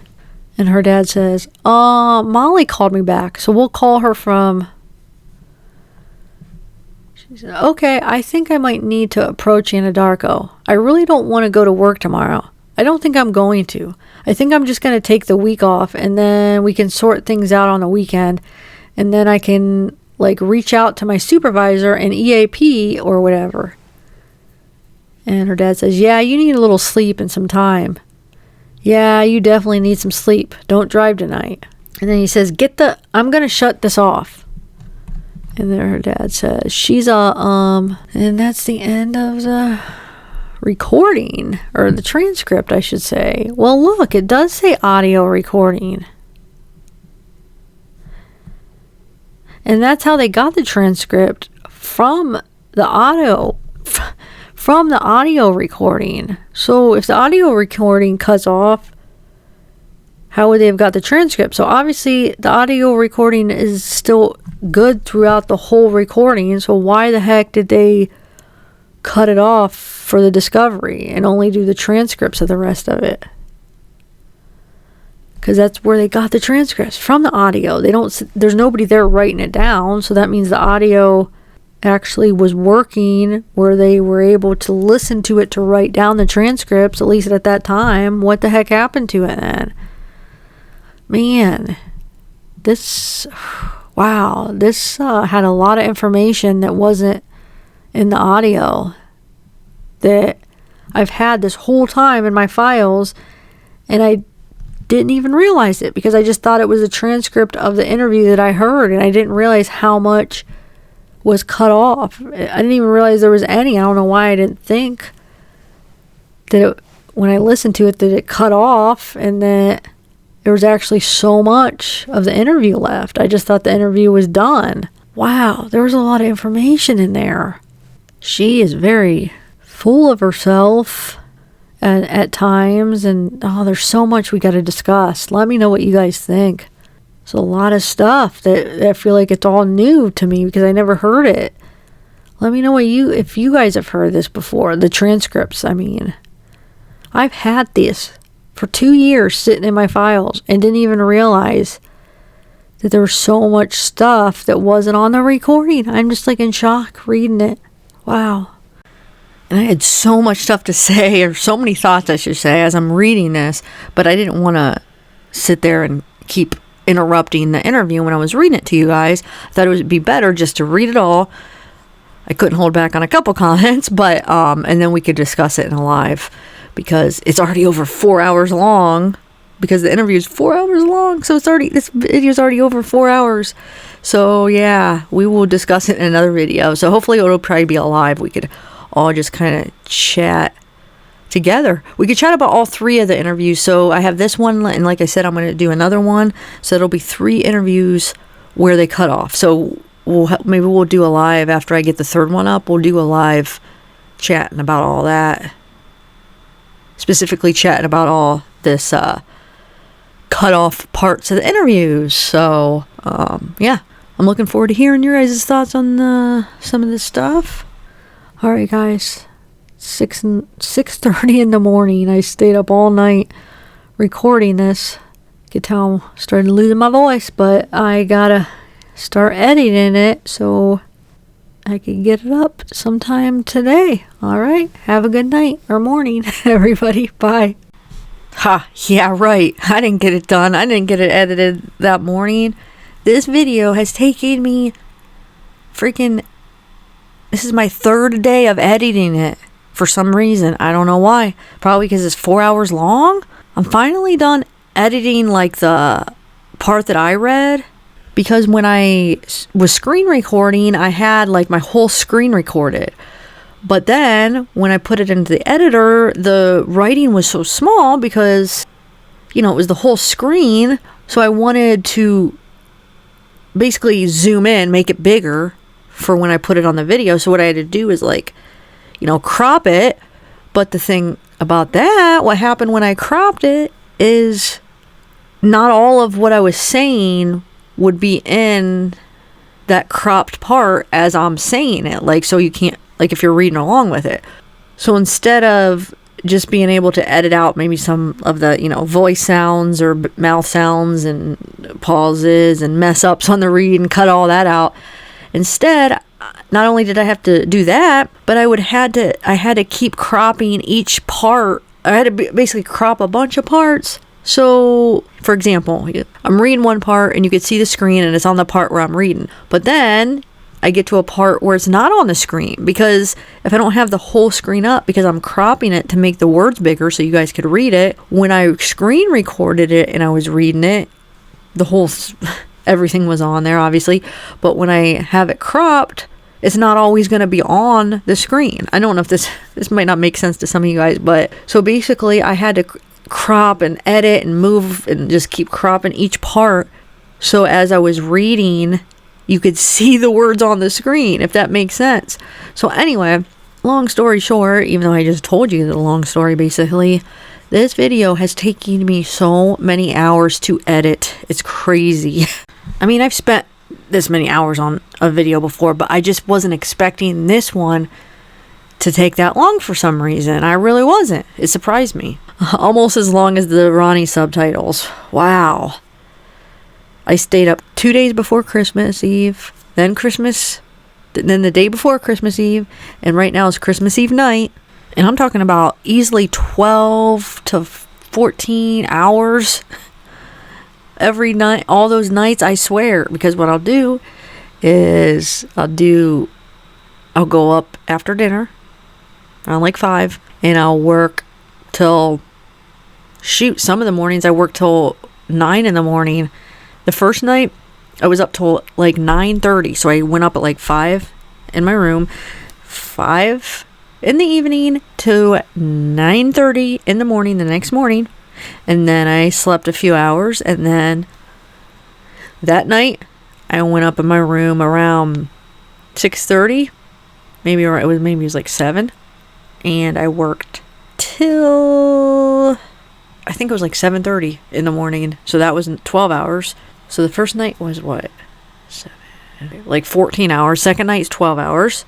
And then last night till this morning, I worked because we had family over last night till they left at around 7:38. So I came up around 8, and I stayed up till 5.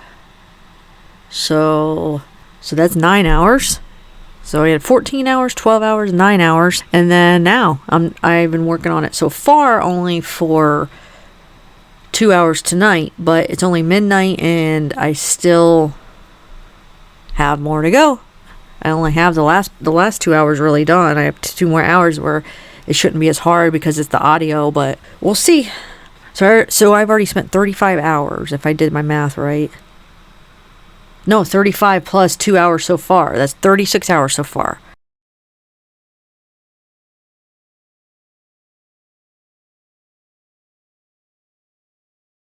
And normally that's not that odd to spend that much time editing a video. I have spent that much time editing a video. But I didn't think this one was going to be that long because half of it was already...